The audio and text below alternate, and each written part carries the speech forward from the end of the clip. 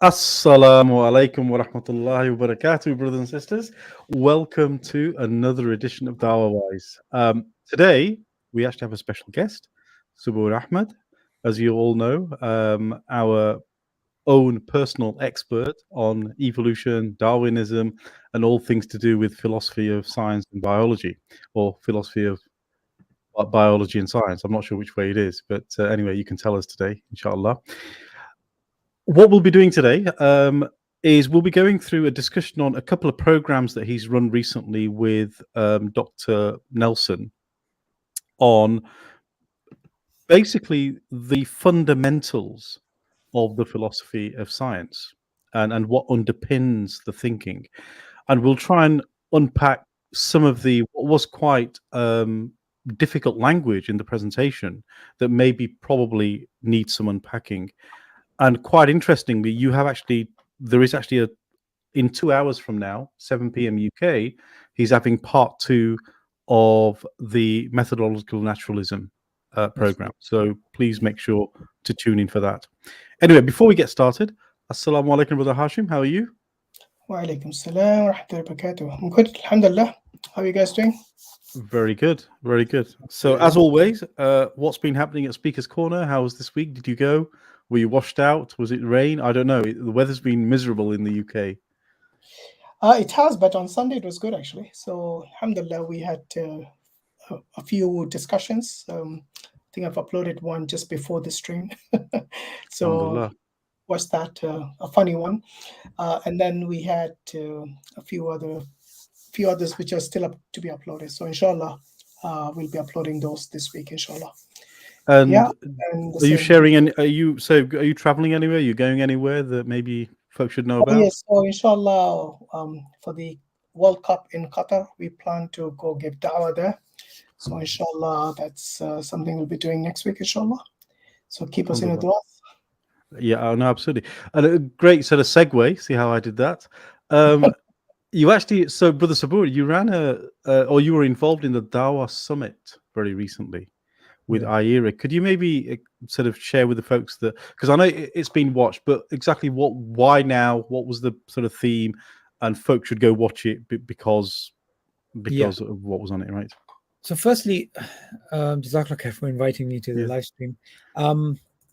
The point of the Dawah Summit was to bring together major Dawah personalities and to get them to speak about the importance of giving Dawah, the World Cup, why it's important for us to engage with the fans who are going to be involved in the Cup, and also just generally giving Dawah to non-Muslims. So the general idea was to get speakers from all across the world. So we contacted Mufti Menk, Eddie from the Dean Show, Yusha Evans, Sheikh Green, many different people. Mufti Menk couldn't make it because he was ill, but it was still a very good summit. And the essential message was we need to give the message of Islam to non-Muslims.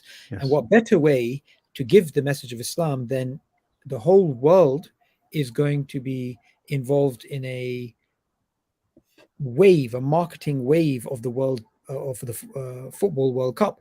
And we want to use that marketing wave to actually convey the message of Islam. That's the essential idea. Because if you think about it, when something happens in the news, that's the trending topic. And if you link your message to that trending topic, as every YouTuber knows, that thing goes viral. So right now, everybody is interested in the World Cup, what's happening. So inshallah, what we're going to be doing as IERA is we've teamed up directly with the organizers on the ground. We're going to be launching the What's Your Goal campaign, which was very successful in 2014.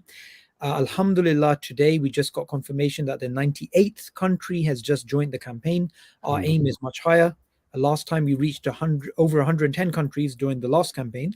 This time we may be 130, 140. We're going to be sending down a du'at from Japan, from Brazil, from Philippines, from Latin America, from Germany, especially from countries where the people are attending because they're going to be their teams are going to be playing. So we're going to have du'at from many different parts of the world, speaking in many different languages, conveying the message of Islam to the fans who are going to be in Qatar. And at the same time that that's going to be taking place, we're going to be launching dawah campaigns regarding the World Cup all across the world. So in the UK, in Brazil, in Japan, in what's it called, South Korea. So every place in the world, inshallah, we're going to try and reach with the message of Islam, essentially. And how can people get involved? What should they do? How can they help? So they can go to goal.ira.org. I can put the link in the private chat, and then you can. That'd be wonderful. Yeah, we'll share that. And yes. we can also go to the IRA YouTube channel or website, and there they can log on as well. So everybody can join this campaign. Even if you can't join physically on the day, you can push out the content. There's lots of ways for you to get involved. The last time something big like this happened was 2016. Since then, we had Corona, we had all these other issues. So it's been 6 years since the last campaign. Wonderful. Yeah. Okay, so once we share the link, please do go have a look at that on the IRA website, and of course, use your own social power, your own social media power, to expand the message, share the message, and let's make this even more successful than it was in 2016, inshallah. And sharing the reward as well, inshallah. And sharing the reward and the khair, absolutely. Okay, so you had to. So you've done a. So for those that may not have watched you recently, you've been doing a series of shows or events with Dr. Paul Nelson. Who is Dr. Paul Nelson, and what is your purpose for running these sort of several modules that you've now been running for the last few months now, actually? Yeah, so I mean, I've been running these sessions with Paul since 2020, I believe. Yes. So they've been going on for a long time, on and off sometimes, but we go through seasons. So this is like one of those active seasons. Okay. Essentially, Paul is somebody with a background in philosophy of biology, and there's not many people involved in this field. It is a field which sometimes is ridiculed because people don't know that it actually exists. It's the real thing. So essentially what the field is, and I think it's important, Hashim, Mohammad, that we first go over what's the point. Yes. What is this field? So what you would do from a biological perspective is a scientist would study species, would study particular specimen, would be staring at a test tube and through a test tube rather, and looking at the cell and these types of things. So the scientist would be focusing on organisms. He'd be looking at these things, he or she trying to understand what is their behavior like, what is their genetic composition, how do they work, how do they function, how do they form, how do they develop. When it comes to a philosopher of biology, the philosopher is studying the scientist as an organism. So as the scientist is studying organisms, you can imagine a philosopher in the cupboard staring at the scientist, coming up with their theories and their predictions, and whether these predictions are constructed in the correct way. And that job of staring at not the scientific data, but how the scientific data is understood by the scientist, that's the work of the philosopher of biology. Philosophy of biology has only been around since pretty much the 80s, right? The oldest books you'll find on philosophy of biology just go back to the 80s. The number of people involved in this field are not many. When I was looking for a sort of PhD program in the UK, there's, I think, it's maybe 6 to 10 universities who actually do something on this. So Paul is one of those people who he's been involved in philosophy of biology for a very long time. And what's unique about him is that he will build bridges with philosophers who do not agree with him, who do not agree with intelligent design, who are critical of intelligent design, who are outright atheists. So for example, one of his friends and one of the people that he interacts with, and actually they cross-reference each other as well, is Elliot Sober. Elliot Sober is a well-known philosopher of biology. Anybody familiar with the field would know that he's probably after Michael Ruse, the most important philosopher when it comes to these areas. So it's Michael Ruse, then it would be Elliot Sober, then perhaps Rosenberg, and then you'll get other people. So as a person, he is somebody with a PhD in the field, in philosophy. He understands the biology really well. Why I like him is because he put his neck on the chopping board about 20 years ago, and he made a very risky prediction about orphan genes, and that pretty much could have finished his career, but he turned out to be correct. He was ridiculed all across these internet forums. People were, making fun of him and saying this is ridiculous what he's saying, and he single-handedly made these predictions, and they came out to be true. So that's why he's a very special character. He's been involved. Okay, so can you sort of, as simply as possible, what was the prediction that he made, and how was he proven right? Okay, so orphan genes, let's define our terms here first. Orphan genes are what it says on the can. They are orphans. They do not fit the traditional genetic pattern, right? These are genes which are particular to species, and they don't fit in a very coherent way. They don't fit at all, rather, the traditional tree of life, right, when it comes to organisms. So initially, when some data was coming out that there's these particular DNA sequences which don't fit, the ancestral pattern that they're supposed to, the phylogeny doesn't fit. These were cast aside as statistical errors, or there's some unknowns, there's some phylogenetic relationships perhaps that we haven't understood. And Paul at that point came out and said, actually, no, these indications are only going to get bigger, and they're not going to be explained away. And orphan genes as a concept is correct, because obviously they weren't called orphan genes then. Orphan genes is the sort of thing that Paul Nelson was calling them. And as the years went on, the number of these sequences that were found to not fit the traditional picture just increased and increased and increased. And now we actually have a huge sea of data of these orphan genes, and his prediction turned out to be correct. So they're not explained away as just remnants of evolutionary sort of waste, as it were, which is, I think, sort of what they were cast as initially.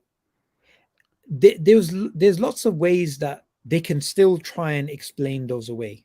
It's just that those answers are not sufficient. So right. When it comes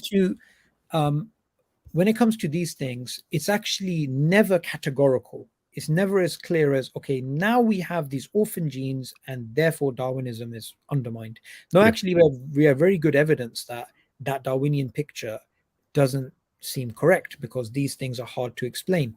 So I just want to be careful. It's not categorical. No, of course, yeah.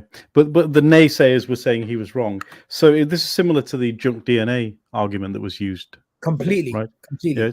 Yeah. Exactly. So, and now we know that it's hardly junk. It's actually critical to the entire process. In fact, that's where most of the information is. Exactly. I mean, this is going back to the program.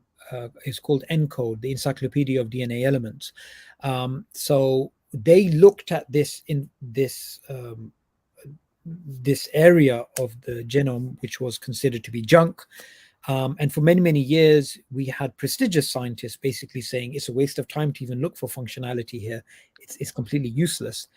And as the years went on, the reason why nobody found function for the junk was called junk is because nobody bothered looking until ENCODE came about, and Francis Collins, who's a Christian, but he's a Christian evolutionist, so he believes in the tree of life and all the rest of the bells and whistles that come along.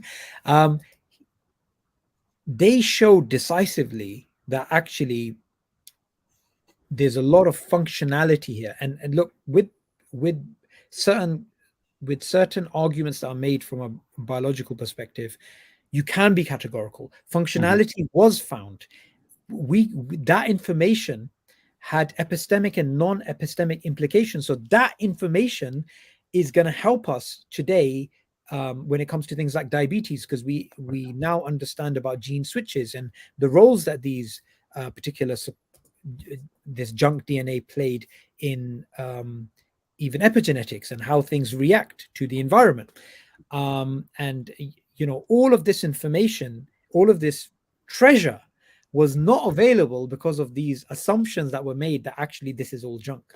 So you're Exactly. right. It's quite so that's a discussion for another day, but I just wanted to sort of lay the groundwork for your most two recent programs, which I find absolutely fascinating, actually. And I'm going to work on the first one you did, which was the role of theology in evolutionary reasoning.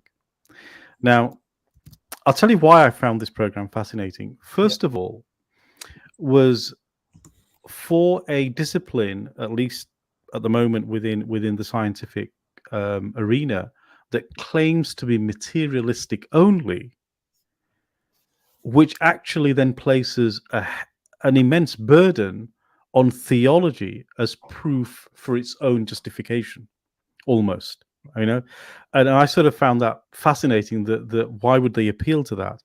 And secondly, this isn't a new thing. It isn't something that, say, only happened recently. According to the program, it's something that has been consistent from the earliest times of the philosophers. So, if you could, we'll share the link in the summary. But could you just give for us a sort of a potted synopsis of what the positioning is and what the argumentation that Dr. Nelson was doing in simple terms, without the technical language, if you can. Yeah.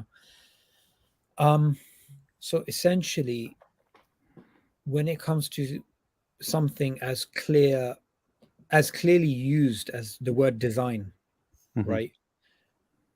These terms are all across the biological literature. Nobody can deny that, design is being used.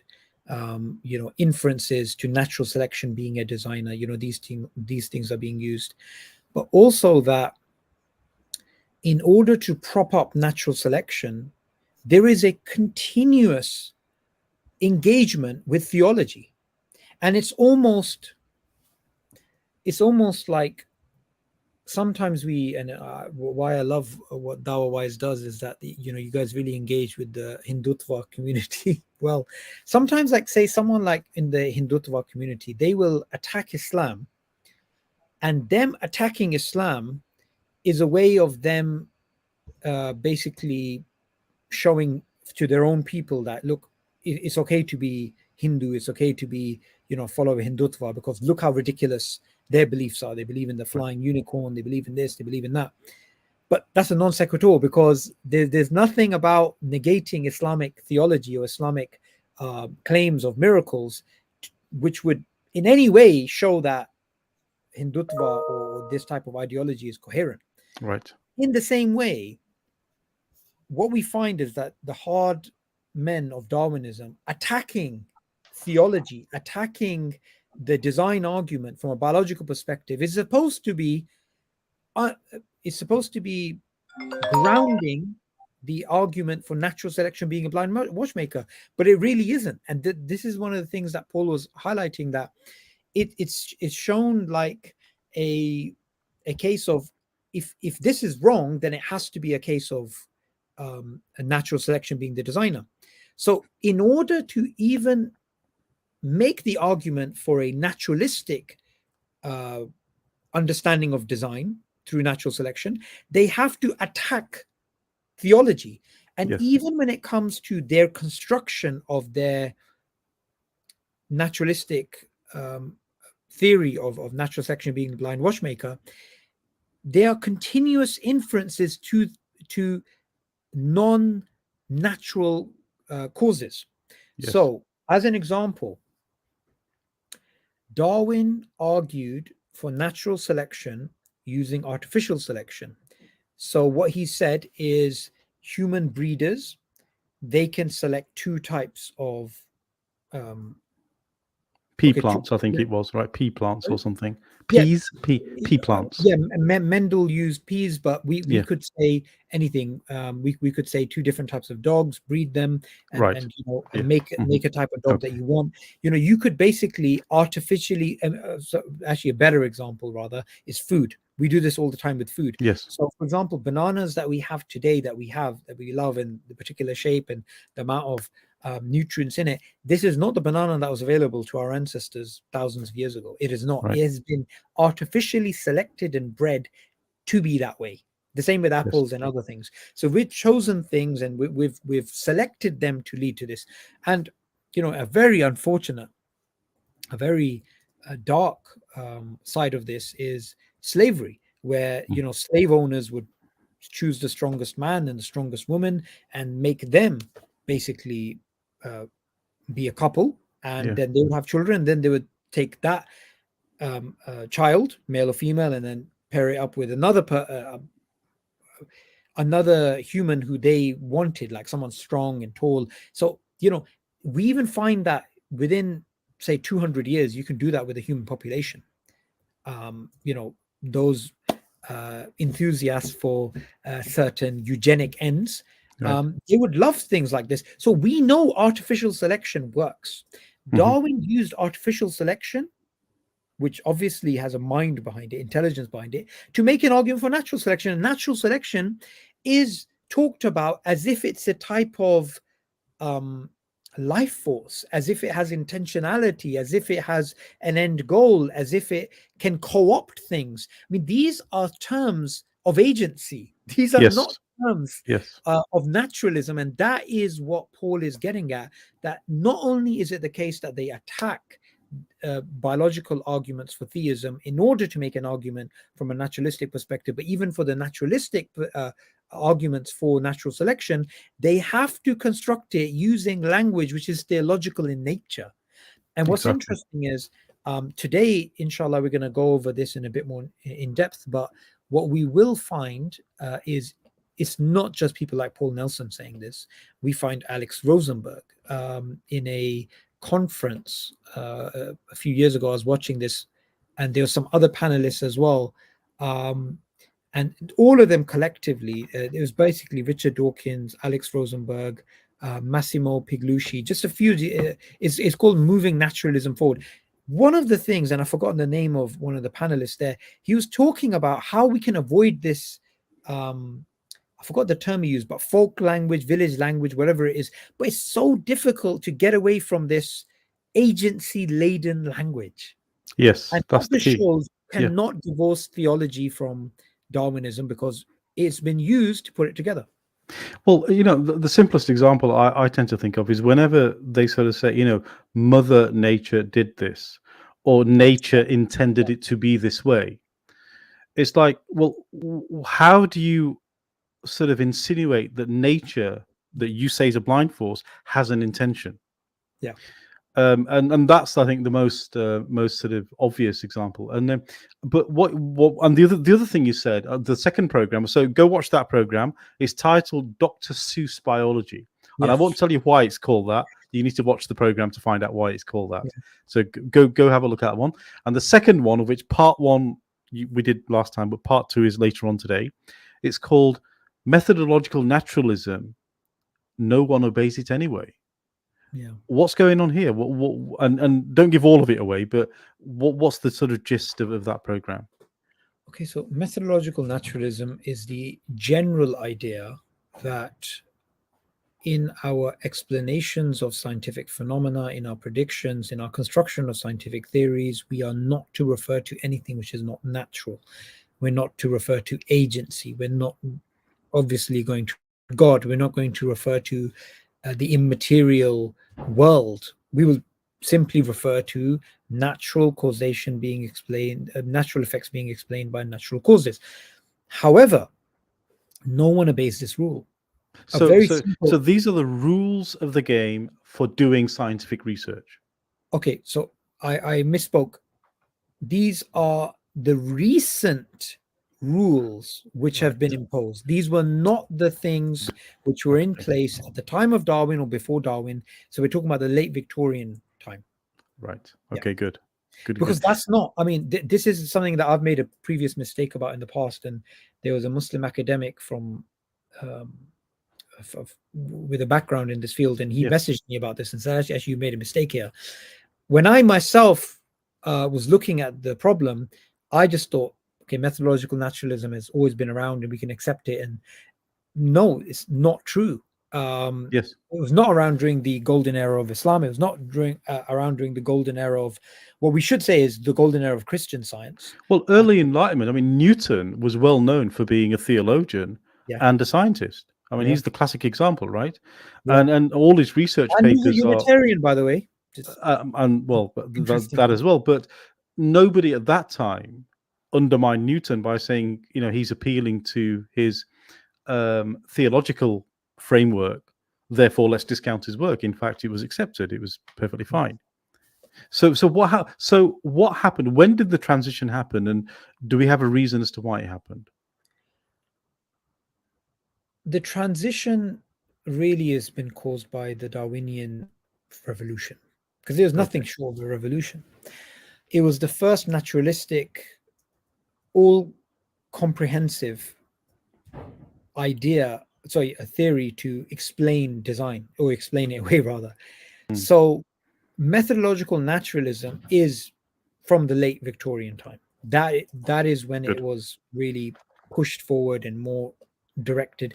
You will find that in the live stream I did with Paul last week, he shows that even the definition of science, which according to the National Academy of Science is includes the negation of anything that's non-natural, and the actual way that another person that is in the field of science defines science, that these are they don't match. It's actually inconsistent. So it goes back to something you asked me earlier, which is no one obeys it. What do you mean by that? Yes. Constantly scientists have to refer to something beyond the natural from an agency point of view. They're using language. So say we look at something like panspermia. So panspermia, and actually, let me rewind back, because this is very interesting history. This is history which there's lots of information, Muhammad. I'm sure you're aware. There's lots of information when it comes to Darwinism. There's lots of arguments that we could use against it, and then there's obviously arguments that they use for it. But this one point, if there was one thing I could just convey to people, I just want people to remember this one extremely important part of history which has been lost, which is Darwin's idea was that the first cell, or the first group of cells, whatever they were, it was very simple. It was like protoplasm. Francis Crick in the 1950s, a Nobel Prize winning biologist who was an outright atheist, he discovered that actually the cell is far more complex. DNA, he discovered the structure of it. So these chemical bases, these things that were not known before, the complexity of them and the way that information is stored within them, it caused him to doubt the naturalistic idea where they came from, or the standard idea that it was just like it was just some blind random processes, blind spontaneous creation, some amino acids moving together, and it's right, whatever, some muddy pool or whatever, things just came up. He proposed that maybe it was a higher intelligence, an alien civilization that designed this life and sent it down to Earth. And this sounds like science fiction, but he was dead serious. He was so dead serious, he wrote about this in his book. I forgot the name of the book. I normally reference it. But anyone can Google it. It's a well-known book in which he mentions this. And this idea wasn't just, put forward and forgotten. Even today, Richard Dawkins, in a documentary done a few years ago, No Intelligence Allowed, when he was pressed on the point of the first cell, and you cannot use evolution to explain the first cell, because the first cell is nothing to do with evolution. Evolution begins at the point of development. Right. When you have the first self-replicating molecule, you can talk about evolution. Without the first self-replicating molecule, it's not evolution. We're talking about abiogenesis.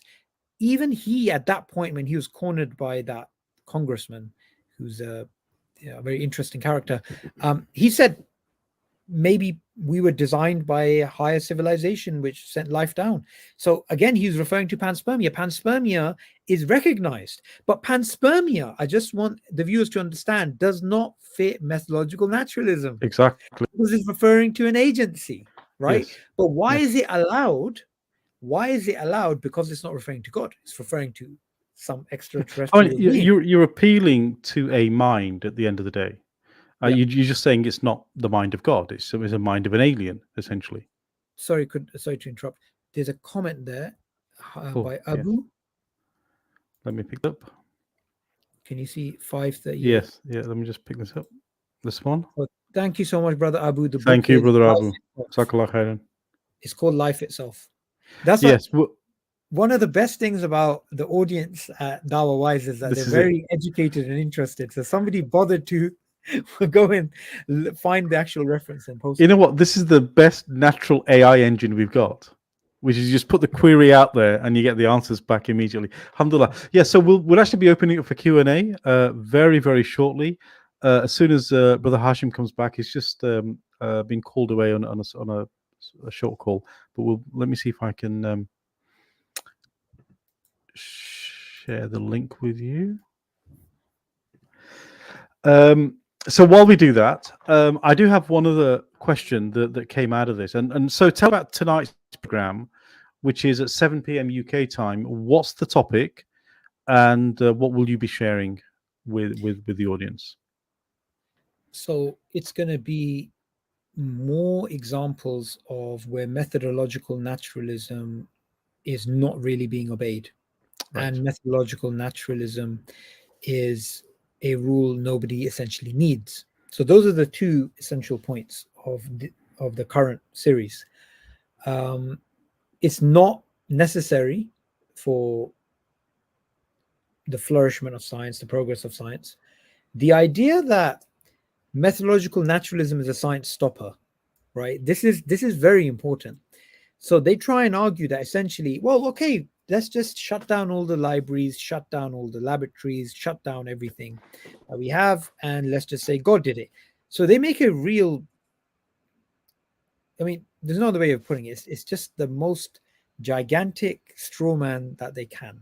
It's like saying that's what theism's about. Well, we had methodological naturalism for the last 100 so years, but before that, what did we have? We didn't have it. Nobody stopped science. We continued.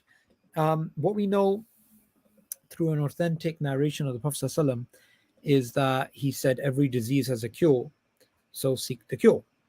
I'm just paraphrasing the narration. Yes, of course. Now, what's interesting, Muhammad, is that the Prophet ﷺ is telling us in that narration that Allah has sent down for every disease a cure. That's not methodological naturalism. Yet, to look for the cure, he's telling us essentially to follow the causal pathway, find the cure. Yes. So naturalism, from the perspective of asbab, even in making dua, okay, I want to, I'm going to make dua that I pass my exams. That's fine, but now you have to take the natural causeway, which is go and do some work. Yeah, well, exactly. But this is true. These two things contradict. They do not. Yeah. Yeah, no, exactly. But this is true for like most of the message in the Quran, where Allah subhanahu wa ta'ala says ponder. Allah subhanahu wa ta'ala says think. Allah subhanahu wa ta'ala says, do you not use your intellect? He's not saying he's going to give you the answers. He's given you the tools. He's already endowed you with the tools to be able to use them in pursuit of finding the truth that Allah wants you to find. And so yeah, I think this is a big misunderstanding that many people have. They want to be spoon-fed. They want to be spoon-fed the answers and feel that somehow when they're not spoon-fed, it can't be right then. No, I mean, the reason we have intellect, rationality, we have laws of logic, these things available to us, and we use them every day, we don't question them, is so we can do science. But the question then is, what methodological naturalism and the scientific endeavor at the moment, though, is actually putting a straitjacket on the research process. Okay, so and on what it's... Go ahead. Sorry to cut in. Carry on. Yeah, so the straitjacketing is done for ideological reasons rather than scientific reasons. Yeah, in my view. Yeah, and before you move on, I wanted to highlight something that you said, which is about the straitjacket. Essentially, what Paul's arguing and other philosophers who are sympathetic to this cause are arguing is, what exactly is the harm by having more tools in your toolkit? So if I'm about to go out to a plumbing job, right? I love that analogy, by the way. So you need to watch the program to find out. But I love that analogy. Yeah. So you're going to go out and you have a screwdriver, you have a hammer, you have whatever, right? Drill. Wrench. Yeah, wrench. Drill, Jubilee clip. You know, all the stuff. Yeah, exactly. Okay, fine. You got all that good stuff. All right. What if somebody says, okay, just take the screwdriver and leave the Jubilee clip, leave the drill? If someone tries to remove something from the toolkit, it's like, well, when we're out there, there's no harm having something extra. Exactly. So even if intelligent design is wrong, even if someone doesn't believe in God, from a purely epistemic perspective, there's nothing wrong with having another tool within your toolkit from which you can make inferences, you can make analyses, you can make predictions, you can come to conclusions, you can do comparisons between different logical pathways. This thing leads to this thing leads to this. What makes more sense? Why deny the human mind the ability to be epistemically freer and restrict them by taking away one of their tools? So this, I think, is a powerful analogy and a powerful argument. So again, highly recommend you go watch the part 1 and maybe watch them in sequence. I mean, you could attend tonight, of course, but go watch part 1 first, because otherwise part 2 may not make sense. Okay, for those joining us in the back room, please put your camera on just temporarily, just so we can verify you, and then we'll bring you into the studio. If you don't, we won't be able to bring you into the studio. So let me bring in Brother Arif. You're about to come in. Brother Arif, hello. Assalamu alaikum.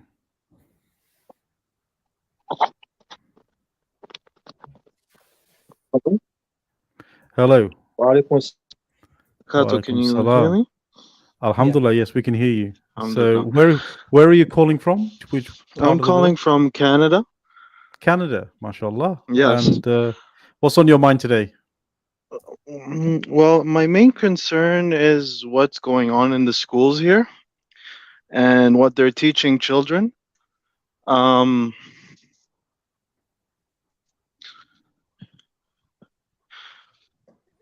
So me and my wife were wondering if hijrah should be the main option or homeschooling, because there's a certain narrative, a push for something that we're not enjoying, to be honest.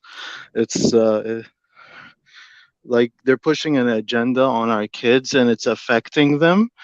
Like one of my sister's nephew was asked to draw the rainbow flag in class and he refused.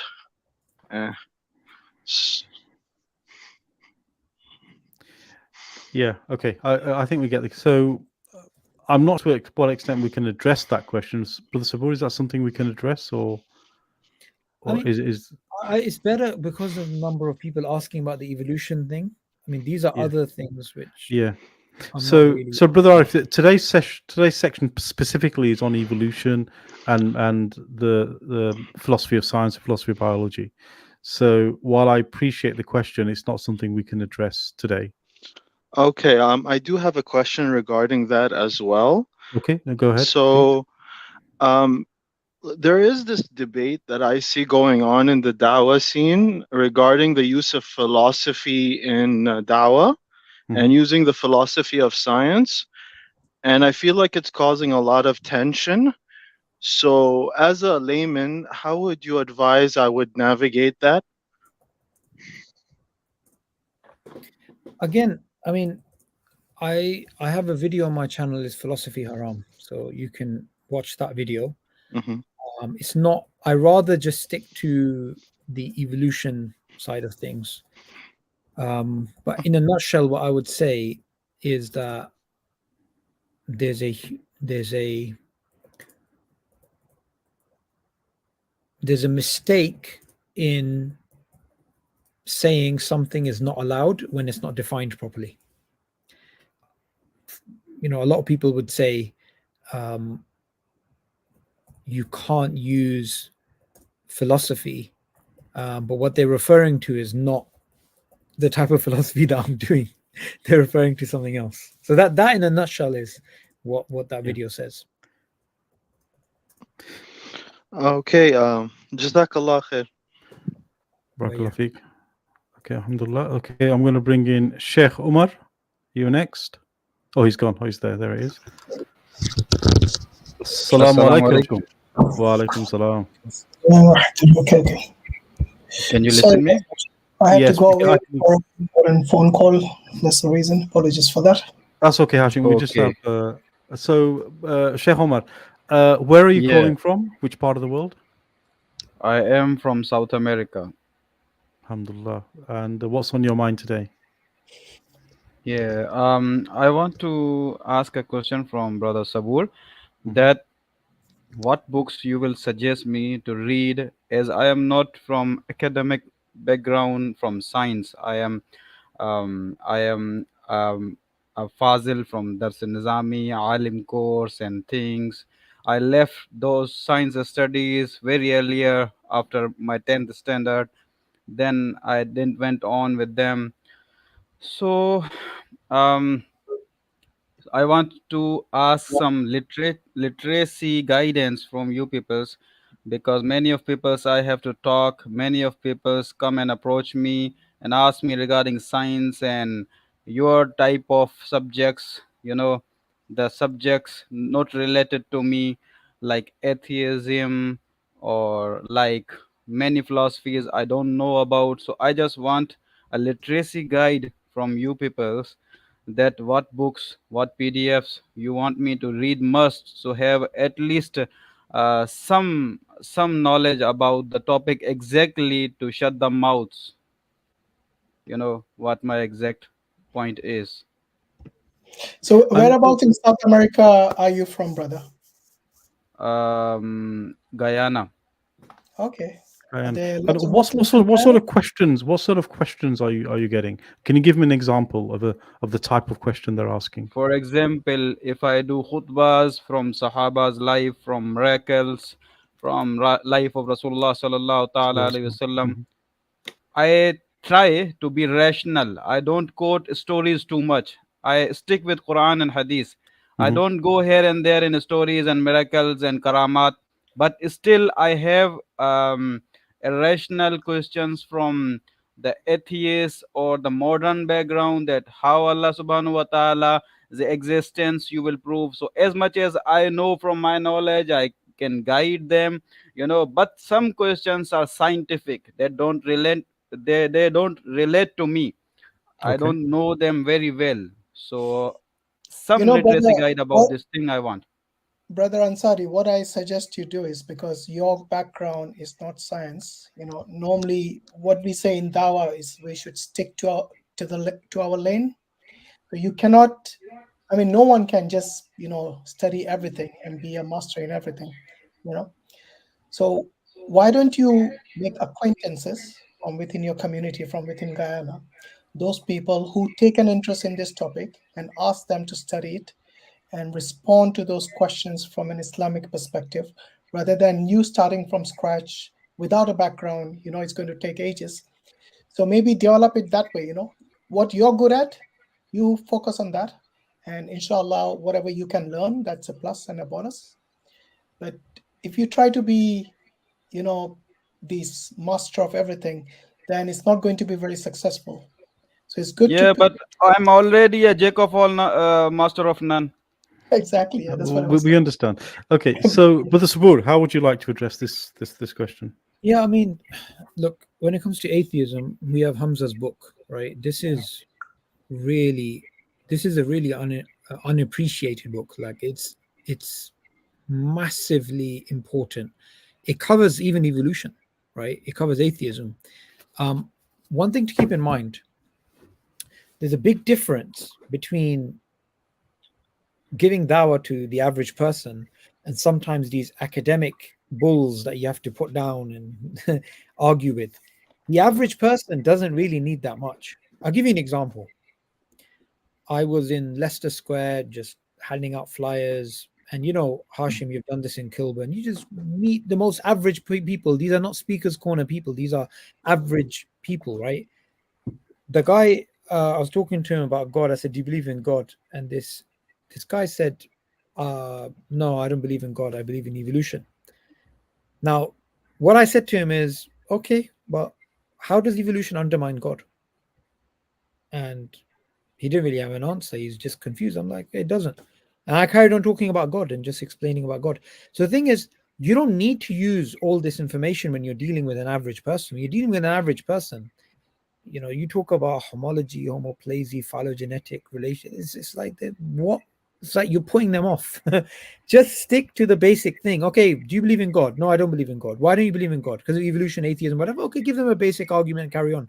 This stream is mostly for like academics or these types of people who are more trying to undermine our point of view. So we're trying to put forward counter arguments. The good thing about this book is that every single chapter has a summary at the beginning, and that summary is enough for you to be able to give dawah to 95% of people that you're going to be interacting with. So I'd highly recommend you go online. You can find this book on Sapiens for free. You can download it and read that book. And yeah, that's what I would recommend you. And if you have questions, brother, you can always reach out to Sapiens. They have an email address. Reach out to them, the brothers there, and we'll get back to you. But yeah, download that PDF to start with. That would be a good thing. And with respect to the other question around the karamat and the miracles of Allah subhanahu wa ta'ala, you know, at the end of the day, the atheist believes nothing gave rise to everything, no reason gave rise to reason, and non-intellect gave rise to intellect. That is an even bigger leap of faith than believing that Allah made him.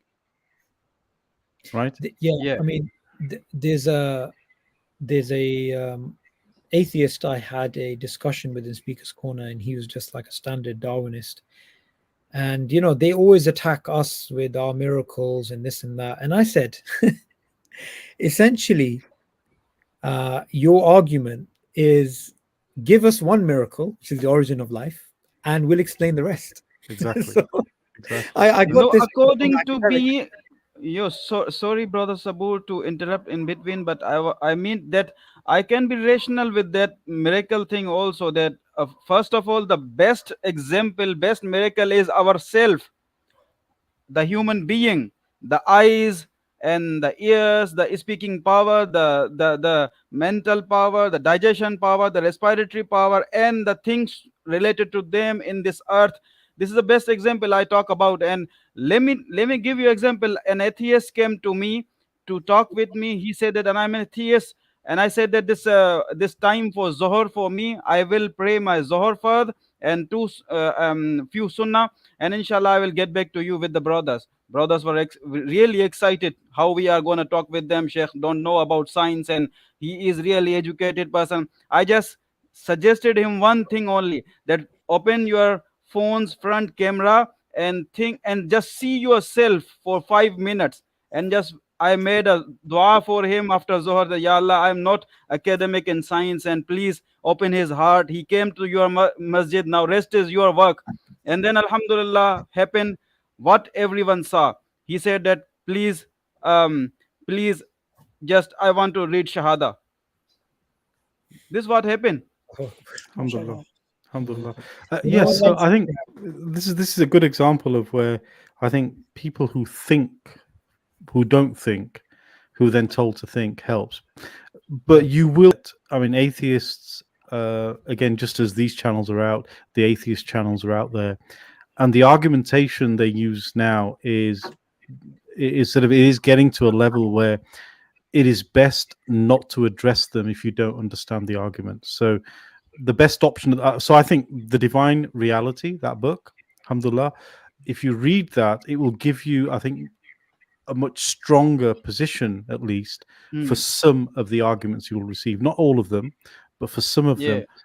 And just as Brother Hashim mentioned, it is best to bring around yourself a community of like-minded brothers who are educated in science, in computing, in philosophy, and these things, and you make a group that supports you, that can advise you. This is how we found it to work over here as well. Is nobody can be master of everything, but we know some people are willing. You know, they have the energy, they have the intellect to explore these topics. Let's use them. You know, let's use them. Jazakallah. Jazakallah. Jazakallah khairan for Hasanul Jaza. That's I want to thank your brothers' efforts. You peoples are backing up us really big way. You know, you have done an ihsan on Ummah from the academic profiles. You know, if you don't do this work, we are not able to do this, because that's not our job to just swim in the sciences. You know, we can't do that. So jazakumullahu khairan for Hasanul Make dua Jaza. for us, brother.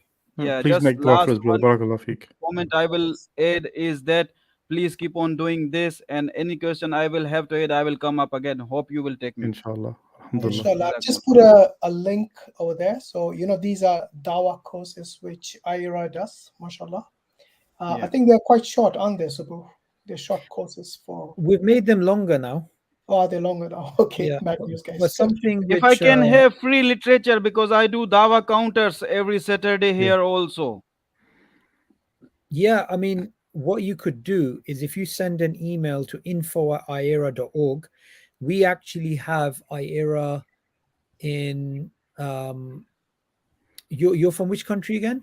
Guyana. I am living in South America, Guyana. Oh, you're in Guyana. Then we have somebody in Colombia, Chile, Paraguay, Uruguay. You know, we're all over Latin America. We have most of the countries. We're not in Guyana or Suriname. So we can send you material quite easily. No problem, inshallah. Just email us. I need you brothers to back me up from the free copies of Quran in English and free literature for every type of mentalities. You know, Jazakumullah khairan. Okay, so just a quick tip. Usually, if you need dawah material in Latin America, the Saudi embassy in that place, or the Qatari embassy, or one of the embassies of the Muslim countries, especially from the Middle East, they give out a lot of literature. So I would highly suggest you go there, and they give out literature, mashallah, in many different languages, and they spend millions all across the world giving out literature. Maybe after 2 months, I'm going to Qatar to take my family to live with them here, inshallah. So I will go back to Pakistan and then take my family. Then I have to visit Qatar again. So to make my wife and child's passport to be stamped from Qatar embassy. Then I have to come here again. So I will visit them also for this thing, inshallah. So you should have a Qatari, you should have an embassy from that country in Guyana. That's the embassy you should go to. So the Qatari or Saudi embassy in Guyana, because they will be the ones that will be able to support you, inshallah. Yeah. Jazakumullahu khairan fa ahsan al jazaa. Walaikum salam. Assalamu alaikum wa rahmatullah. Assalamu alaikum wa rahmatullah. Wa alaikum salam, Brother Mansur. How are you? Alhamdulillah. Alhamdulillah. How's everyone? And how's Ustadh Subboor? Nice to see you. Good. It's very strange that everything's blurry and you're just there. It looks very... it's all the hidden knowledge that Mansur has some rare manuscripts. He doesn't want anyone to... He has lots of manuscripts that only Adnan will be around his house looking through the books. I think we need to go to Adnan's house soon, inshallah. By the way, we were with a sheikh in Adnan's house the other day. And you know, the knowledge in that cranium, Allahu Akbar. Like we see glimpses of it in Speaker's Corner, but mashallah, I think Adnan, late at night, you give him a cup of tea and you let him flow, like mashallah. Like when it comes to manuscripts, it's a difficult thing. It is. Like, knowing which is authentic, what knowledge is there, and these types of things. And these things need to be revised. A lot of people don't realize there's only a few people in the world who understand this science. Inshallah. Right. Shall we bring Sister Swati in? Assalamu alaikum, Sister Swati. Assalamu alaikum wa rahmatullahi wa barakatuhu, brothers. Wa alaikum salam, Sister Swati. How have you been this week? Alhamdulillah, I'm doing very, very well. And Assalamu alaikum to Brother Subboor. And once again, I was just again chilling out and, watching Dawa Wise. And I thought, okay, now I'm just going to relax and, sort of just gain some information. And the way in which this particular conversation went ahead, I just could not again stop myself to hop in again to the live stream to just, make observations and just ask a small little query, which I had. Yes. This is with evolutionary theory and, with respect to the entire idea of biology, science, etc. I was just wondering that, what happens is, the more we try to sort of nail it down, the more smartly Satan also tries to play around by making these things more complicated and not letting it be in terms of, just black and white like that.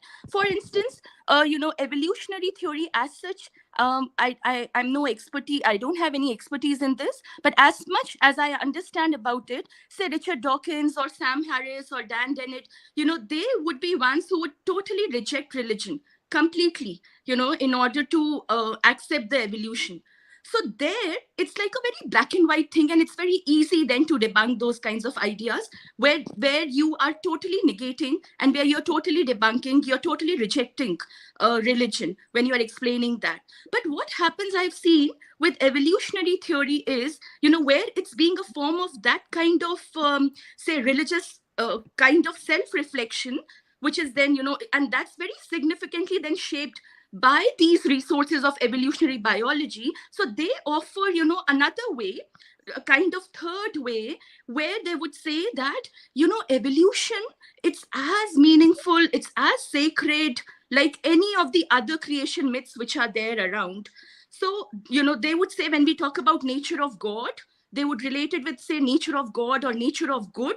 And then they will say that, it's of course, we are not denying it. Don't you believe, for example, they say, don't you believe in life? Don't you believe in universe? Don't you believe in water? So they say, of course, for example, authors like Daud, they would say, yeah, of course, we are not, nowhere are we denying God. And then they would say universe, this entire universe, you are not negating its existence. So God is nothing but this entire universe which is there. So, this kind of a thing where, and I had read a lot of New Age religion theorists. And what happens, for example, Greg Braden, he would also then go back and he would he would use these kinds of scientific principles to say that, see, we are never ever denying the creator. It's all present within the creation, in the nature, in the universe. Again, there are Brian Weiss, for example, he would say, I am a psychologist and I was a skeptic, but I have seen, within my clinic cases of reincarnation. And the way Brother Subboor was saying, no, Hindutva, that's what happens, Brother Subboor, that the entire Hinduism would then, pave its ground on these kinds of scientific ideas to say that, see how we are gelling and how we are merging, evolution with science, with religion. And that's why our religion is correct, because it's merging the two. Unlike Islam, where haq and batil is very different, we'll not make that kind of flexibility. We'll not venture into those gray areas. So I just wanted to ask you, how would you tackle such kind of a thing where, Satan would play in such a manner where you are going to mix haq and batil, and you will say, yeah, definitely, we are not being atheist at all. We believe, yes, evolutionary theory is there. Just the way you would substantiate and affirm the existence of universe, understand that to be the goodness and God. So then how do we venture into those kinds of terrains? Yeah, that's a very good question, Sister Swati. So I'm just going to summarize it from my understanding. essentially we get the two usual camps, the two usual suspects. We get people who believe in God, and then you get atheists, and people who believe in atheism would be using evolution to show that God doesn't exist, and then you'd have the theists basically arguing against that. And here you're talking about basically intellectual monafics, right, who are going to be like, no, we're not atheists, but we believe the universe is God and Mother Nature is God, and we believe in the Gaia theory, and we believe in this idea that we are one with nature and God is within us. And they try and marry. It's very interesting you brought up this New Age spiritualism, because I believe New Age spiritualism is such a big religion, but a lot of people don't recognize it as a religion. Absolutely, Brother Subboor, and I'm telling you, and you would see a lot of people, not just in East but also in West, just see the way yoga had become like such a trending thing in now, where they would, and Hinduism would then boast, and say, see, we are the ones who had originally been practicing it, and they would even bring out their, one of the Sankhya yogic traditions to say, this is why our religion is haq, because see, now even science is affirming it.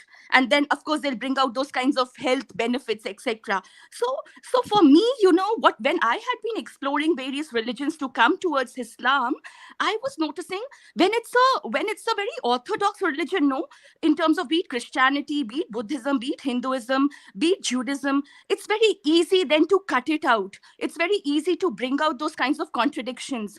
But now in this age of fitna, what is happening is it's not that clear cut. So the way in which this kind of religion, with the new world order, with new education policy, with new age religion, which is coming to forefront, they will mix up everything to make people who don't know about it get all the more confused. So then, when you'll say to them that, don't you think, we are negating about this entire thing of biology and, evolution, they'll say, yeah, we agree with you. We are on it with you. But, see, we are not denying God. But you have to see everything is there. Everything is part of it. And, we are respecting everybody because we are seeing that divinity in you also. Unlike, Islam, which would make such clear differentiation between what's right and what's wrong. So people want that flexibility. They don't want to have that clear-cut demarcation of right and wrong. And as the saying goes, there's nothing new under the sun. We have to go back and look at the ancient civilizations. They also had a very similar approach, some of them. So, for example, when you look at the Quraysh were actually quite tolerant towards all the different religions and deities, and there wasn't one religion or paganism. And only when Islam came as a furqan, only when Islam came as a differentiator between truth and falsehood, as something categorical, as something decisive, did they actually say, no, we can't tolerate these people. And the same thing actually applies in Western liberal societies, that it's like, everybody is fine, all the cultures, we're going to embrace them, all the religions, we're going to embrace them, we're going to make this super Platonic biryani. However, if somebody comes along and says, no, this is something categorically wrong, categorically right, then that person is the enemy. That is where the arrows are going to go. However, the problem is when you have a worldview which doesn't have limits, which doesn't have parameters, it will never lead to human flourishing. So what you find, I'll give you an example of somebody I know. Somebody I know, they were going down this spiritual line of, okay, this is cool. Okay, they spent some time with the Hare Krishnas, and they were from a Christian background. Eventually, they converted to Islam because they just realized this is all nonsense.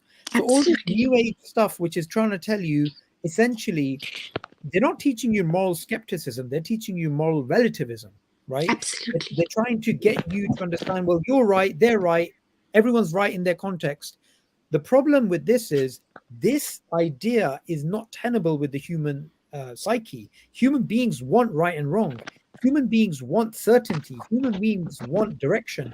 And this liberal understanding of theology, this liberal understanding of what is right and wrong, it doesn't really stand the test of time. So what you find, 1960s, New Age spiritualism took off. 70s, it was there.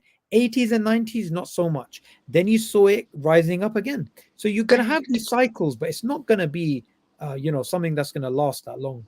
Very true. And Brother Subboor, I think that's where, the way you have mentioned, the liberal ideology, in fact, is venturing therefore into evolution, into evolutionary theory, into scientificism, because they know it. They understand that this is absolutely flawed premises and eventually people will catch it. So let's do this, that let's, say that, yeah, of course, we are not denying God. It's another word for universe, and the divine imperative is just evident in the properties of this emergent and symbiotic system which is there. So just follow this. So that ways, what happens is that people then think that, yeah, of course, we are getting both of it here. We are getting the divine experience also. We are getting the evolutionary theory also. We don't have to leave that. So both of it is present. So, this is just an observation that because you were saying you would be making dawah there, during the World Cup. So probably this too could be tackled with, because I just think that now, the more active, dawa becomes, the more active even the satanic principles and, the measures and those kinds of tactics become, where they're trying to, where they mix it all to fool people around so that they are not able to, decipher the right from wrong. Well, what I would add there, Sister Swati, is I think Brother Subboor, you said it really well, which is this new age Neoplatonic biryani that they're making. Because really, look, at the end of the day, most of these Platonic biryani makers, what they're doing is they're essentially following their own whims and desires. Correct. And we're warned about this in the Quran. So there is nothing new about what they're doing. All they're doing is, look, I feel, I see, I want, I do. And if you like it, follow me.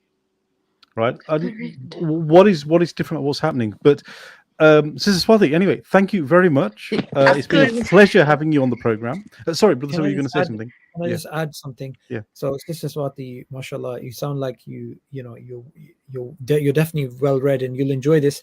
There's a book by Stuart Kaufman called Reinventing the Sacred. Okay. Yeah, please have a read of that book. He's an evolutionary thinker, but again, he's taken the concept of God and religion and morals, and he said, we will accept spirituality, we will accept the sacred, we will even accept God. But then he defines everything within naturalism. Right. A very interesting book. Thank you so much. Jazakallah khairan. Thank you, Sister Swati. Jazakallah khair. Wa alaikum assalam to all my brothers. Wa alaikum salam. Barakallah feek. Okay, have a good and enjoy the rest of the listening. And relax. I know it's very late where you are. Okay, so let's bring in our guest from last week, I think. Zinda. Hashim? I don't remember this guy. Oh yeah, I think I do, probably. Yeah. He is alive. Hello, Hamza. How are you? Are you still alive? Are we still alive? Wa alaikum salam. We are still alive. We are still alive. Alhamdulillah. Okay, so what is your question? Where are you calling from again? Can you remind us? I'm from India. From India. Okay, alhamdulillah. Okay, so what is on your mind? What question do you have for us? First of all, I will again do salam to Brother Subboor. Assalamu alaikum. I was having your number and I was talking to you in lockdown. Then I don't know why that number went. It's not working, I think. Well, okay, I don't recognize your voice. What's your name? Here I can't tell the name, but I will I can email you. Sure. Okay. So what's your question, brother? So, yeah, my question is, because you are dealing with this social Darwinism and evolutionary aspect of Darwinism. So I want to know the difference between them, because when we most of the time, when as a teacher, I used to teach this evolution, and then I used to give the limitations of Darwinism, and then move on to the modern synthetic theory, and then explain how things are linked. So I want to know, because you are PhD on it and you are working on it, so I want to know the difference between them and how it is impacting our ideas and our philosophy.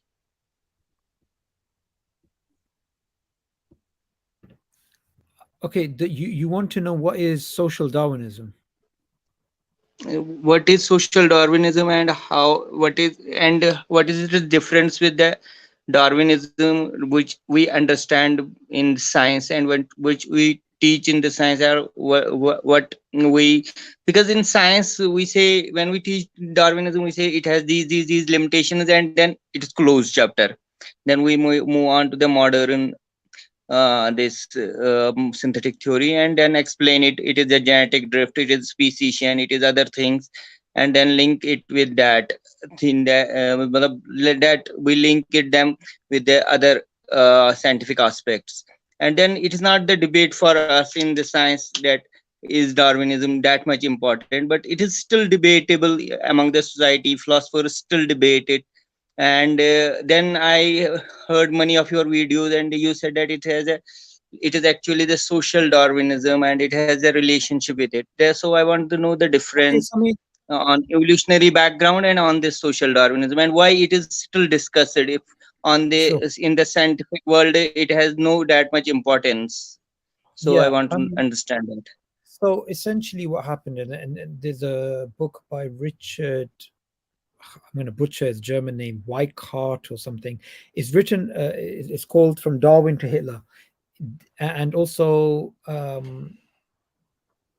Yuval Noah Harari's book Sapiens, which is very well known.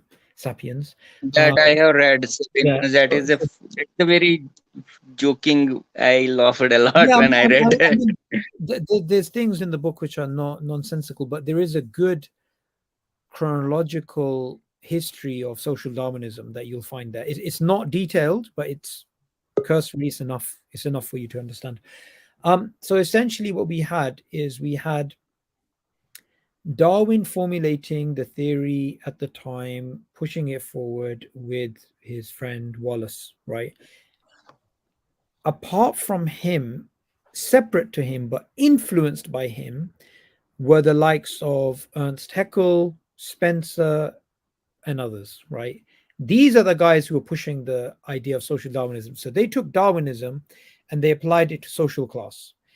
They pushed this idea that we want to make the world a better place. And just like you have natural selection happening in the environment, we want a type of natural selection happening within societies to make societies better. And this idea, we cannot, if we want to be intellectually fair, say that this is directly endorsed by Darwin. It wasn't. It was something that spun off from Darwinism. Now, that's not to say he is completely free of blame, because he's not. But essentially, what Darwin tried to argue is that in The Descent of Man, he gives a descriptive account of evolution, natural selection working at a human level. So when it comes to warfare, colonization, and this type of thing, social Darwinists took Darwin's ideas, and Darwin believed his ideas to be descriptive, but clearly in his writings, and that I'm going to muddy the waters if I go into why they can be prescriptive and why he is to blame. But generally, he's going to claim my ideas are descriptive. I am simply looking at nature and saying, this is a description of what's going on. Social Darwinists did something far worse. They said Darwinism as an idea should be prescriptive, meaning this is something we ought to do, we ought to engineer, we ought to make it happen in society. Now, that's dangerous, because essentially that would lead to the type of thing that Nazis did, and that would lead to the type of things that the colonial powers did prior to that. So that's the history of social Darwinism. Now, social Darwinism intellectually, this is very important, and I'm very happy that Yuval Noah Harari acknowledged this fact. Although he's an atheist and a Darwinist, he still acknowledged this fact, and a lot of Darwinists don't. He acknowledged that social Darwinism died due to Hitler's actions. And social Darwinism and racism, Darwinian racism, was accepted by the most prestigious universities in the Western world. They were publishing scientific papers about the superiority of the white man over all of these savage races. And all of this scientific literature and narrative died by the actions of the Nazis, not due to scientific challenges. Okay, that's very important. He explicitly says that in Sapiens, right? Sapiens, the book. So essentially what we find is that social Darwinism, which didn't really have an intellectual foundation, died, right? 1970s, E.O. Wilson, who recently passed away, E.O. Wilson wanted to bring back the idea of Darwinism's impact on society. So he came up with the field of sociobiology. Now, as soon as people started hearing about sociobiology, they started getting PTSD about social Darwinism.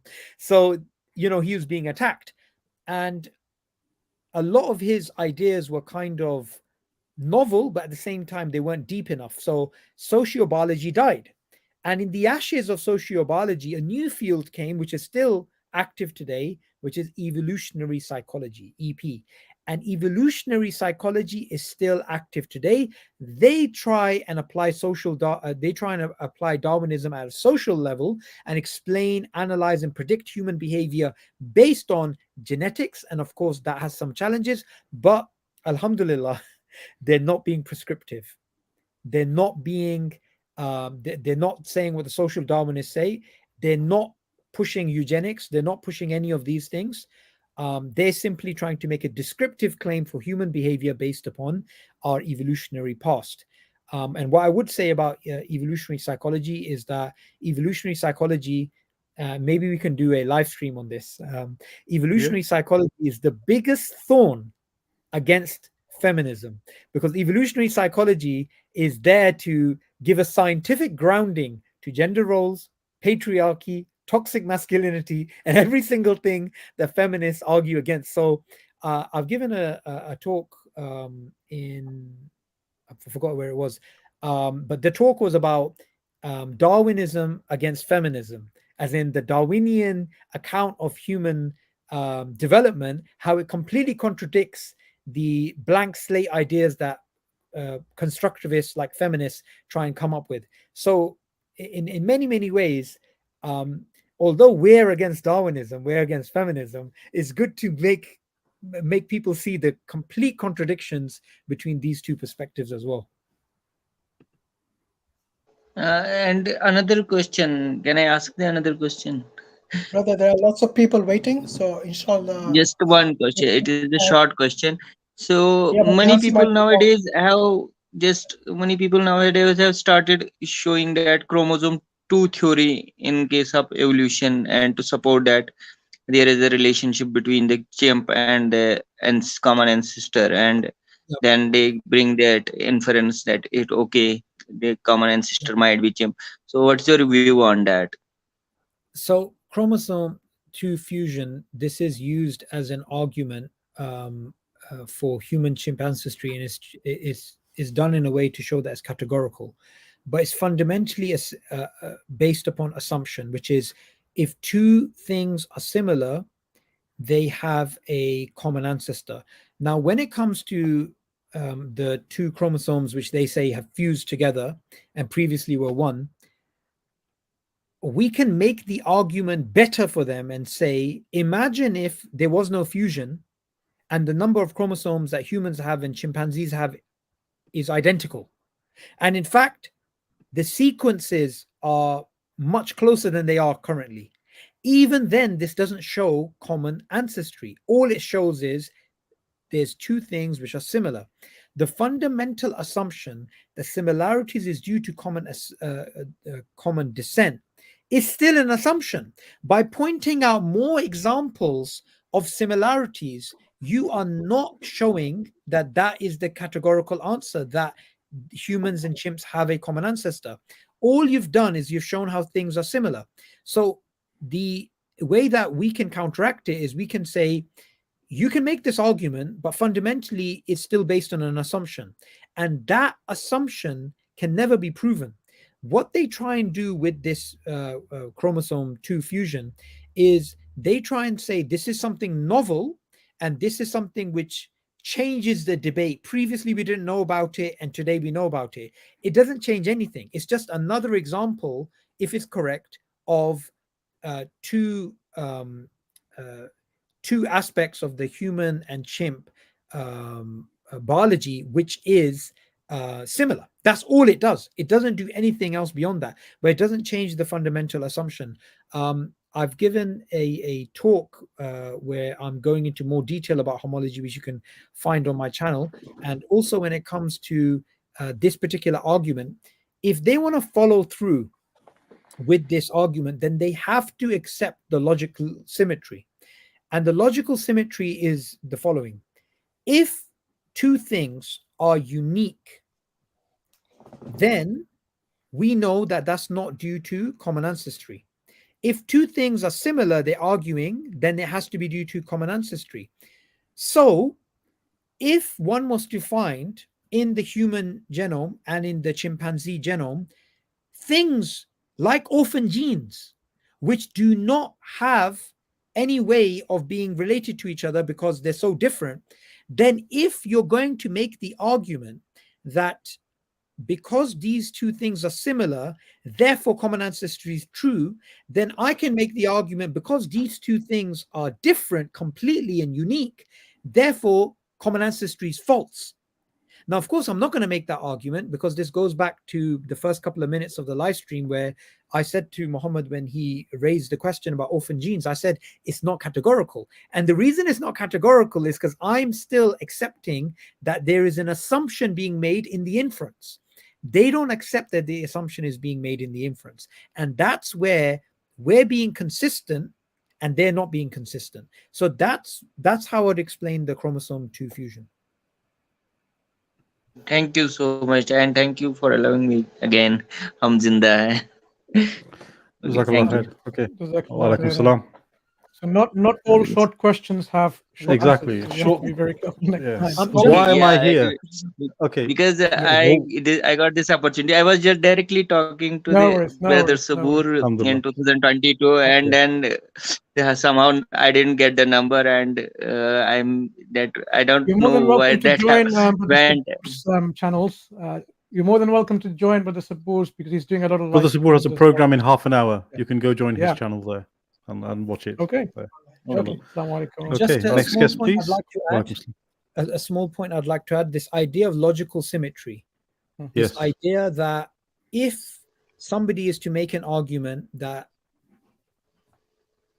this is going to be the I'm going to make this conclusion if these two things match, or if these two things come true, or whatever it is, the logical symmetry, if we want to be consistent, will tell us then the opposite has to be true. Yes. Absolutely This right. particular, I'm glad the brother asked the question.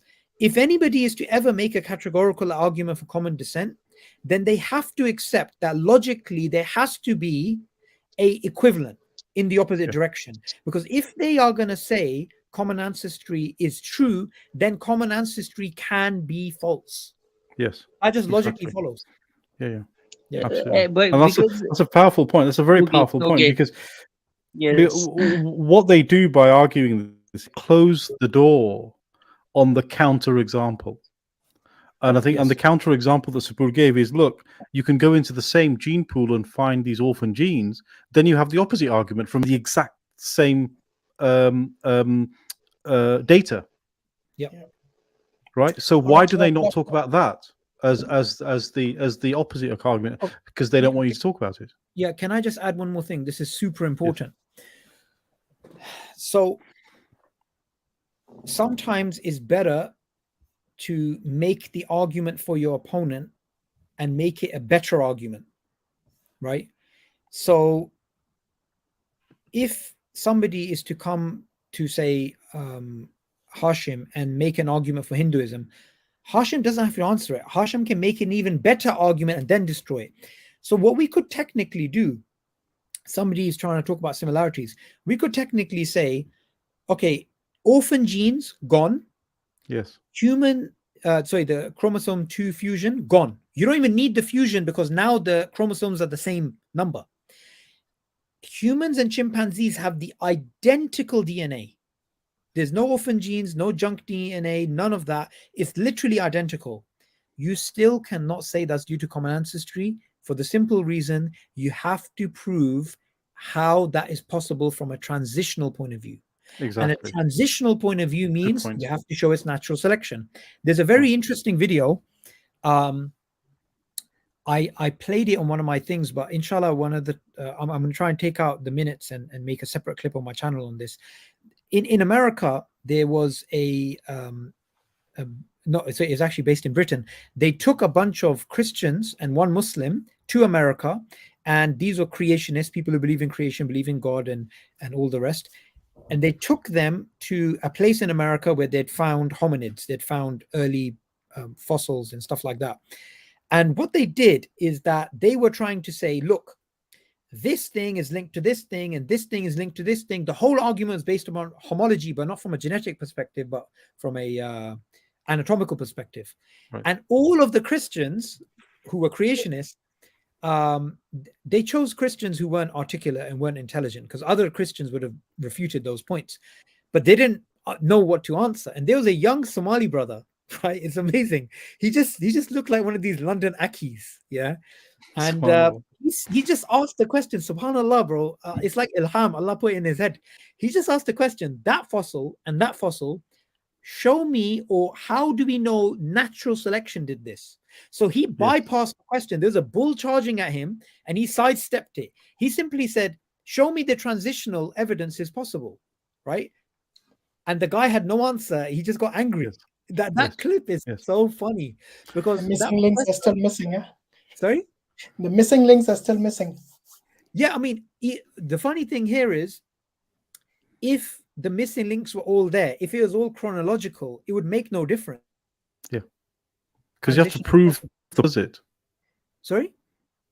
You have to prove the process itself results in those outcomes. You have to prove the process. You also have to do something else, okay? The tree of life has at least two core assumptions which nobody can deny. And the two core assumptions are the transition probabilities equal 1 and origination probabilities equal 0. What this basically means is the origin of life is highly improbable, is close to 0, which means there's one origin. Transition probability is 1, meaning anything can transition to anything else. These two assumptions are used to build the tree of life. This is you'll find this in sessions I did with Paul Nelson last year. Mm-hmm. No Darwinist worth their salt will deny these two assumptions are there, because if the transition probabilities were 0.2, it'd be very difficult. If the origination probabilities were closer to 1, that means we have millions of origins of life. We don't have one. So sometimes we don't even need to get into the science. We simply need to say, you made this conclusion, but here are your assumptions and sub-assumptions for that conclusion. And these assumptions and sub-assumptions cannot be grounded in the evidence because they color the evidence. Yes. It's like a circular argument if they try and do it the other way around. Alhamdulillah. Wonderful. Brother, Jazakallah khairan. Yes, let's bring the next guest on. Inshallah, we got Zouhair. Zouhair. Assalamu alaikum. Wa alaikum salam. Where are you calling from, brother? I'm calling from Pakistan. From Pakistan, alhamdulillah. And what is your question for Brother Subboor? Right, so actually I have a couple of questions. Can I pose multiple questions here or just... well, let's go with the first one, see how long it takes to answer it, and then we can see if we can get to number two. Because I have a live stream very soon, I only have about 13 minutes left. Probably best. Let's do one question at a time. Let's do one question then, because Brother is actually he's doing a live later on. Let's do the hardest one that you can think of. Yes. Let's start with the hard one. Okay, right. So I'm not. I don't know which is going to be the harder one for you, so I'll just take the one that's more important to me. Okay. Sure. So what I want to know is how significant is the minimum gene concept in trying to refute Darwinism.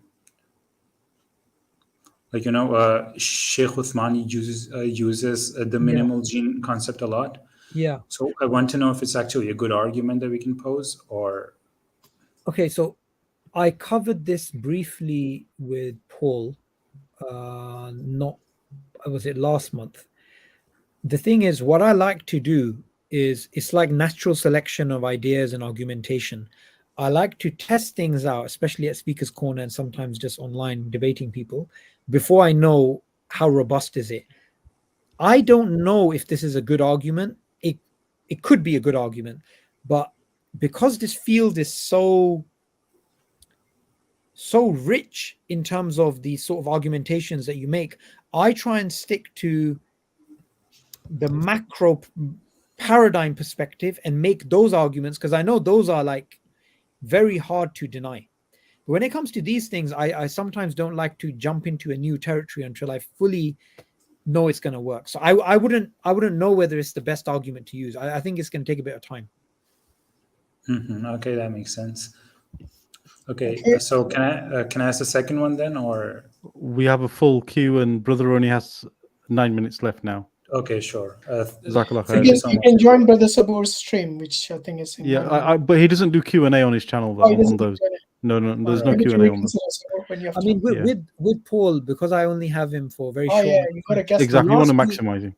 Last week, what I did is I did the live stream with him, and then I went live asking people questions. I can't do that today, but that's usually what I do. Okay. Right, okay. I mean, you can join us next week, and we'll have Brother Subboor back on again. He's one of our. Keep an eye on Brother Subboor's. Sure. Okay, just one more thing, Subboor bhai. Are you going to be coming to Karachi anytime soon?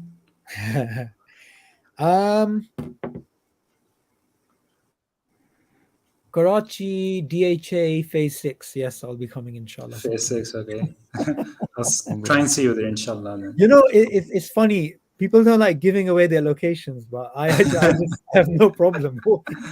I live in this area, no problem. Come okay. You're the Habib in this area. Yes. Well, actually, you know what's really funny? What's really funny is that when you try and overtly protect yourself, right, you actually draw attention to yourself. When I walk around in Pakistan, I'm wearing shalwar kameez, I'm wearing sandals, just walking around, like you just think, it's just some local guy. When you're like trying to wear like a nice shirt, you look like a Westerner, you got like a hat on, you put on sunscreen, someone's gonna come and say, get in this van. I'm gonna make a killing out of this guy. I know that feeling very well, by the way. Anyway, no, for next time, inshallah. That's the idea. All right. Jazakallah, brother. Wa alaikum salam. Thank you. Right. So we got Nadrun. Is it Nadrun? Hello. Wa alaikum salam. That's a nice set of guitars you have back there. Do you play? No, it was my past when I used to play guitars. And when you used to play, okay. Okay. So are you a revert? No. I am Muslim. Oh, you are Muslim. Okay. Where are you calling? I am from Bangladesh. From Bangladesh. Okay. So, what's your question? I want to show something to show, brother, that it's a book by Dr. Rafan Ahmed. I guess you know it. Dr. Rafan Ahmed, you have Dr. Rafan Ahmed. Yeah, of course. MashaAllah. Yeah, he's very good. This is the book which he has written, and here is a comment by you. It's written here. I don't know. We can't see that. Yeah, we can't see that. Okay. There's too much light. It's too bright. Just read it. Okay, so your comment was like that. A magician's trick may look amazing and bewildering, but it only takes one secret to be unveiled to see the trick for what it is. Dr. Rafan gives hard-hitting facts that expose scientism for what it is. This is a must-read for Muslim youth across the world. So that's what Subboor brother has written. And Dr. Rafan has done some fantastic work in Bangladesh. And I'm actually, inshallah, I wanted to for a long time, but I'm going to, inshallah, when I come to Bangladesh, I'm going to meet him as well. Fantastic. We are very happy. And in today's age, Bangladeshi writers are doing very well, and they are. If we see last few years, within last 3 years, the best-selling books are Islamic books. So we from Bangladeshi readers, we want you guys to support us and support our own writers so that they can provide us more good resourceful works. Absolutely, absolutely, and I definitely am looking forward to the food if I come to Bangladesh. One of my managers, he's from, I think, Sylhet. Yeah, I think he was Sylhet. But yeah, Yes, I mean, it's a division Sylhet. yes, Sylhet. So where's Dr. Irfan from? He's from Chittagong, or No, he is from Dhaka, the he's from capital of Dhaka? Bangladesh. I mean, they're obviously far apart and stuff. But yeah, I definitely like to, you know, come meet MashaAllah. brothers. We actually have one of our major donors. He actually has a factory in Bangladesh. So I want you to go see the factory as well. So yeah, I'm looking forward to it. But you know, it's just time. COVID has made me lazy. Before COVID, I was traveling. I can't be bothered. I'm so happy being at home. doing Brother live Subboor, COVID has made your hair long Yeah, it does. as well. It has. And Don't alhamdulillah. you think this, brothers, that Nadrun, COVID did has you have made a us- question? Did you have a don't think question? COVID made No, us- no. Yeah? Oh. Oh, sorry. Yes. Yes, Subboor, you're Yeah, I was saying just saying, COVID's just made everyone very lazy. Everyone just doesn't even leave the house now much. Even This is true. university students are at home still. Except Brother Mansur, who still goes cycling. No, Mansoor's an enigma. This is work. You'll understand. The rest Yes, of well, work. okay. Alhamdulillah. All right, brother. Okay. Nadrun, Jazakallah khair. Brother Nadrun, thank you. Jazakallah khairan. Thank you for writing. joining. Please join us again. Please join us again. Sure, Love sure. to have you Assalamu on, alaikum. inshallah. Wa alaikum salam. Okay, we literally have only 6 minutes left maximum. Only one question, guys. Only one question, please. Brother One comment Genghis? or one question, whatever. Yeah, one comment or one question quickly. Assalamu alaikum. Wa alaikum salam. I just want to ask about, you're talking about Darwinism, and I just want to ask if I have some arguments when I'm talking with people about Darwinism, and I just want your opinion if this is a good way of argumenting with them.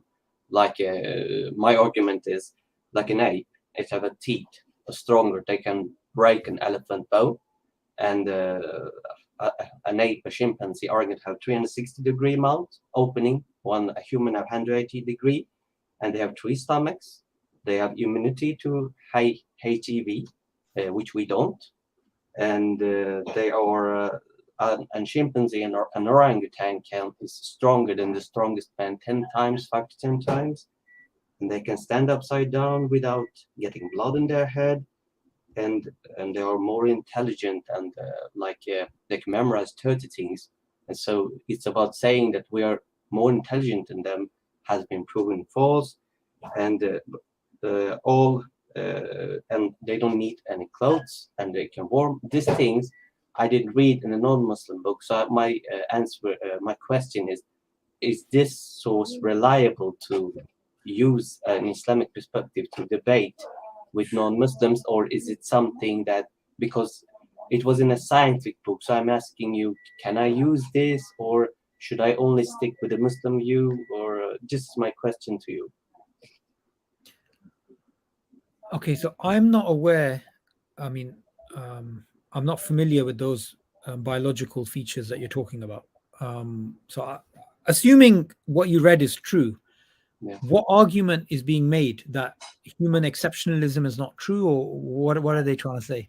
Yeah, I mean, it's about in this book they are it's a scientific book that is basically a Swedish book that is basically against Darwinism. I mean, they are more about what they are explaining about everything was bigger and everything became smaller. It's about theory of not evolution, but theory of the gravity. You know, that everything was. I read this kind of book and I saw these things and I did look a little bit, and it's correct. And an orangutan is stronger than a man 5 to 10 times, and Yeah. they have teeth that can break bones. I did check it, and it's correct. And they are the first humans were infected by HIV by an ape chimpanzee, and they have immunity for it, if I'm not mistaken. And about this, when you take the whole of it, and it proves that we humans cannot evolve into apes because they are stronger and better in every way. You understand me? So if an ape became a human, it should be superior. I mean, Okay. it in evolution way, or can we use this, or what do you think? Yeah, I mean, look, I'm not sure what to say here, but look, there's one thing that you said that we need to just make sure we don't make that mistake.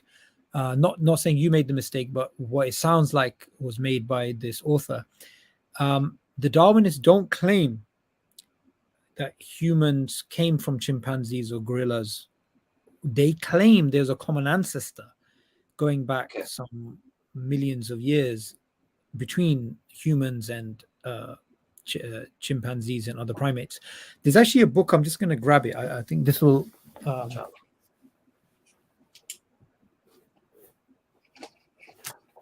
So this is one of my favorite books. I've been using this book for years. This is The Accidental Species by Henry Guy, right? And here he goes over... Can you hold the book up, please? Wait, I will make a print screen. So, thanks a lot. The Accidental Species, Misunderstandings of Human Evolution by Henry Guy. So Henry Guy is he's the senior editor of Nature, the scientific journal. So he himself is an atheist. And funnily enough, in my debate with Rob was adamant, because I was using Henry Guy, right? Rob was adamant this guy is a theist. And the guy, he actually complains. Do you know what's funny? He actually complains about creationists and you know, these types of people and misusing his work and all these types of things.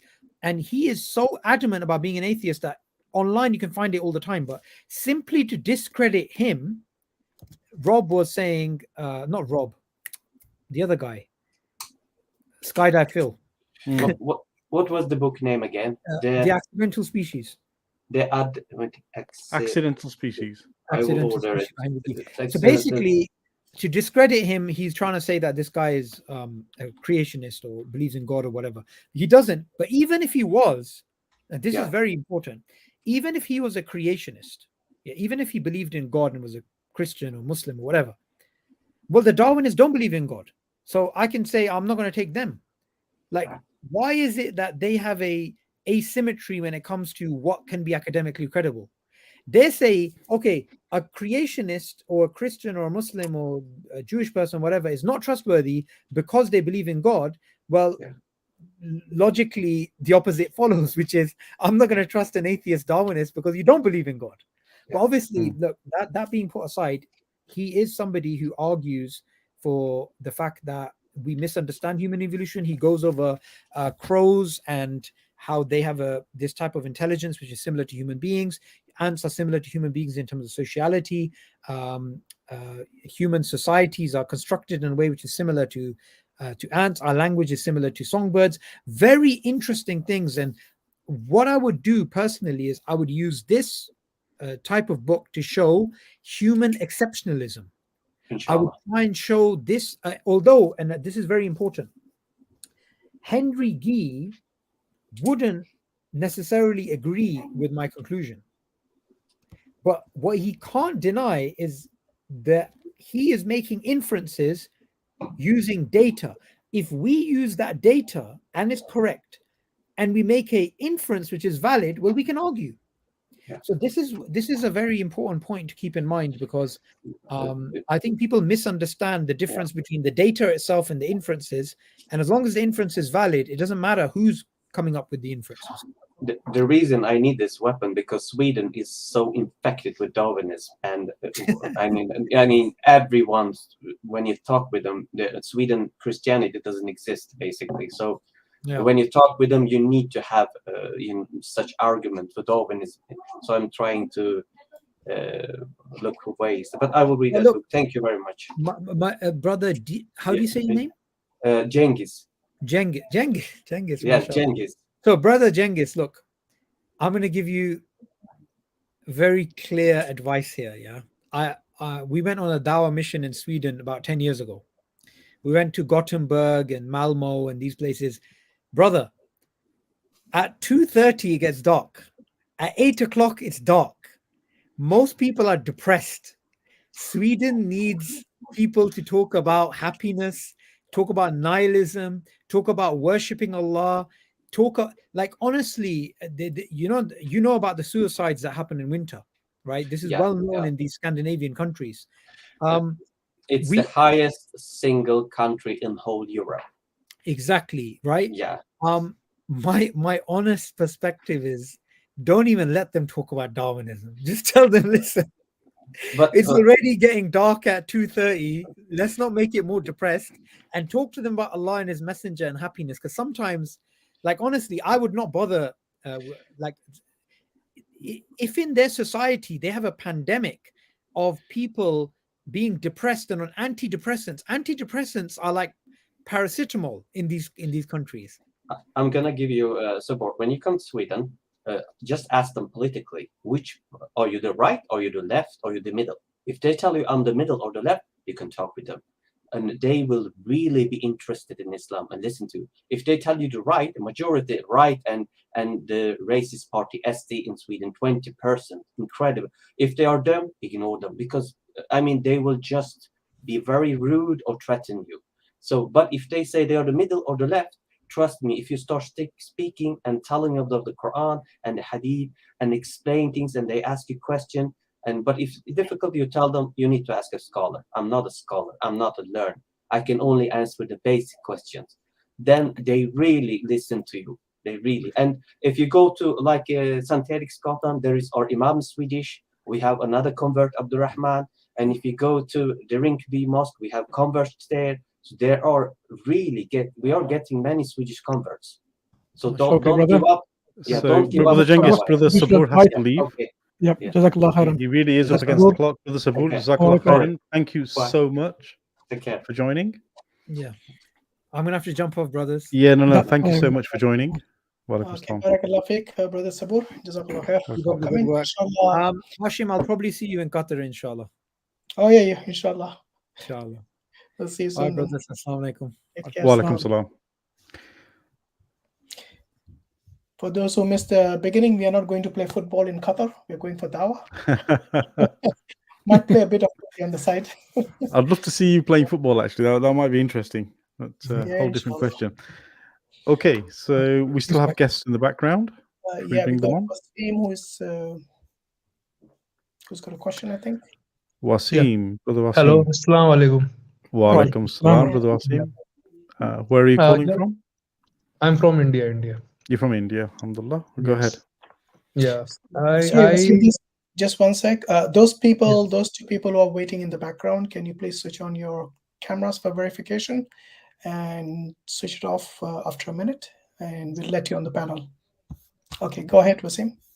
Yeah, actually, I was having a small discussion with an atheist actually, and he, asked me one question that if that on the earth, if every creation has a creator, then that creator uses that creation for his benefit. So how God uses us? That was his question actually. How does that even follow? Hello? How does that even follow that every creator benefits from the creation that it creates? How does that even follow? I didn't get you. Follow in the sense?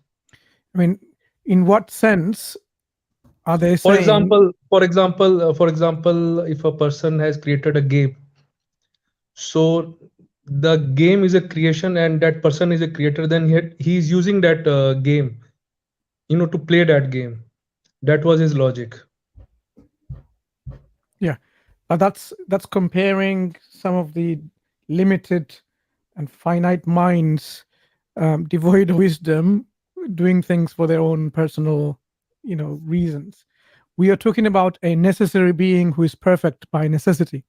Perfection is inherent within the attributes and characteristics of this divine, ultimate reality, and there won't be any weaknesses or deficiencies in the sense that we understand perfection and deficiencies. That means if a creator created the creation, that will be from his wisdom for a very good purpose. Now, the purpose It's not something that is going to be some, for fun and so on, but for a noble purpose. Like, we are created with a free will in which we test against ourselves whether we deserve to go to a place of happiness or place of torture, depending on how we believe and what we do.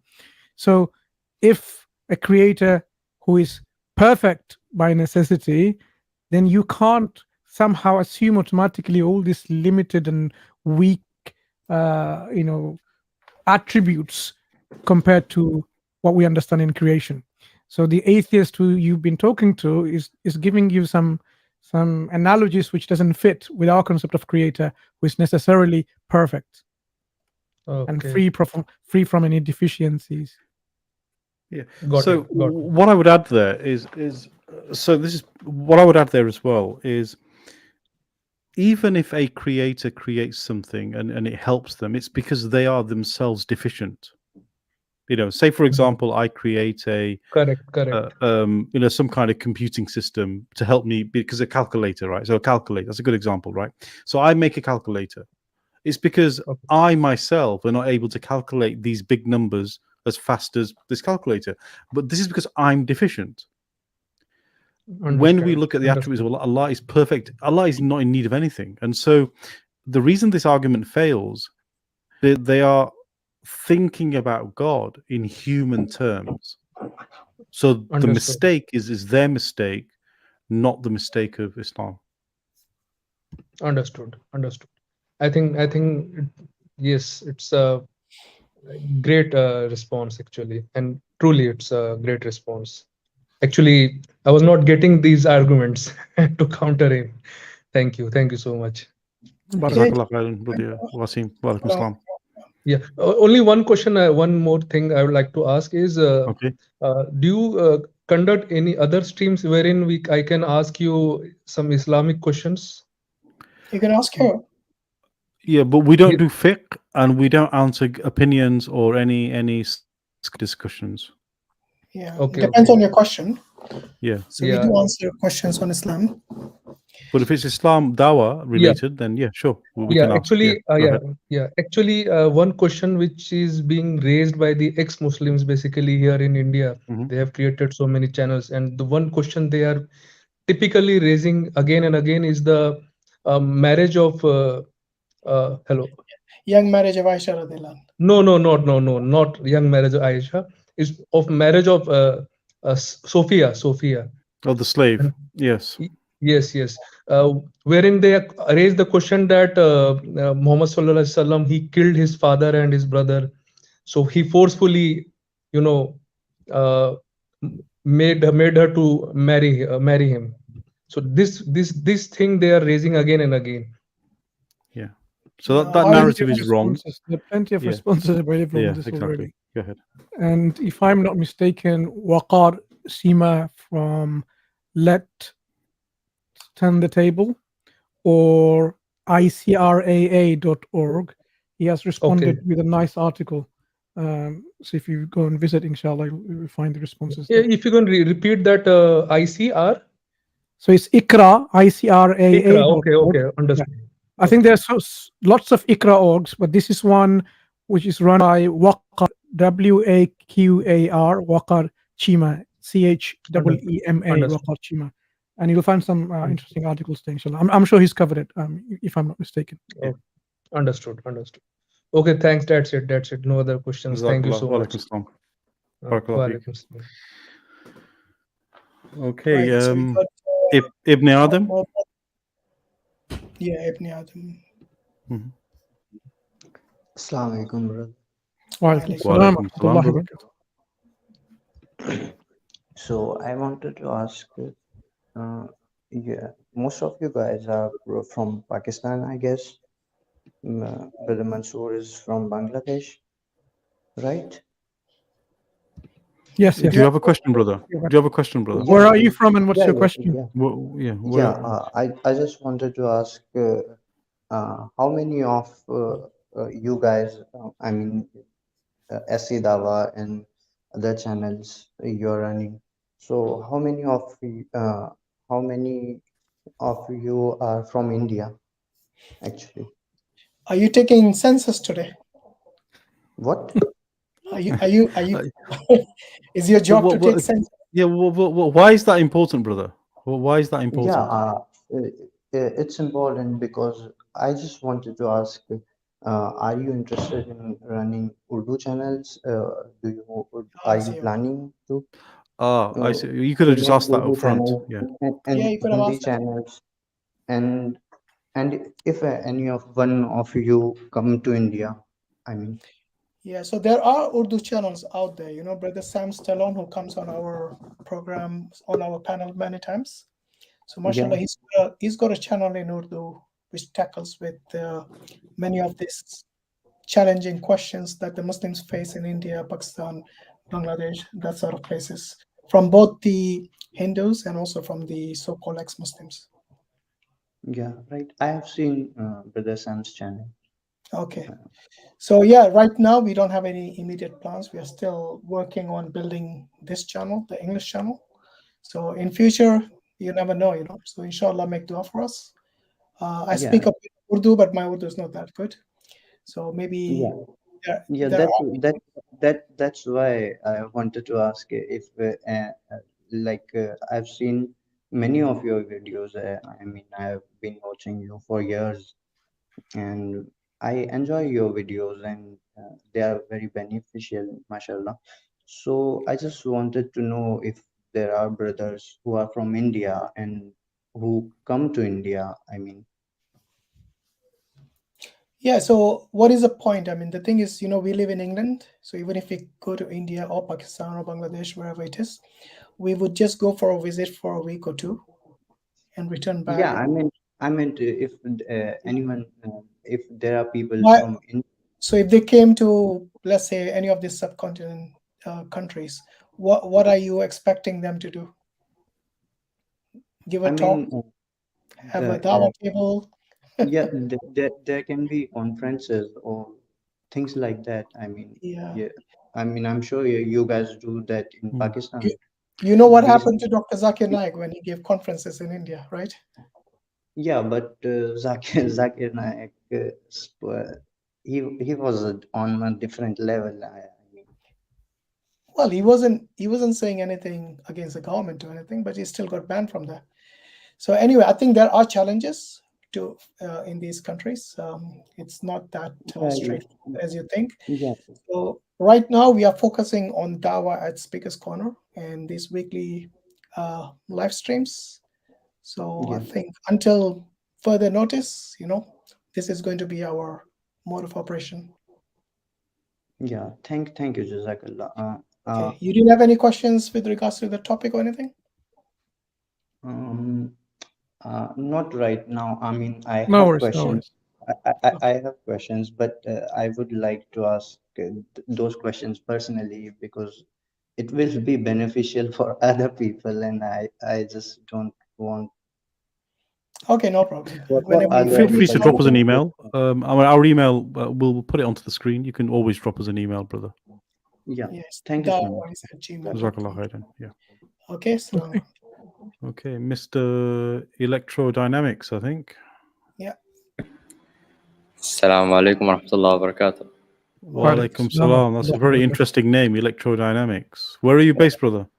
I am from Oman, Muscat, Oman. Oman, alhamdulillah. Yeah, alhamdulillah. I thought you were going to say Marvel Comics or something like that.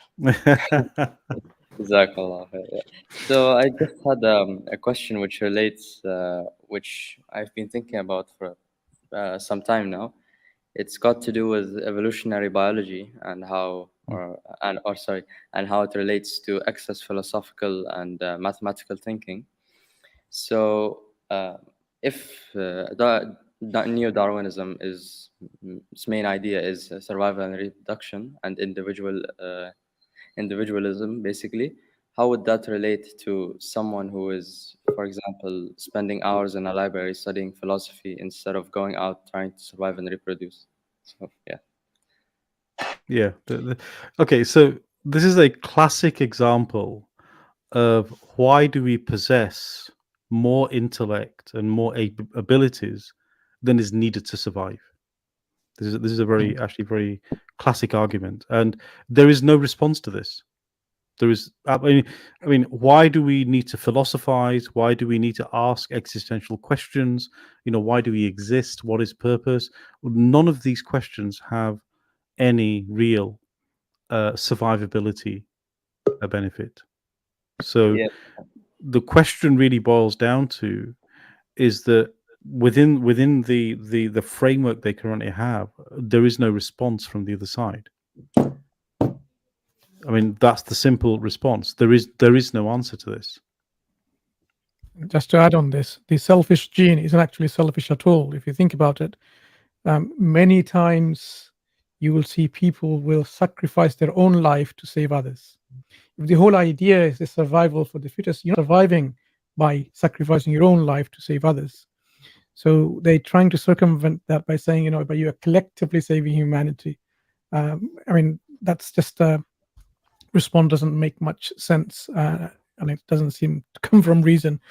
If it's all about saving yourself and procreating and increasing the numbers and all that, why do you do sacrifice? Why do you actually self-sacrifice yourself for the benefit of others? The whole idea of aesthetics, the idea of compassion and mercy shouldn't be at play. I mean, you should be always someone who cheats and lies, someone who tries to maximize your pleasure, maximize your benefit, even to the extent of we're talking about total exploitation, genocide, ethnic cleansing, whatever, because that's what it is all about. If this is the idea of somehow surviving in this the wide world out there.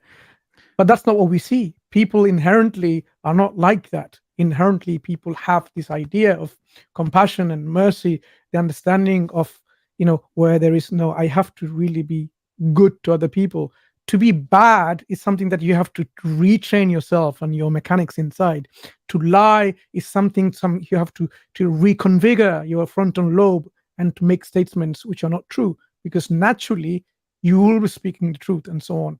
So it seems like all of these ideas that people say what natural selection and Darwinism all about, it seems it goes against according to the natural makeup that we observe, which is within human beings.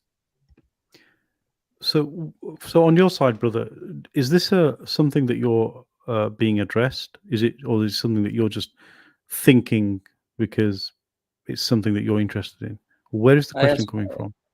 Yeah, the question, I originally thought about it because I was reading some of the philosophy, some of the biological literature, and I realized that it was focused a lot on individualism and survival and reproduction, survival of the fittest. So the question naturally popped into my head, so I wanted to ask, and alhamdulillah, I got a very good it's a fair question, and I think to the point that Brother Subboor mentioned earlier, when they translated Darwinism or sort of evolution into social thinking, that's when it completely failed.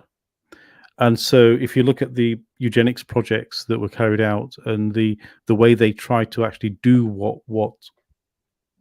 the natural consequence of this is, which is you have to force a particular situation, you have to force a particular outcome genetically, then what you find is it actually causes an implosion of the genetic pool, and then it actually causes a reduction, and it causes all sorts of consequences which is actually what you would expect if there wasn't a mind behind it. So that experimentation, that entire mechanism, essentially Hitler took it to its natural conclusion, and it failed. So I think the bottom line here is it's a good question.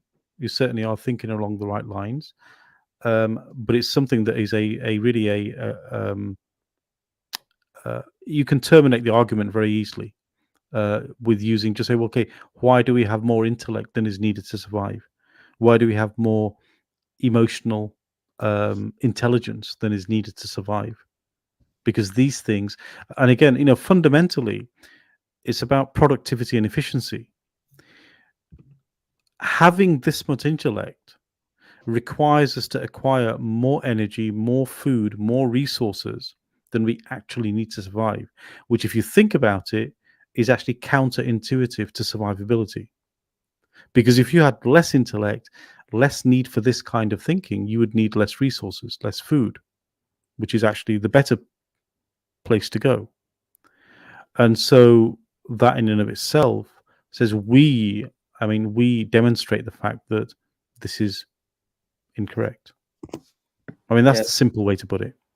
Yes, subhanallah. Yeah, I completely agree with what you guys have said, because in fact you can say that access to philosophical thinking or study of the physical sciences on a deep level, because to satiate your curiosity may even lead to a decrease in your survival and reproduction. It does.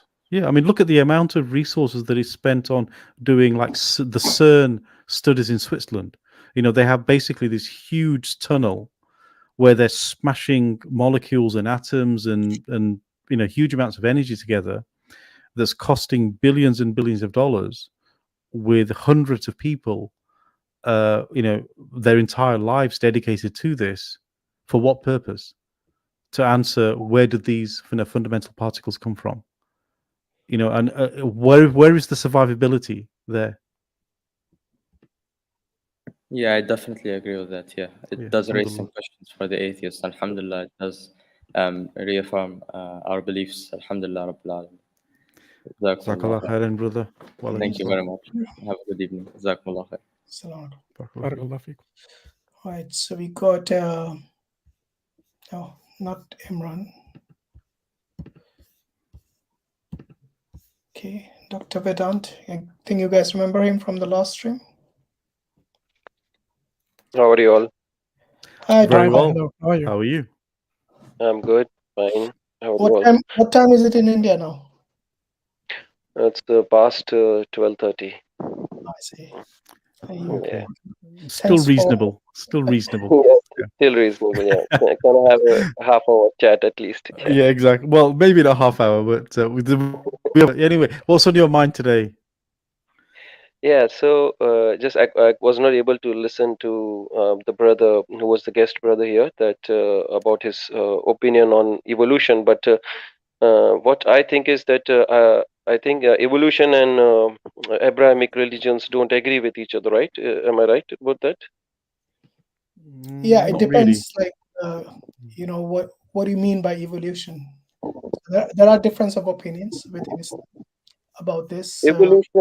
Evolution basically what I understand is that when life started as a single-celled organism from non-organic or from the organic materials, and then it evolved into multicellular complex organisms. So that is what I mean by evolution. And in that evolution, there was like the from my Vedantic teachings, which we agree that behind evolution there was obviously the plan of God. Yeah. So, do you, as a Vedantic person who believes in the Vedas, I assume, do the Vedas mention that humans evolved from chimpanzees or something like that? Yeah, but not we won't say exactly like the chimpanzees, because now the science has proved that the genome of chimpanzees and humans match about 99.7%. It has been already proved. So, but in our teachings of Hinduism, we have the concept of avatars. So we see from the avatars that the first avatar was that of a fish, that is which they say that the life started underwater, and then When you say the second. avatars, are you talking the avatars of Vishnu? Yes. So Which are you means saying, like wait, the first avatar of Vishnu was a fish? yes, that is No, what. exactly. You're not being totally honest, are you? What was the first avatar? It's a Matsya avatar. Huh? Matsya, that is fish. Yeah, it was half fish and half what? No, it's mostly it is depicted as fish. Shozi, I'm telling that it is it's showed through stories or maybe depictions that this Why is showing that. I don't understand why you're bringing mythology into a discussion about science. Because that shows evolution. That life started. The first avatar is evolution. Avatars are not evolution. Nobody will tell you that. That is, what you're doing is you're hammering a square in a circle, just so no, that this. you sound scientific. Mhm. One of the avatars of Vishnu was that he became a female. So Is first that let me. evolution as well? That is okay, but you know about the 10 avatars? Can you tell me? Well, I don't know exactly their names, but I know there There's were. no time to, at least let me complete. Okay, So go the on. first avatar is the Matsya avatar, which is the fish, which means life started underwater. Then the second avatar is Kurma avatar, which means tortoise. That is, it is like living amphibian, so it is living underwater as well as on land. Then the third avatar is the Varaha avatar, which means it is the boar, which is a mammal, which is only living on the land, not underwater. Then it goes towards Narsimha avatar, which is like the half human, half animal. So it's showing transition from animals towards humanity. Then the fifth avatar is Vaman avatar, which is like a dwarf man, and then it progresses towards Rama and Krishna, that is the like complete formed man, and then towards the uh, Krishna, and then the Buddha. We say yogi. He was a yogi. So it's kind of depicts evolution. So Okay, so this is which what we. scientist agrees with this theory of yours? In evolution of gods. It's Exactly. not evolution of God. It is showing evolution of Well, life. they are all evolution of Vishnu, aren't they? Yes. So Vishnu is the word which you're using, is which as per the Vedantic teachings, it means it's a word for God. By Right? the way, Same way you have did the you not word say for last Allah. time that you were an atheist? No, brother, I'm not Oh, an sorry. atheist. I'm I a Vedanta. probably mixed you up with somebody else. Okay, Yeah. so tell me which credible So, scientist. so we, no, it's not about scientists. I'm saying that the Abrahamic religions don't accept evolution, but dharmic So, no, religions do, You said do it's not accept about it. science, okay? So once again, this theory of yours, the different avatars of Vishnu, and It is you're a way of claiming, depiction. I'm trying to say it is a way of brother, at depiction. least try to let me finish the question. Yeah, okay. So calm down. Sure, sure. You're somehow linking evolution to the avatars of Vishnu. Am I right? Yes, that is Okay. what. What Yeah, is your because definition of Vishnu? Vishnu means all pervading. Yeah, is that it? Yes. So when you say all pervading, does that mean that every single atom and molecule out there is Vishnu in it? Yes, God. It's like one of the explanation for God. Yeah. Yeah, but when you say God, the Hindus believe in the Trimurti. Do you believe in the Yeah. Trimurti? Yeah, that is the later teachings from the Puranas. Yeah. But do you believe in it? I focus mostly on Vedanta, which teaches about Parabrahman. So we say Vishnu is Parabrahman, Shiva is Parabrahman. So it's Okay, so when you say one God. Parabrahman, this is now going into the Brahman, yeah? Yeah, Brahman. Yeah, one God. Okay, so the Brahman is not Trimurti. Brahman is Trimurti. The Trimurti has come from Brahman. It comes, it evolves from that, if you want to call it that way. But the question I'm actually the answer I'm looking for with regards to this question is that when you say that everything is God, okay, does that mean you're God? Everything is part of God, we say. Okay, so Everything are you part of God? Yes. What part of you is God? Okay, so we can have this discussion. Like, I think from Islamic point of view, I think. What happened? Did he leave? What happened there? He dropped. Yeah, nobody over Did here. the connection drop? Yeah. So anyway, if he comes back, he's welcome to Yeah, join. we'll bring him back on. I think he dropped his connection. Yeah. Oh, Dr. Vedant, yeah, He's he's back in again. Here we go. What happened there? I don't know. Are you okay? What happened? Your link dropped for some reason. Okay, really? My link dropped? Yeah. Yes. Okay, because I was able to see. Yeah. Okay, so yeah, sorry. So I'm just what part of you are God? that I will answer, but let's just see that like from the Islamic point of view, is the creator and the creation separate? Yes. Okay. So can I ask a question? Like, what was before creation? Well, first answer my question, and then you can answer the other. What I'm getting to that point. I'm getting to that point. Yeah, am I getting that point? Yeah. So I'm on to ask, like, what was before creation? What Islam says about it? God, obviously. God Allah. was right. So Anything God, Allah was there. God is Okay. self-sustaining, self-existent. You asked has before always creation, been so there. other than God, everything is creation. Yes. Right. So before creation, before anything was created, there was only God, right? Only Allah. So Yes. God Nothing is else. God is eternal. Eternal. Yes, God is He's eternal. ever existing. He's all powerful. He's Agree. self-sufficient. You know, All these. he doesn't need any avatars. Okay, he has No, no that, children, he that has we no can come to later. That we can come to later. But yeah, these two which you are saying about, these are the same teachings from Vedanta about Brahman. That Brahman is unborn, eternal, without beginning and without end, ever existing. These are the same things which we find in Gita, as Krishna states in Gita that I am eternal, I am unborn, eternal, I am without beginning and end. So all these teachings, and then in Gita also Krishna states, I am Brahman, I am Per Brahma. So when we say that before creation there was nothing else, only God was, and what was outside of You God? just said everything is God. Every single atom, molecule out there has a part God in it. I'm trying to get to there. Yeah. So it's like a question. So I'm trying to discuss with you. Yeah. So because this is just the difference between Islamic teachings and the Vedantic teachings, which I'm trying to correlate maybe. So yes, we agree that before creation there was only God. So on these topics we agree, right? So when there was only God, what was outside of God? Like I'm like what does Islam says about that? Was there something? I told you just now. Besides Mhm. God, everything is creation.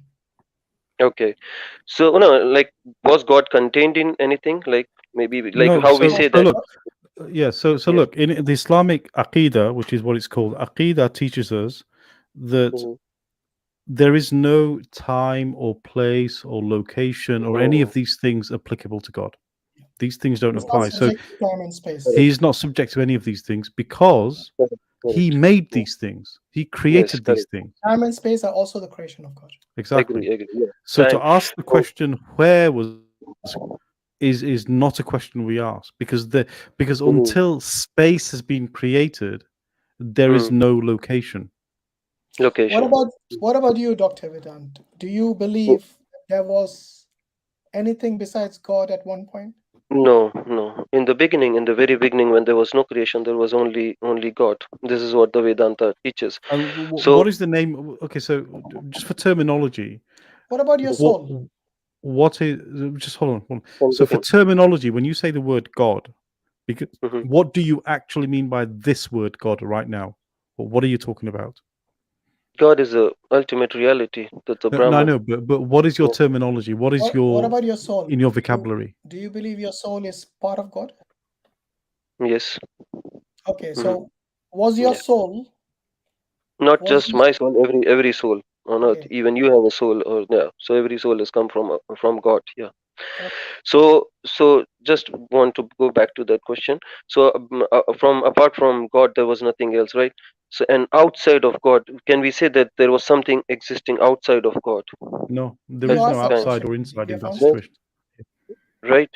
So when the creation was created, where can it exist? It exists in time and space because Allah created time and space. Are the creations of God? So you want to say time and space outside of God? No. What I'm saying is that these are the creations of God. Yeah, these are when separate. we say outside, separate. God doesn't need to be within His creation. Yeah. Okay? No, understood. Maybe this is a requirement for the Hindu belief, but in Islam we don't believe that God is It's part not of about. It's not about belief, brother, because belief, belief word, the belief, that belief word means that you are accepting something which you are not sure of. So it's nothing about belief. We should like when you say Wrong that before. definition. No, wrong, but that's the wrong definition of belief. We don't. Okay, you can tell me That's what it is. Okay, you tell me what it means. What is look, belief? so brother, look, you need to ask us the question: what is Islamic doctrine? What is Islamic Aqidah? We can tell you. Don't assume the vocabulary you use applies to Islam. Okay, this is so let me give you very quickly. Let me give you a very quick lesson in comparative religion. Okay, in comparative religion, one of the first things we establish is terms of use. So we first of all try and ask, what do you mean when you say the word God? What do you mean when you say the word believe? What do you mean when you say the word faith? What do you mean when you say the word scripture? What do you say the word prophet or message or these things? These words have different meanings based on the religion you're talking to, and they don't always coincide, right? So the question you need to ask us is, what is the definition of God in Islam? And then let us answer that question, rather than going down this Q&A process that you're going through, which actually will stop you at every point, because at every point you're making an assumption that is incorrect. Okay, so but then I think the Islamic definition and the Vedantic definitions about God is matching, right? You said that. Some elements. Look, okay, so let me explain. So no, that's the reason, Brother Muhammad, that's the reason I was asking him about the soul, because they believe that the soul is part of the Brahman. Exactly. So before we get there, when your soul sins, hold on, listen to this. When you when you sin, when you commit a crime, or when you do good things as well, all of these are impossible without your soul. Do you agree? Okay, so who is accountable if your soul is part of God? Who is accountable for these good and bad deeds that you commit? The person who is committing it. Why? Because without the soul, the person can't do anything. Yes, but then right now it is an individual soul, right? So we do say that the word Param Atman means that the supreme soul. So we refer to God as the supreme soul, and we refer to all the individual souls as like Atman, which means that each and every that Atman is part of the Param Atman. Yes, obviously, everything has to come from God. Everything has to come from God, because that's not the. There's a difference between coming from God. That means God creating everything. So, is your soul created? Yes, it is a part of God. So it is God. No. Is your soul created? No. Answer the question. So, from Islamic point of view, how the souls from are the Hindu created? point of view. Hold on. So this is a good point. So again, this is understandable. You don't appreciate the question. So there is a big difference between saying something comes from God and something created by God. There is a world of difference, right? So when you say something comes from God, let me see if this is understood by you. You're saying everything is almost a small component. He's gone again. Oh, you're back. Are you back? Hello? Hello. Yeah. So you keep disconnecting for some reason. I think maybe Sorry, you're. I don't know. It's connected, but I don't know what's happening. Okay. All right. Okay. So when you say something comes from God, this is like you saying a part of God extends out and then it's shaped into or becomes the soul or the world or whatever. Right? This is my understanding when you say that. When we say, is that correct? First of all, is that correct? Yeah. So the example which the Vedantic sages have given is like an ocean, and then the waves form on that ocean. So it's like that, and then another example. That only shows you the quantity. It doesn't tell you about the origin. My question was with regards to the origin. The origin of your soul, you said, is from God, but my specific question was, is it created by God, or was it just manifest from God?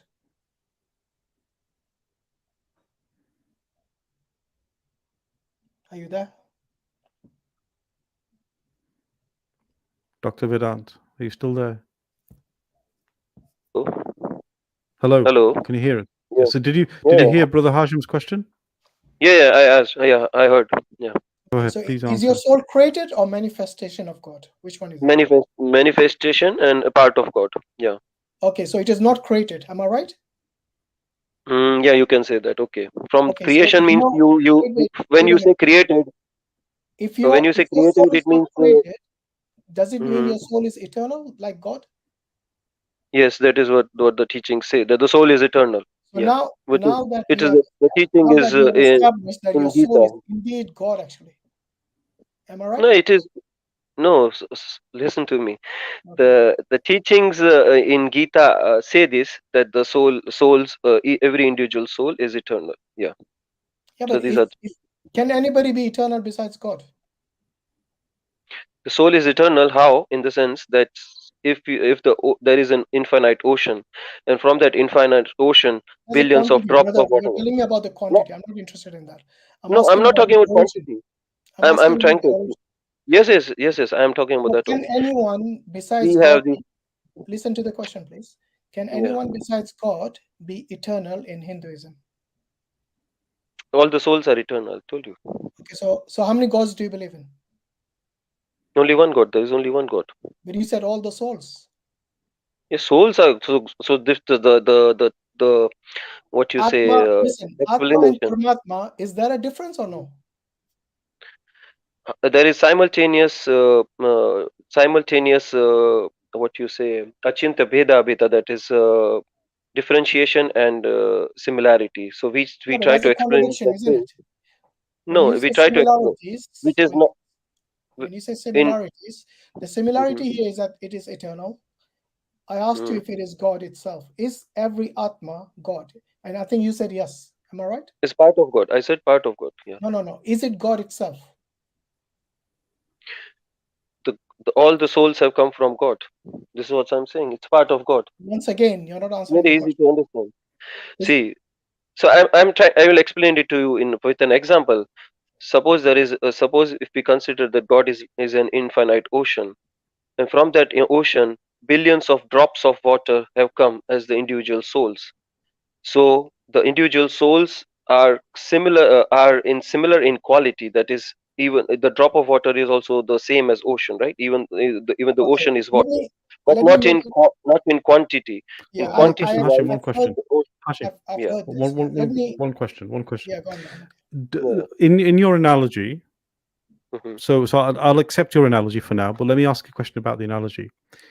These Mhm. souls, these drops of water, are they Yes. ever separated or disconnected from God, or do they remain connected and part of God? They remain connected. Yeah.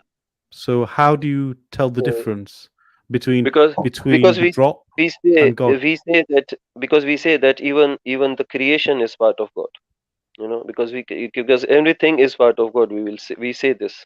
It's very clear, because as I was telling you that Earlier before you told creation. Dr. Vedant, earlier you told us Mm, that before there was only God, just like the way we Muslims believe yes, that before there was only yes, Allah, and the yes, creation was created later, didn't exist. yes, Now you're yes, making a complete U-turn. When Brother Muhammad yes. asked you, are they connected? You said even the creation is part of God. So everything which was part of God has been there for eternity, right?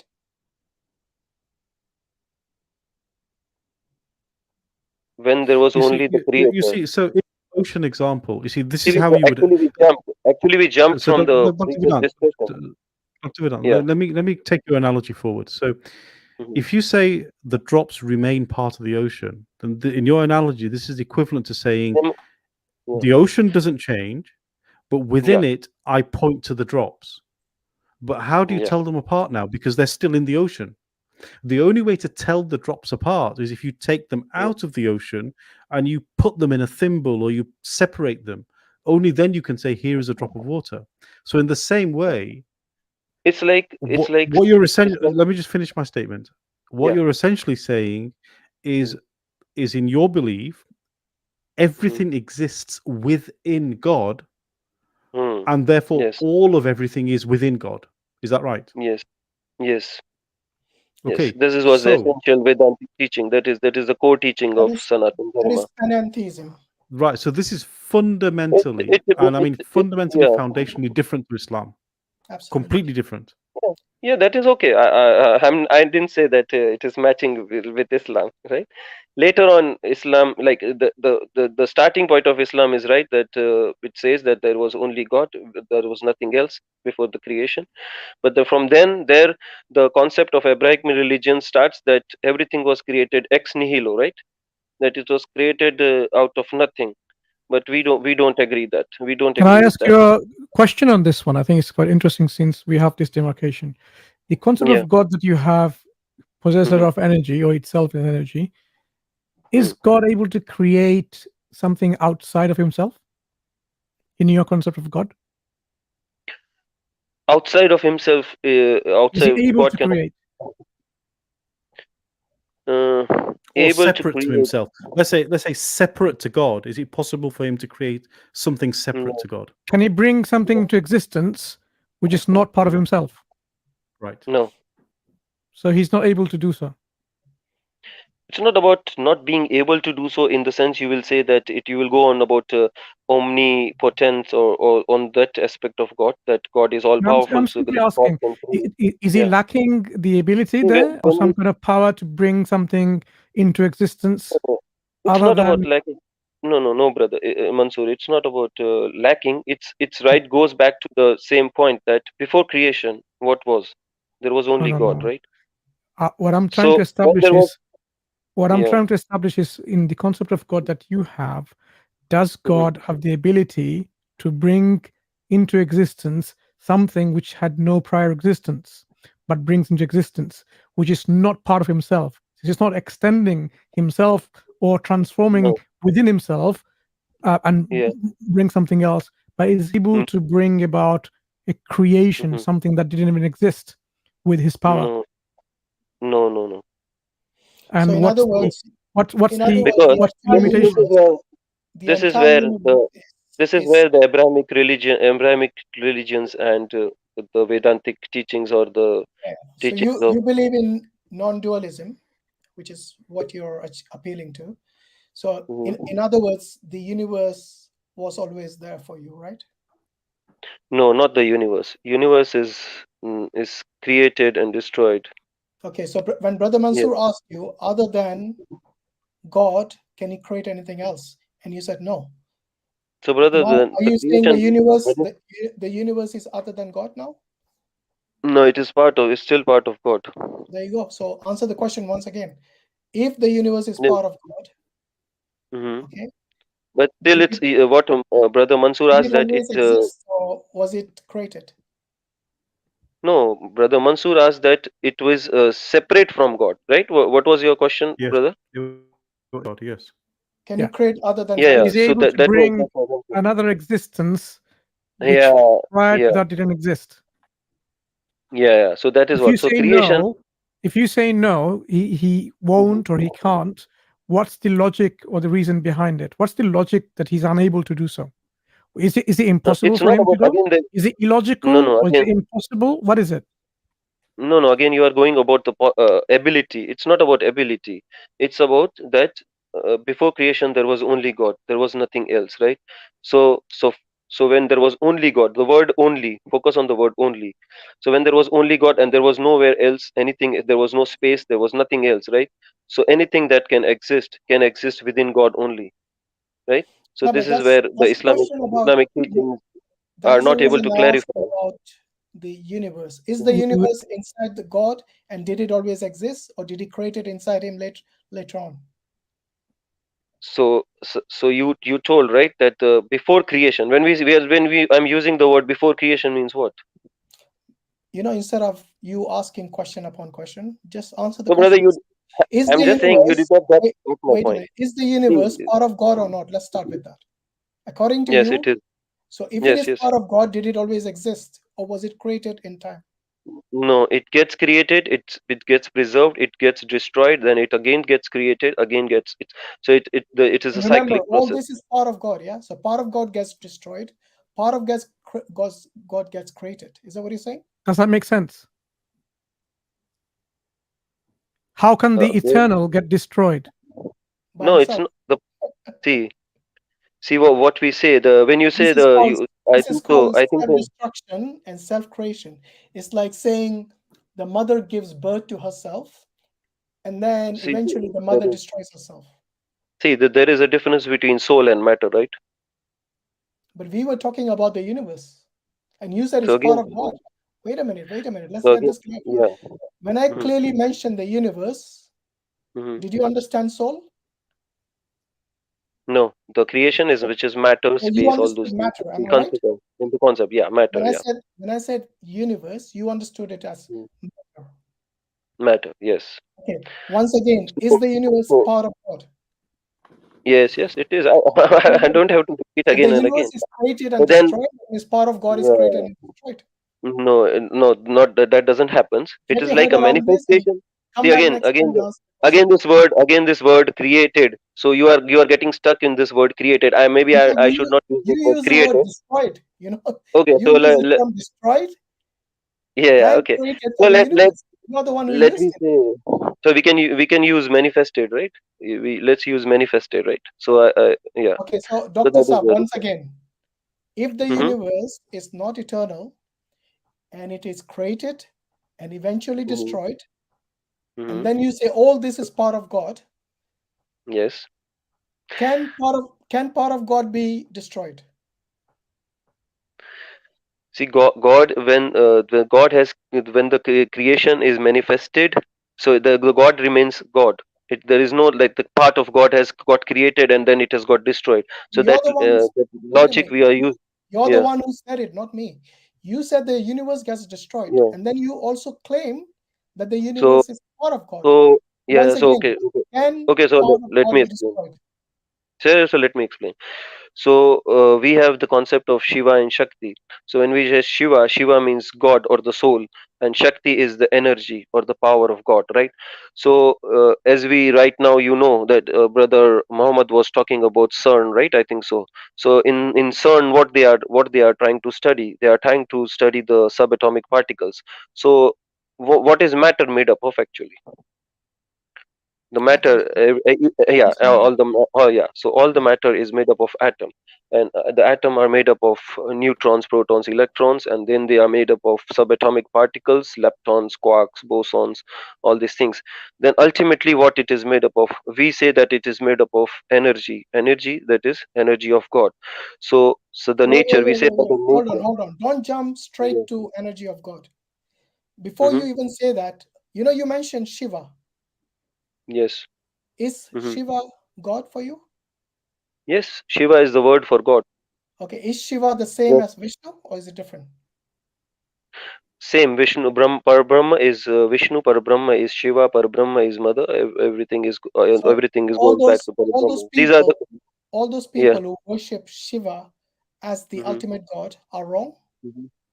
No, they're right. It's the Okay, same because ultimate God. they say that Vishnu is not the ultimate God, it is Shiva. And those who worship They, Shakti, so they have not in studied Hinduism, Vedanta. you have the different sampradaya. Mhm. How do you say that? Yes, Right? yes, I know about that. Yeah, I know about that. Yeah. Yeah. Did I say it right? Sampradaya? The Sampradaya. Yeah, yeah. Vishnu Sampradaya, Shiva, Shaivism. Yeah, there are Sampradayas. Yeah, Okay, yeah. so they Hmm. have different ultimate gods. You know that. Yeah, yeah. Okay, Yeah, so understood. Yeah. those who believe in Vaishnavism, they Mm-hmm. consider Vishnu as the ultimate god, or Krishna, Mm-hmm. the different avatars. Yeah. But those who worship Shiva as God, as the ultimate God, they do not Mm-hmm. consider these other, like the Shakti and the Mm-hmm. even Vishnu as the ultimate Yeah. God. For them, It Shiva can is happen. the ultimate God. So Yeah, that is okay. one thing all of Hinduism believes like the way you do. You have one what do you say, sect within Hinduism, which is called Vaishnavism. Mm-hmm. Yes, Mm-hmm. and then there is Shaivism, who believe Shaivism. in Yes. a different God to you. No, it's the same. No, We it's not have the. according to them. Maybe according to That you it is, but according to them so it's not. that is what I'm saying. So they have not studied the core teachings of So Vedanta. you're That saying is the all those difference. people who believe in Shaivism, they are wrong. Mhm. When they are saying that Shiva is supreme, so it's right from that perspective. And if Exactly if my someone is point. saying, For yeah, them, Shiva is but a supreme God, not Vishnu. But when I'm saying that Parabrahma is Shiva and Parabrahma is Vishnu, so for me it's the same teaching. Yeah, right? but when you And say, I when you say the if Brahman, if there is any Hindu who says that Shiva is greater and Vishnu is lesser, so he that person has particularly clearly has never okay, studied. so let me ask you this: is the Brahman personal God? Does he interact with anyone? Yes, God has takes interaction. Yeah. No, I don't mean his avatars. With the avatar. I mean God himself. This Parambraha, which you call the ultimate Parabrahma, God. yeah. So Parabrahma is unmanifest, Exactly. and So that's the reason he cannot communicate with you. no, he can. In Gita, Krishna clearly says that I am No, the Krishna ultimate. is an I am the avatar. unman. Krishna is So an that avatar. That's why I said I'm not talking about the avatar. I'm talking about this Brahman, who is the one without form, without any. What do you say? Does he have? I don't know. Does he have attributes? Yeah. So the unmanifest, we say in Krishna. You can read it in Gita clearly. No, Krishna is don't mix putting up the with I am the Krishna, man. because Krishna is So where are an those are the avatar. teaching. How? He's So an that is avatar what? of his That Brahman. is Not the same thing. yes. So that what avatar is what? Again, does Brahman have attributes? Does he have any qualities? The Nirakar and Sakar and Nirgun and Sagun, we say without attributes and with attributes, God can have both things. That's a contradiction, isn't it? It's not a contradiction when the When you say unmanifest, somebody is with when God attributes takes and without attributes, that's a contradiction. You either have the- attributes or you don't have attributes. You are either in Nirgun the or Sagun. You can't be both, because they're no, polar in opposites. the Okay, tell me how someone who has no attributes can also have attributes. Go on, explain it to me. Use logic. Mhm. You've been using logic all this time. Explain this to yeah. me. So How So is I was it going to ask the possible question, for Dr. Vedant, do you believe that the rules of logic are real? You do. Okay, then please use them to explain this contradiction. See, You know, it's one of not the about fundamental laws of contradiction. logic When is the law of non-contradiction. Okay. So attributes brother, are not first the of same all, as no attributes. Do you agree? we have the teachings of God can be Nirgun, Nirakar, and Sagun, Sakar both. Yeah, So which are these when all the avatar contradictions. is I taken, totally agree. yeah. You can use No, Sanskrit words. it's not contradiction. See, No, hold on. It is a contradiction when you say God has attributes, mhm. but then God has no attributes. Isn't that a clear When contradiction? It is like me saying, it is night now, and it is day now. No, not night. The opposite of the contradiction is it is night and not night. Night and not night. It cannot be that cannot be the case. It's like saying something exists and does not exist. So learn to differentiate between this. Sorry, learn to acknowledge the contradictions, because when you say Nirgun and Sagun, yes, the one with form and without form cannot be the same. If you're with form, then you cannot be without form. Are you with me? The ultimate. That's why I said do not confuse, hello. because this is what I've noticed. Most of the Hindus, they think that they will use these Sanskrit words and confuse people, but once you understand No, the it's very. definition of It's each not of these something. words, do you not believe that Nirgun and Sagun are contradictory? With form and without form? God, the original we say that it is Nirgun, Nirakar, the Parabrahma unmanifest, and then the Parabrahma can have avatars. So those are the manifested avatars. God takes form. So it's very simple. The formless God takes form. How does The something formless come from God nothing? takes form. Yeah. So what you're essentially saying is you have something We avatars don't. coming from nothing. How does something No, we come don't from say. nothing? You do. Where do we say that something? If something has, if something, It's the Abrahamic concept of ex nihilo. The ex nihilo concept is Abraham. No, it's not. No. Ex nihilo also is something different. You see, you're mixing up terminology. You didn't ask us the question, what does ex nihilo mean? You assumed. Yeah. No, Please don't. it means Please creating don't out of try and nothing. teach. Look, no. Don't try and teach us our doctrine, okay? Because we understand our doctrine. What we're trying to say is don't use the same terminology. So, when you say something can be nothing and something, this is a clear contradiction. How can nothing give rise to something. When did I say nothing? That Well, God if is something nothing. has no attributes, it means it doesn't exist. Because No, existence is an attribute. To No. exist, to live, is an attribute. So God exists. Where did I say that it's unmanifest? The difference is unmanifest Yeah. and So what does manifest. it means it's not manifested. Yes. When But it's unmanifest, but it exists, right? yeah. But what causes it We to cannot exist? say God then? doesn't Because if exist. it- God exists in the unmanifest. No. I'm When taking he your says, terminology. So you know, when he says no attributes, that is nothing basically. Yeah, that is not because one of the core attributes of God is that God exists. When you say God has no attributes, you're taking away the attribute of existence from him. No, So no. Only God nothing those can have attributes. no attributes, you know. Attributes. Show me anything that has no attributes other than nothing. In fact, let's clarify something. When you say God is nirguna and nirakar, okay? So nirguna, Yeah. do you mind explaining to us what is this non-attributed God is? What is this nirguna of God? This attribute word, so to believe that something was caused or done by somebody, something like a quality of somebody or something, right? A feature, right? The physical attributes of which we say. So yeah. So Even the nirgun. non-physical, when you have no attributes, then what does it mean? It means Exactly. nothing. What does it mean? No.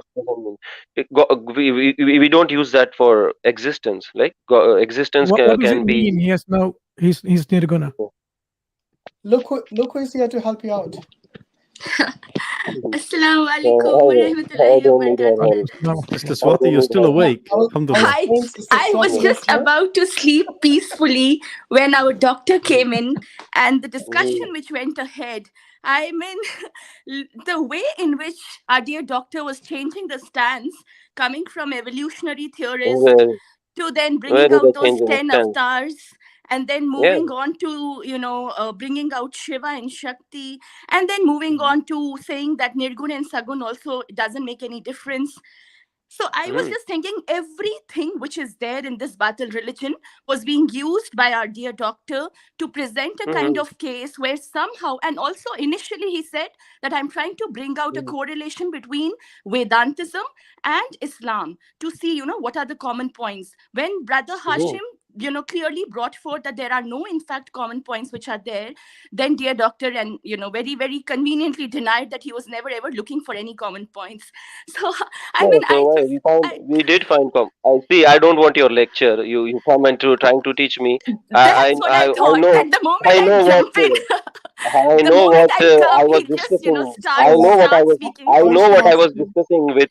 I know what I was discussing with the brothers. You don't need to come and tell us what we were discussing, right? We are very clear. We are very clearly discussing. We are. I'm trying to present my Vedantic teachings, and they are Yes, presenting. please, brother. Please do. Please Go enlighten ahead me and also. I want to then explain again join nirguna. Hinduism. Sure. So one moment, No, please. So Dr. Vedant, Swati, please if you answer had- the if you had- question. Yeah. Dr. Vedant, please answer the question the So- Brother Mansur asked you. Explain to us what you mean by nirguna, God being nirguna. What is the guna? The word guna means attributes. So when nirguna means Nirguna. without When you say God Yeah, is, what do you Nir- actually understand?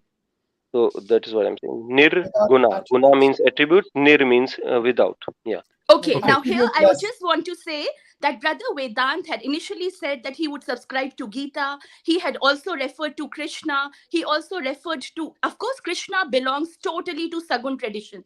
So how can you bring the two, which are absolutely poles apart, together when you're explaining Vedantism? Have you ever? Because there Sagun would not even come together. Have you ever read Gita, Swati? Of course, Don't yes, I try. have. Yeah, you have read. Vedant, Okay, look, so let's have a civilized tell me what is Dr. what Vedant, is the Dr. Vedant, no. excuse me. Just let me. Dr. I will. Please, excuse me. One moment, Dr. Vedant, please. We would appreciate it very much if you would not insult our guests, okay? We are not insulting you, so please don't insult our guests, okay? Be civilized, and we'll have a civilized conversation with you. Yeah. So you ask a question, and if somebody asks you a question, you answer it instead of being, condescending to them. Yeah. So please, let's try to keep the So my decorum. question to Brother What he Vedant asked? What is he asked? that how did my question is that Brother Mhm. Mansur had asked about Nirgun. You had explained Nirgun is something which is without any kinds of attributes. I want to ask that you had brought before the idea of Bhagavad Gita, where you were bringing in Krishna, the deity Krishna. Now Krishna completely, the entire thing belongs to the Sagun tradition. How would you reconcile that with Vedantism and with Nirgun tradition? If you could help me understand that, I would be very Yeah, grateful to you, Doctor. yeah. So yes, yes. So for that, I will recommend that you go and read Gita, chapter number 12. I have read it, which You is have why read I'm chapter number asking. So 12? kindly enlighten me here and So our brothers and sisters here. yeah, sure. So tell me what is the chapter number 12 about? Tell me, please. Question has been asked by me. The turn is for you to Yeah, so I'm respond. asking. Please do that. So you are saying that Gita doesn't mentions that. So I'm asking you. You tell me what does chapter number 12 tell about I'm Gita from Gita? saying the Bhakti tradition completely talks about Sagun. Forget about So Bhakti answer me, tradition. how You do you don't know about the. reconcile? How do you That is what I'm reconcile saying. You don't Nirgun know. and Vedant You with don't Saguna? know. You don't know anything about Gita. That's why you are asking Okay, this question. If you had Dr. read Gita, Vedant, you would hold have. on. So You would not ask please this tell question. me about it. If I don't know, please Yeah. help me know. Maybe I can rejoin Hinduism. Yeah. Sure. Help me. Yeah, Okay, help me out. I haven't No, read, Dr. Vedant, it's I not haven't about read Gita, all of rejoining. it. Answer So now. why don't you just tell us what Mhm. does it say in chapter 12 that you want to allude to? What does it say? Yeah. So the chapter 12. Yeah. So in chapter 12, Arjuna asks Sri Krishna as he had explained the teachings, that Krishna said that I am the unmanifest, unborn, eternal also, and I am in my personal form also. So Arjuna asks him that. Whom do you consider to be the perfect, that whether all the humans should worship the formless Brahman, or should worship the manifested form. So in that chapter, Krishna answers that the people can worship the unmanifested form also, but that is many times it is difficult. Like mostly Islam focuses on that to worship that God has no form, right? And But then Krishna later on says that for the bhakti tradition, humans can worship the manifested form also, and that is the best for them, because In fact, the the best, worship of the no. unmanifested. Here. Just a second, Dr. Vedant.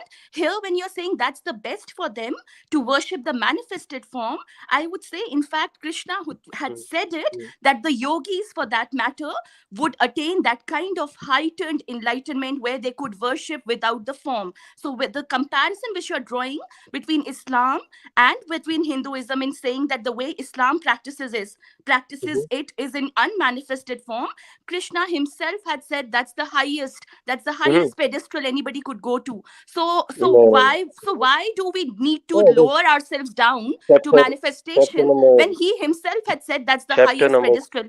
Yogis had reached that kind of a thing. Okay, So why so do we need to come down to a lower level? no, the question here is not with regards to worshiping God as with a form or without form. The question is about attributes. When before everything, before even the avatars. Yes. The question is, did Shiva, for example, according to you, he's the same God as Vishnu?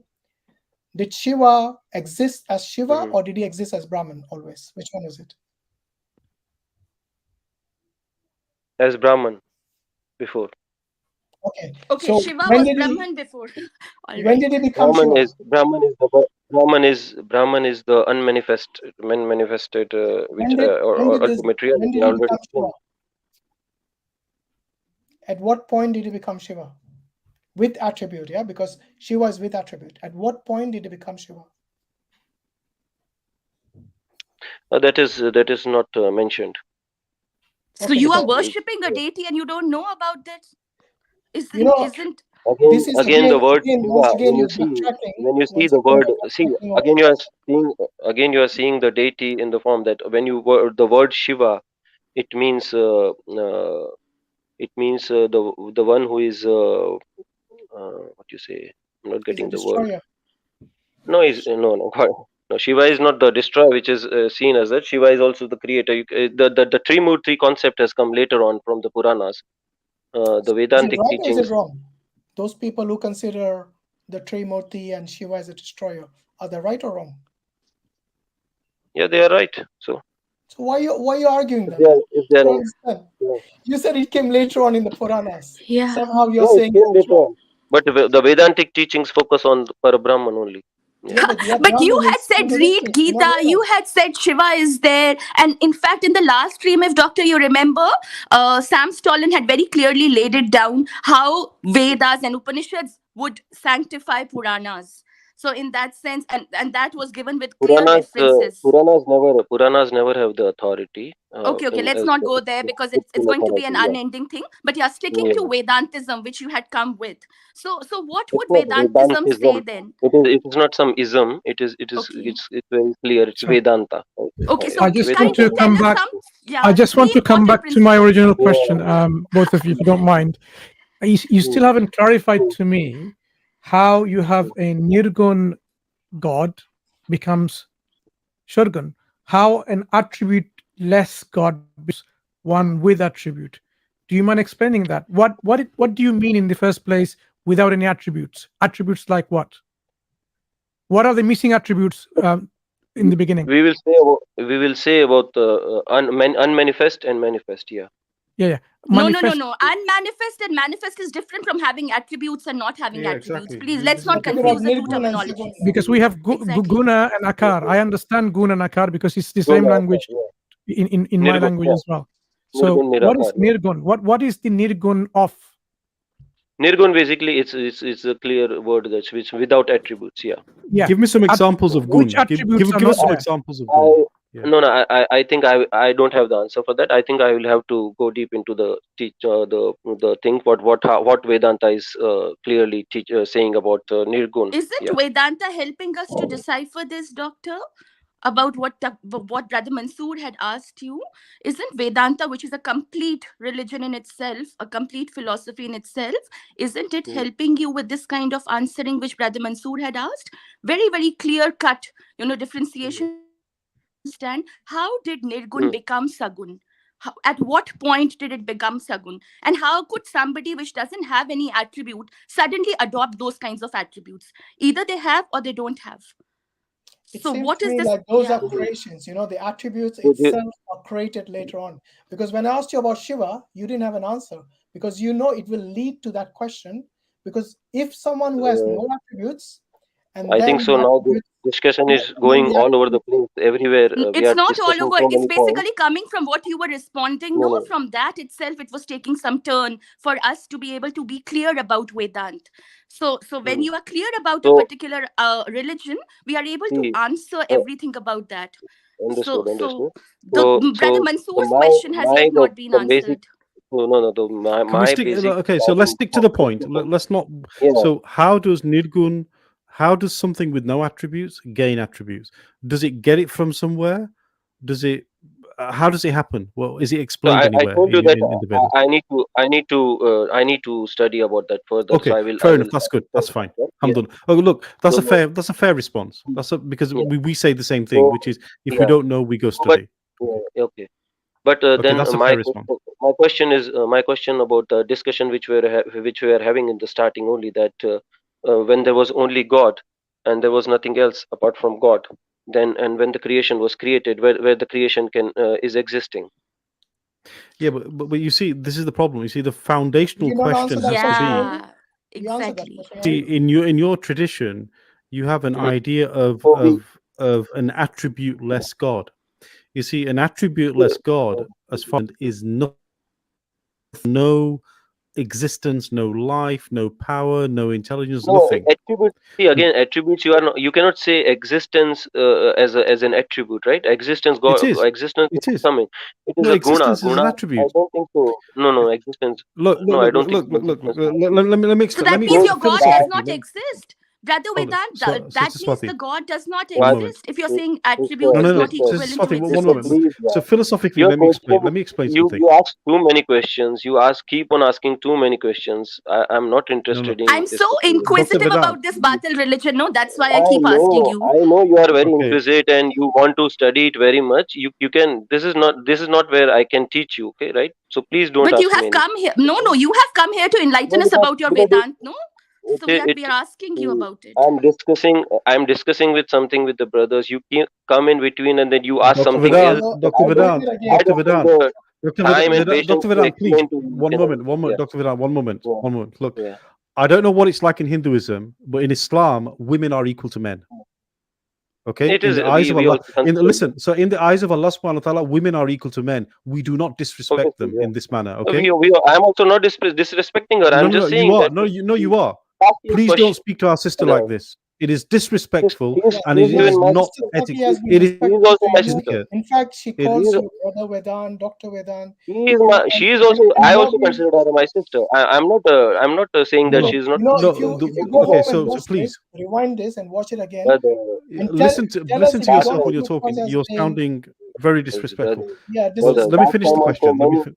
last time also in the last discussion also many Muslim brothers said that she was interrupting a lot. So I'm just I know. You talking know about why? interruption Why, and nothing Dr. else. There's no Vedant? Do problem. I tell you why, Dr. Vedant? Why they were saying I was being disrespectful? Because when I was trying to make a point, you were constantly murmuring. You were constantly speaking simultaneously. So I had to, raise my pitch. I had to raise my volume, and because I was doing that, it just appeared to be, where I was cutting you off. So that was like a tactic. Today, right now, at least you're being very decent enough to allow me to speak. In the previous one, you were constantly speaking with me, which is why it seemed to be disrespectful. But yeah, you can please answer what because there's no we point can get bickering enlightened about by you this. then. No, let's just focus on the questions. If Let me you go back. Let me get back to the understand, last five. So go and do research. let me summarize. Well, Let me good. You can summarize. come back next time. Yeah. So let me summarize. So Dr. Vedant, you have one piece of homework to do, which is you need to answer the question that Brother Mansur asked, which is how does we will Nadrun discuss about that later. Yeah, we will become discuss about that. Shagun? Okay, Yeah, this one. So next time you come out, and the question I have for you is attributes, can they exist without an entity to attribute them to? So do attributes exist in themselves? Or do attributes require an object in order to manifest? Right. So if you can come back to the next. I think the existence is not what Brother existence. Muhammad We is cannot asking you is that if you can predicate attributes only to a being, okay, then when you say that being is there, in fact, you're not even sure if the being exists. Because you said No, existence is not existence is not even an attribute. existence is not existence is not an attribute. Existence, we cannot say that existence is an Does a being attribute. need to exist even for it to have attributes? Does it need to exist at least? Yeah, so obviously God is existing, right? So we And can that's say not an when we are attribute? saying, exists. when I'm saying God is You have ever no idea existing, about the then attributes. I How do you already know said that God is. See, when so I told you, I will study about that. But I said that God is ever existing. What does that mean? Okay, that's fine. I never said God is not one of the names of Allah. So we have a studio full of guests. We have a studio full of guests. Ever existing. Yeah, ever existing. Yeah, go because these are the Vedantic teachings. Vedanta teachings say that God is ever existing. Yeah, but my question to you is that when there was only God, when the creation is existing. The creation Can you didn't tell me? exist. Creation Okay, it didn't created by exist. God. Was created, it didn't exist all the time. Yeah. So after it was created, where is it existing? The question by Vedant doesn't, we need to have foundations clear first, Dr. Vedant. Yeah. Once you get the foundations clear, then probably, the dialogue could make more sense. So I think you can read about it, help us in the other stream about it, and then the conversation can take place. Yeah, I'm asking that before creation there was only God, right? We agreed on that. We are still stuck up on that basic question that how can something when there was only God, when there was only God, like 5 times already, and you still no, brother, you let me just finally summarize to you again what all the brothers and the sisters what he's saying. So we have God, and God created space external to himself, And Okay. within this space, you have the creation, because creation is space is part of that creation. So when you say So that's an external creation. okay. So a creation is existing separately from God. Are you saying that? Yes. Yes. Yeah, external and separate and distinct. It's separate from God. Exactly. Yeah. We Separate don't say. also. Yeah. Yeah. The creation is not part of God, and God is not part of creation. So now creation and the creator has separated. So you mean to say that where there is creation, there is They were never one, exactly. okay. Okay. So, Don't no. try to So juxtapose Hinduism onto Islam. Try to know. I'm not. This here I'm trying to. You will never It's be not able to juxtaposition. No, make we are not. sense I'm of not doing that. non-dualism if you believe in dualism. I'm not doing that, brother. I'm answering. You will never be able to. Brother, I'm asking the question. I'm not trying to mix it. I'm saying if the creation and if the creation and creator are separate, do you mean to say that creator is not present where there is creation? We are saying that the creator and the creation are separate. Separate. Okay. In fact, God doesn't require, like the way creation is subject to time and space. Do you agree? So God is the creation is existing outside of God, Just right? answer the question. Does God require time and space to No. exist? External to God. Brother, yeah. What you're saying, Brother Mansur? Yeah. I'm saying external to God, because the whole idea of space is a creation. It's a concept that's created by God. So when you say where is something, the locus of something, this is part of, in our understanding, space is a creation. So you're now saying, are you saying now God is distinct, separate? Yes, his creation is separate from him. God is not mingled within the creation. So where there is creation, there is no. So where there is creation, there is no God, right? You are saying that where there God is God still exists. No, God still exists. But God is limited, right? God is limited Not because at God all. is not where there is Your creation. God's existence is still in question, Dr. Vedant. So let's first No, clear no, no. that before you limit Allah in Islam. There is only one God. You can call him Allah. You can call him Parabrahma. It doesn't matter. The ultimate Allah has reality is only one thing, right? Allah has attributes. Brahman doesn't have attributes. It's not the same God. Yeah, not the same God, brother. That's why I said, Just do not try to juxtapose Hindu gods onto Islam. You'll fail. I'm not trying to do that. I'm trying to explain. are. In fact, When throughout Islam this is saying training, that the trying to creation, do that. when I'm saying that when I'm saying that Islam is saying that creator and creation is separate, you mean to say that God is limited and God is not where there is creation. God is not there, right? No. That is not Look. You see, look. The first part of your statement is valid. God is separate. The creator is not the creation, and the creation is not the creator. The second part of your statement, there's a presupposition here, right? Exactly. And the presupposition is because you have an understanding already that God is everywhere, right?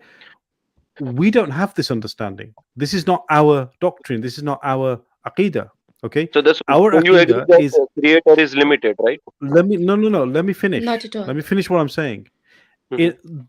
Allah is all powerful, all seeing, all knowledgeable, all hearing, which means the creation, every vibration of creation, God is aware of. From the minutest vibration of any existence, he is aware of it. So he doesn't need to be in creation to understand what's going on in creation. He's already aware of it because he is all powerful, and he has many other attributes. So when you say God is in creation, you from a doctrine perspective, you create a problem now.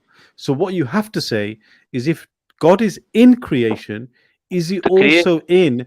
Let me explain. Is he in everything in creation? We say the creation is within the God.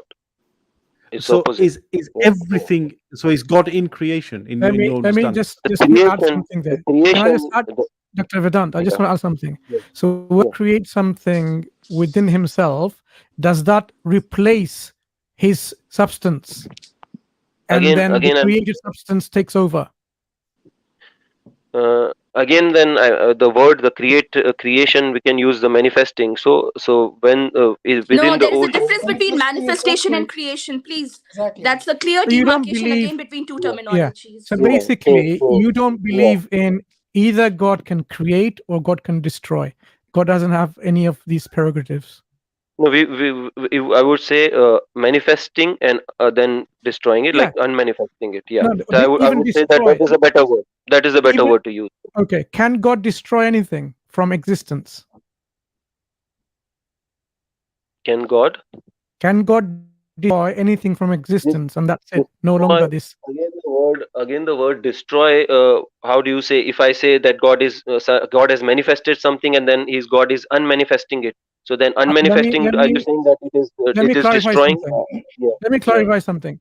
Say, can God destroy me and totally annihilate from existence that I am no longer there? That's it. Yeah, you can be unmanifested. Yeah.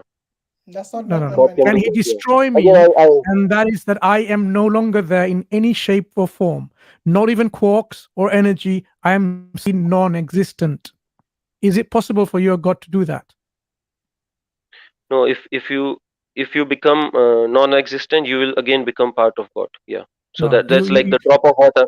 See, you're not following my question, Mr. Vedant.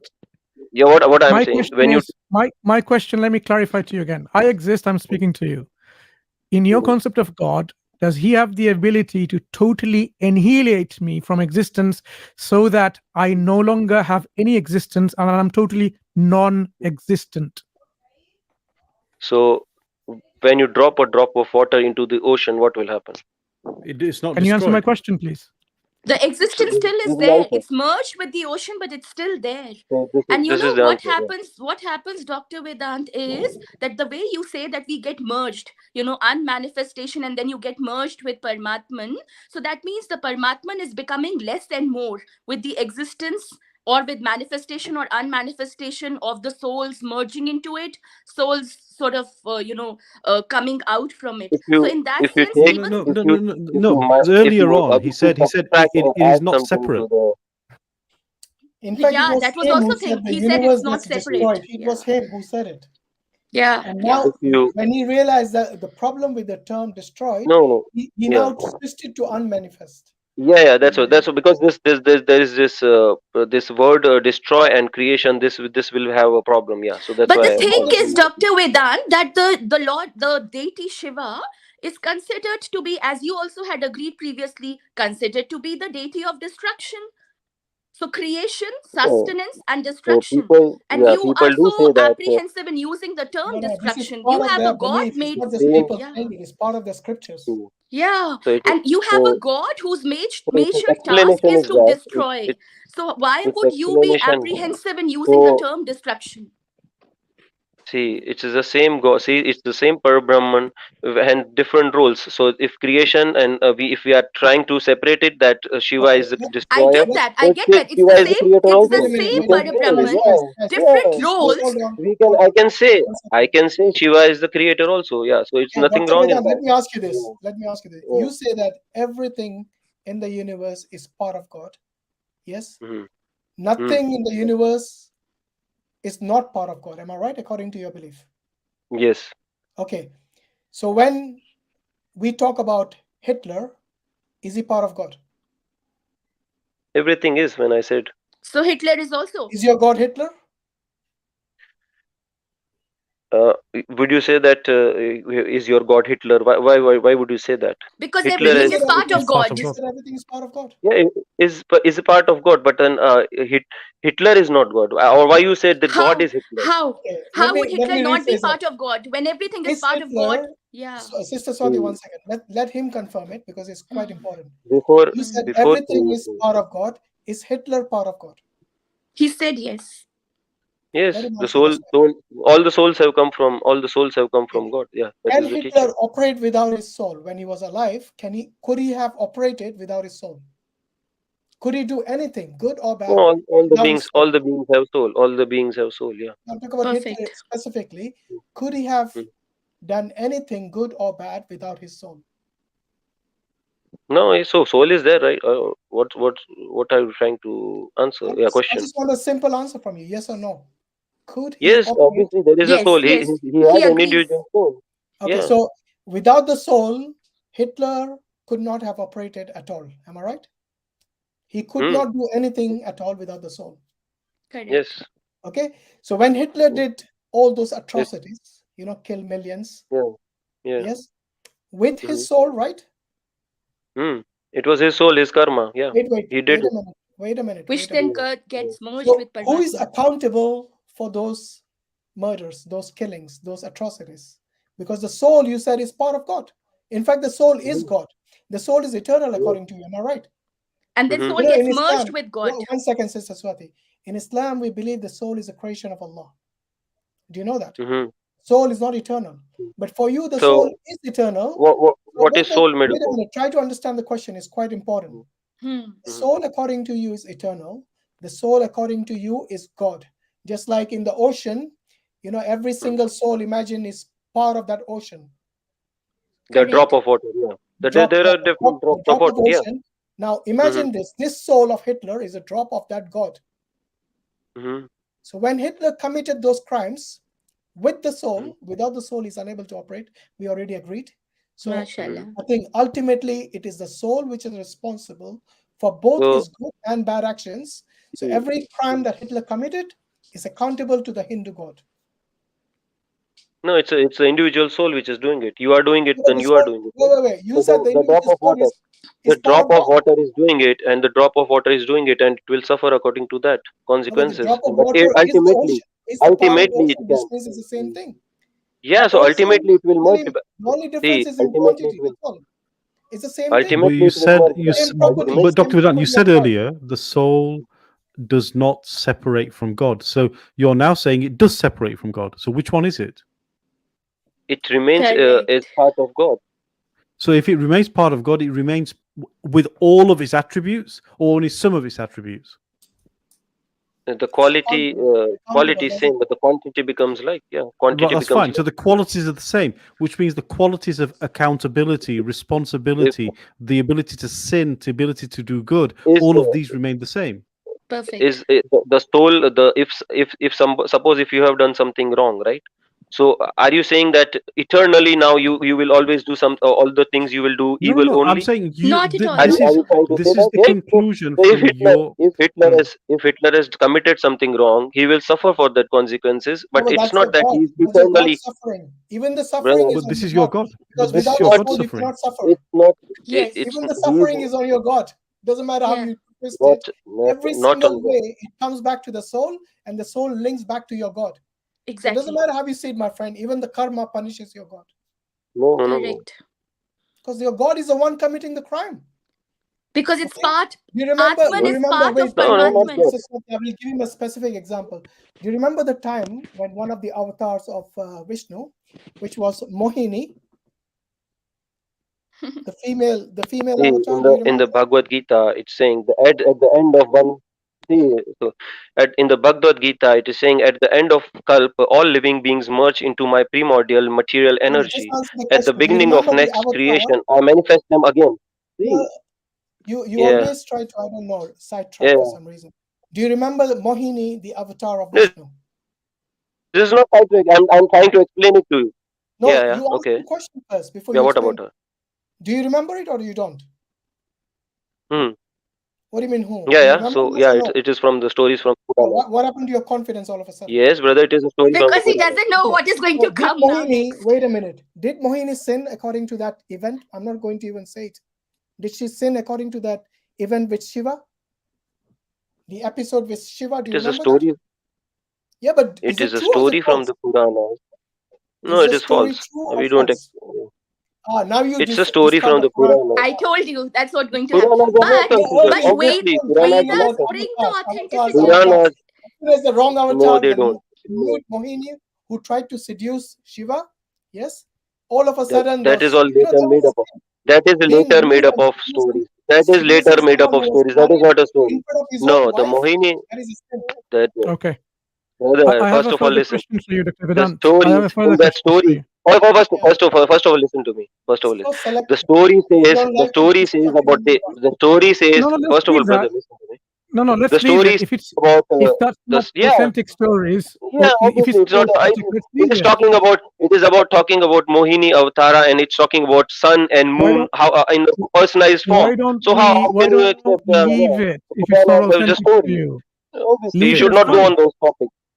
Obviously, That's what I'm saying. it's no need to go on that topic. It is what your brother Sam does. All these he takes from the That's the Puranas and Vedant. tries to make it stories. That's It's the not, it Vedant. doesn't matter. Yeah. Come down, and I'm saying if you don't accept it to be authentic, leave it aside. Yeah. But I have a further Okay. question for you.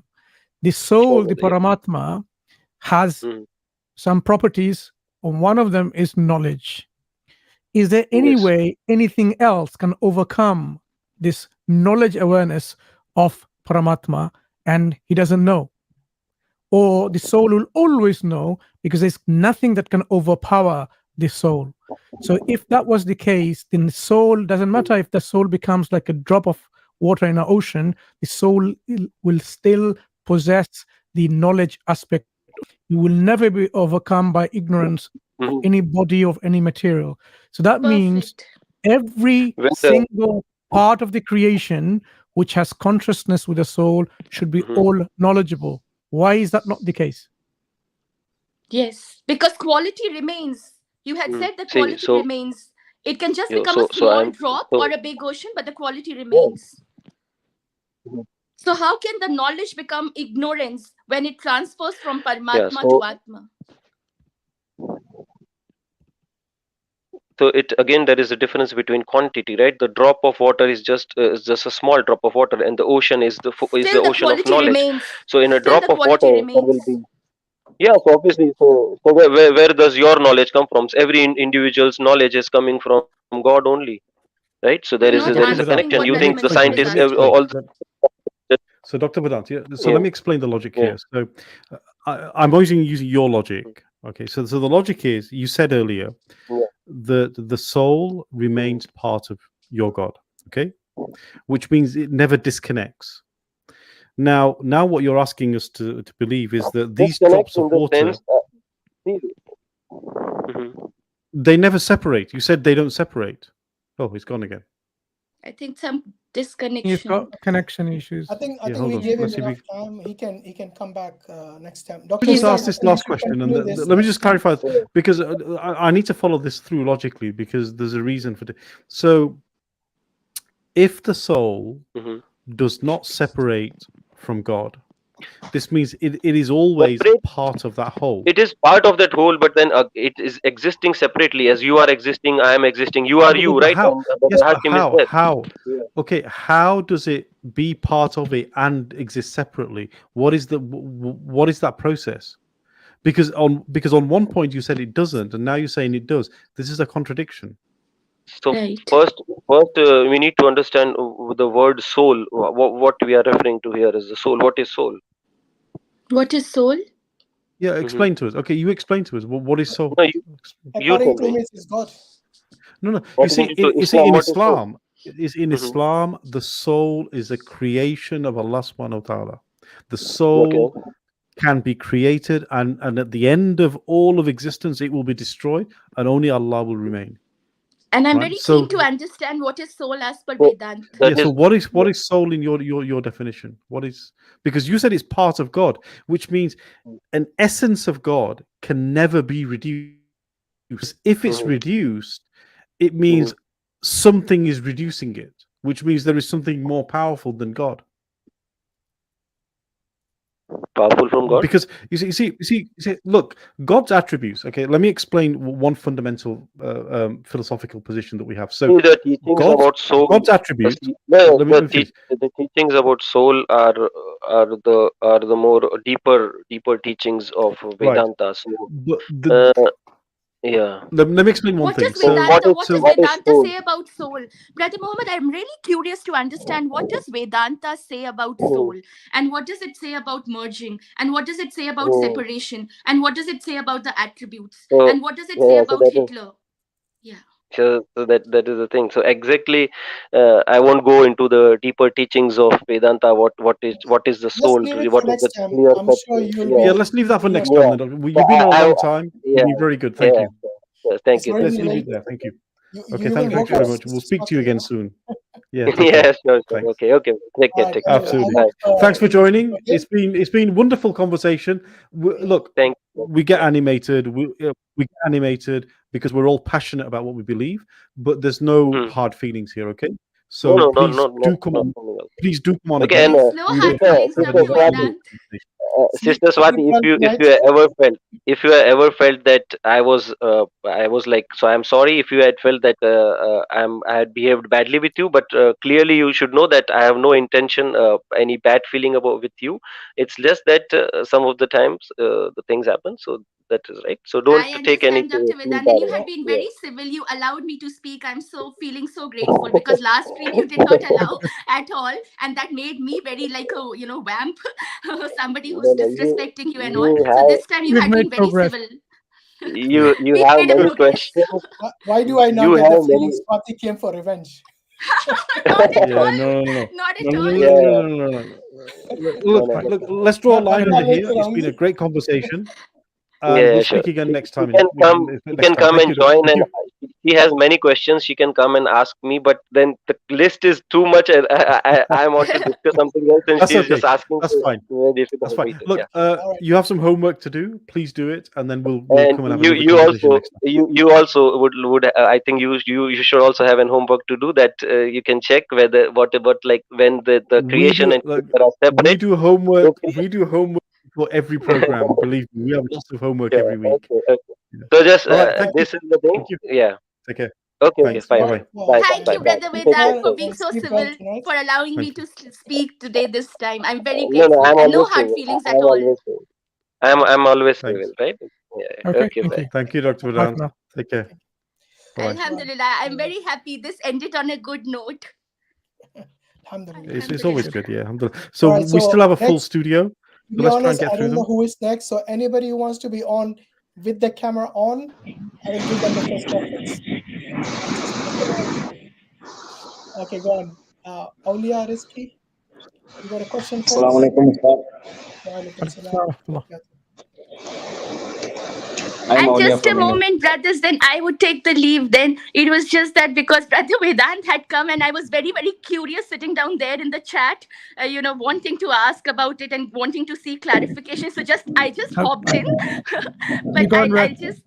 Okay, inshallah. Jazakallah khair, sister. Inshallah. See you again. Jazakallah khair. Thank you so much. Okay, salam alaikum.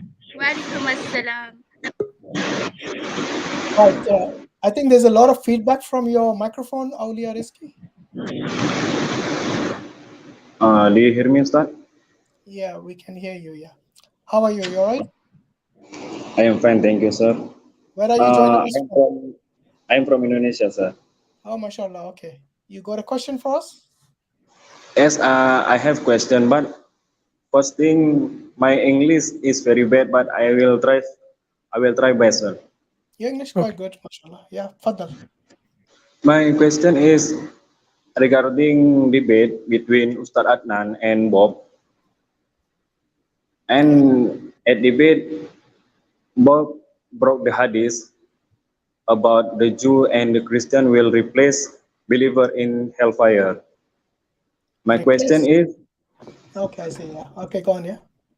okay, my question is, how can we say to Christian that Jesus' crucifixion is just, but in otherwise we also have concept about same like this? How is it same? Because Jew and Christian will replace us in hellfire. Why? No, Why? I think you misunderstood the hadith. Have you got the hadith on you? Let's read the hadith. Yes, I am already read, Ustaz. What is the reference for the hadith? Wait, I will check first. Okay.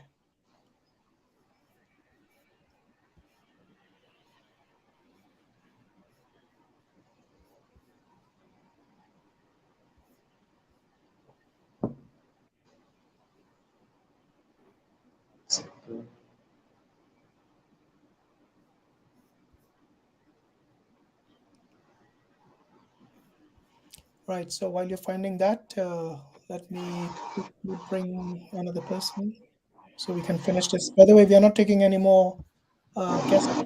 So we got 2 people more, and that's going to be it. Last 2 people. Yeah. Mansur, you want to put the banner up for that? Yeah.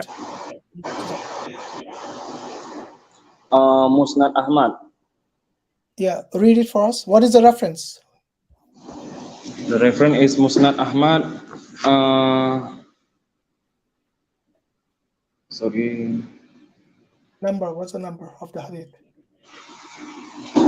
80,839. 8839? Yes, sir. Okay, do you want to read it?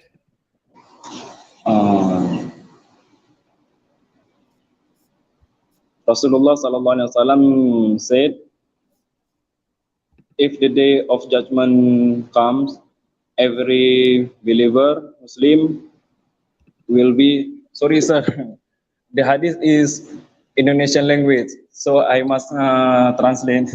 Okay, Brother Mansur, you want to take this? Yeah, I mean, this is again misunderstood concept.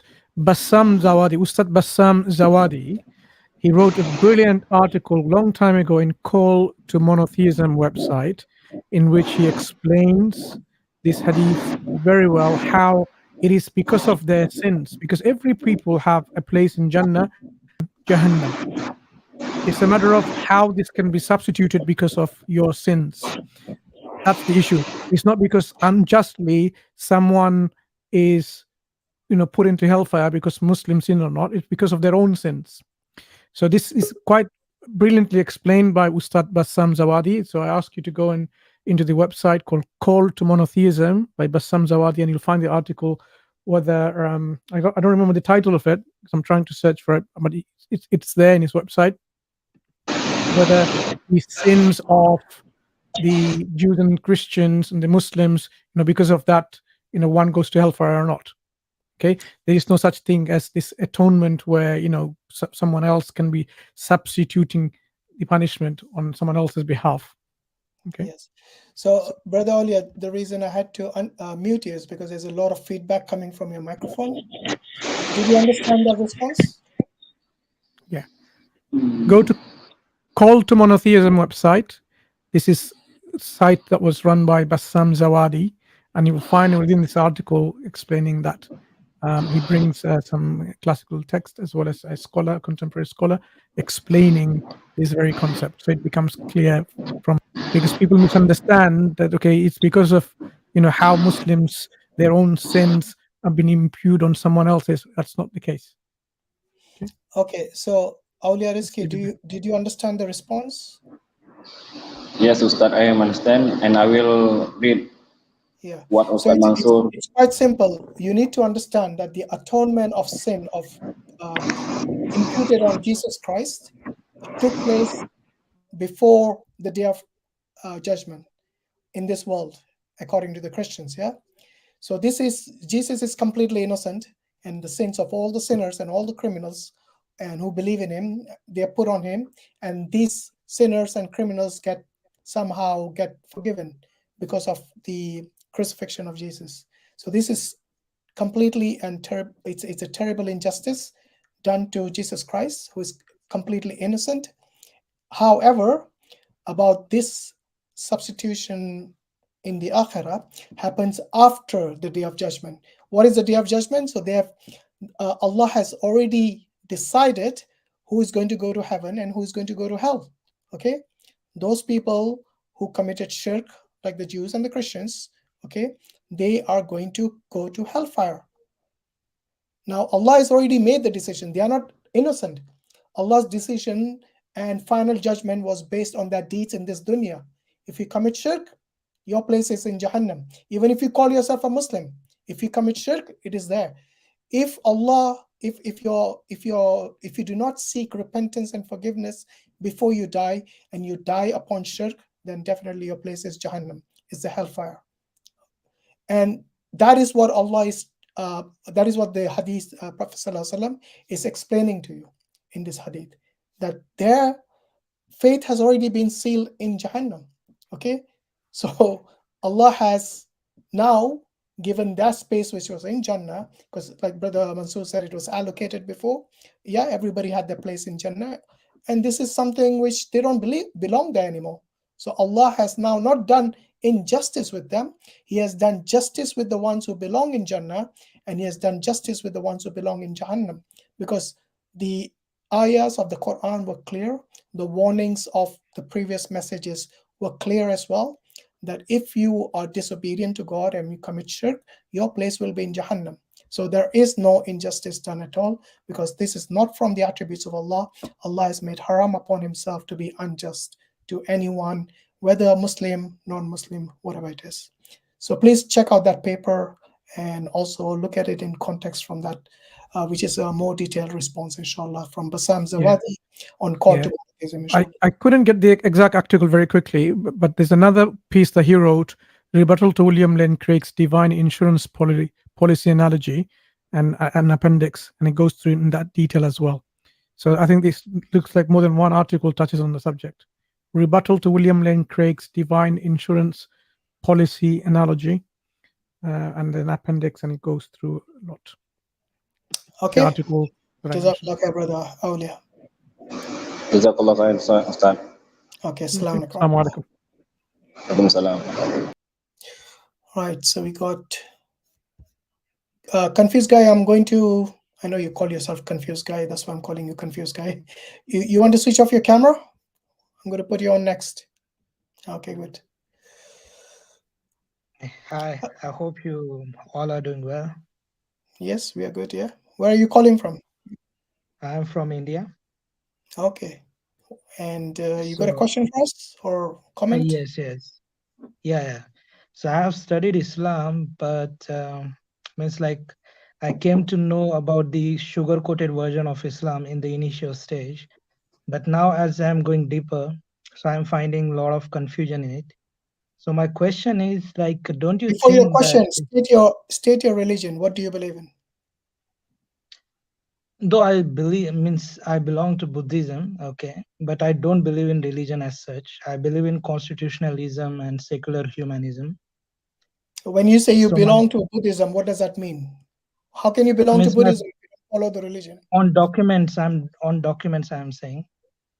No. Do you practice Buddhism or you don't? No, I don't practice any religion. So you don't belong to Buddhism then. Why are you saying you belong to Buddhism? Yes, I'm just telling my background, like family background. I'm telling. Okay, so say like But that. I don't practice religion, you but yourself. this is my background. Yeah. Okay, so you don't believe in God at all? No, I'm in search. I don't know exactly whether he exists or not.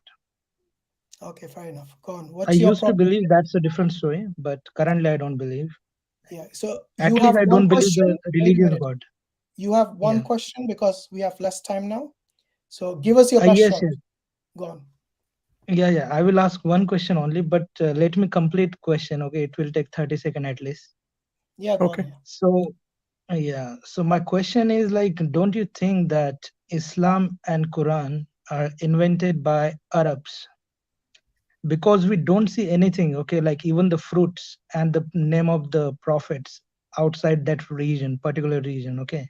And like maybe the Judaism and Christianity, out of that, you don't see any new names, okay? So my question is like every other religion is like that. So if you take Hinduism, the same thing is there. You won't find Krishna in the USA or Arab countries. So don't you think like all these are same like man-made things? Like why do you practice Islam? Like what makes you? Right. So now I understand why you call yourself confused guy. If you're going to go by this kind of logic that Ram is in India and Muhammad is in Arabia, yes, and he's not found anywhere else, what does that prove to you? That these names are local to that area, to that region. What has that got to do with Islam being false? I don't understand. I mean to say like this is for that particular region, okay? People invented this thing for that particular region for that particular time. No, but in that But region, now it is not needed to follow it. If God gave his revelation to a prophet in that region who has a particular name that belongs to that region, then what really is the problem? I don't understand. What seems to be the problem? Because he is addressing, if you take Quran particularly, then it is addressing only the people of that region. Okay, No, so every Allah says in the revolution. Quran, Allah says in the Quran, "Ya ayyuhan nas" means "Hear, O people." So it's not just addressing he's not just addressing the Arabs. He didn't say "Ya ayyuhal Arab" or Ajam, non-Arab. He says "Ya ayyuhan nas." This is a universal message for every person, okay, for every human, okay. And he also saying says, nas. Nas Yeah. means people. What is nas? Yes, It's people. Because the scripture is in Arabic. It was given to a prophet who spoke Arabic. Now, you wouldn't expect Allah to give a Chinese book to an Arab prophet, would you? That would be illogical. Mm-hmm. So That the would be revelation is always illogical. in the language of the prophet to whom it is revealed to the messenger to whom it's revealed to. I really don't But if you, understand what your contention is here. yeah, but if you see the revelation, okay, so if we go by the like more into hadith and all, Okay, so now you're you going to will another see question, that. right? Remember, you No, had no, only no, one question. no, no. I told you I'm to giving ask the rest example. up. I'm giving example. Example Okay, of so what? if You started with the yeah, name. Am I right? The name is not found anywhere else. Now that has been yes, debunked. Now you're going to another point because now you realize that is quite no, logical. no, no. So you're asking, so why means what I'm asking, Okay, right? once Like again, you're what was not your clear. question? What was your initial question? Let me see if you remember that. So the initial question was like, I feel that these all religions are man-made and limited to particular region and particular time. No, you That's said something about the name. yeah. So these So names why are you not common to that why region. not mentioning that then? Yes, Okay, yes. I just want to make a point here. I mean, the Mm. observation that you have is obviously a very cursory reading of the Quran. When the Quran says, I'll give you just one example. The translation of the meaning goes like this: "Do not the unbelievers see that the heavens and the earth was joined together as one piece, and God parted it asunder, and He brought every living thing from water? Would they then not believe?" If you know history very well, history of the regions and what their understanding of the knowledge that they had about the reality, they didn't believe in what the Quran is saying, that there was, everything was joined piece of a singularity, one smaller piece as single as possible, and then there was this separation. So if you say the Quran is a product of culture of a human being or a group of human beings within that region, it doesn't add up to what it's saying, because it's telling you something that is known to us much later, not from that time frame, but something that in the future we have come to realize this is the case. When the Quran says how Allah is the one who created the heavens and the earth with his own hands and he's expanding it, now the understanding of the expansion of the universe wasn't known to the period of the time period at that time, because even the Greeks at that time believed so wholeheartedly the universe is as it is. It doesn't expand, it doesn't become bigger or anything. Yet the Quran is talking about things which goes against the known science of that time, and only to be in the future to be appreciated and understood that this is what it is all about, because now we have more knowledge about our reality. So this goes very much against your observation that the Quran is somehow time specific, somehow geographical location specific in Arabia. The data suggests otherwise. I just gave you two examples. I can keep on giving examples after examples to illustrate my point, but I think I made it clear to you that is not the case. Yeah, that's right. But don't you think like many Muslim scholars believed for a long time that Earth is flat, and they took reference from Quran itself? No. So No, let's he's giving the scientific explanation, right? So I'm let's questioning address his your point. understanding. Yeah. Let's address your point. It's not many scholars believe. There's only one commentary that we know of, Tafsir al-Jalalain, if I'm not mistaken, when Allah talks about how he flattens the surface of the earth, and he says this is what it means, the earth is flat. But that is one interpreter interpreting in his abilities.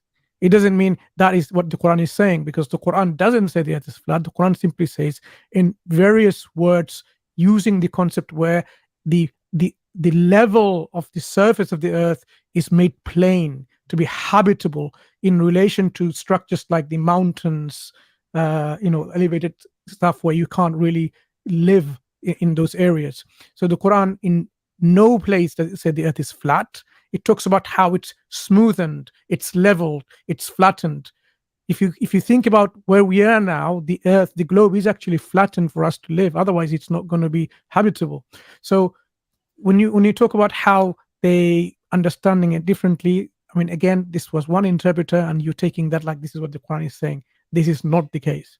So we have now covered 3 examples in which the Quran talks about natural phenomena, which even to the tools of science that we have is quite astonishing. So how can it even be, postulated that the Quran is a product of time and space in 1400 years ago in 7th century Arabia? The data goes against your assertion. So No, not confused guy, my. let me ask It you this. doesn't You go. said, Yeah. hold on, confused guy. You said you're seeking, yeah? When I asked you, do you believe in God? So, when you're seeking something, you have a criteria, don't you? What is your criteria for, how will you identify God, that you have found God? What is the criteria for recognizing God? I don't have any criteria. So Like, how I do you don't know you're find seeking? any. What are you seeking for? No, I'm not. I'm not seeking like the religion or anything. No, I I just didn't want ask to you know the. seeking religion. I asked you, do you believe in God? And you said, no, I'm still seeking. So Yeah. once again, how will you know in your journey, in your seeking, how will you know you have come across God, that you have found God now? How would you know that? Without a criteria, there's no way you can know that. So for myself, I didn't set any criteria. I don't know, like whether Okay, he so once exists or again, not. Whether do you believe in God? means I think like there is some superpower. Okay, but I don't consider him as the God which is in religions. That's fine. You can, when you say this being which has superpower, or this supernatural being, okay? Yeah. How did you come to that conclusion, that there is a supernatural being? After seeing this universe. Okay, so the universe exists, and how did you conclude that God exists or supernatural being exists? Yeah, I feel like for every creation there needs to be a creator. So you do believe in a creator? Yeah, but I'm Okay. not sure like who is he, whether he's interested in my personal life. I don't know. Okay, now if the creator exists, do you think the creator is able to communicate with you? I'm not sure. I don't think so, because I haven't seen any like Should he communicate evidence. with you? Should he communicate with you? It's up to him. I can't decide for him. No, but as a human being, you believe you're the creation of this creator, am I right? Yeah. Do you think he's like an absent father? He just created you and left you unguided? Yeah, I feel like he created the laws of nature and is not much interested in us like every other species. So he's like an absent father, right? Yeah, maybe. Yes. Is that a good creator or a bad creator? Just like an That's absent good. father, is he a good father or a bad father? If he He deliberately does created it, a for laws any of reason, he created a laws of nature, and then he's not interested in my personal life. but I think he's good. laws of nature has got nothing to do with your ethics, does it? Your morality, your ethics, the way you treat your parents, the way you treat your children or your friends, the way you live in a society, if he just let you fend for yourself, make up your own mind, to be honest, what you actually live in every society, there is some form of religion, some form of morals or ethic codes, which, to be honest, ultimately do come from some form of religion.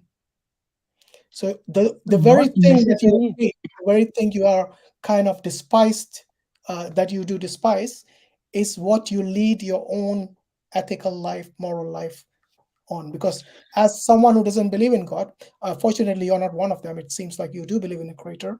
So I wouldn't even call you an agnostic. I would call you actually a believer in a creator. You just don't Yes. know. You just don't know what he expects of you, because you somehow, I don't know, have this. In a way, you're not. A religion has caused some issues maybe in your life.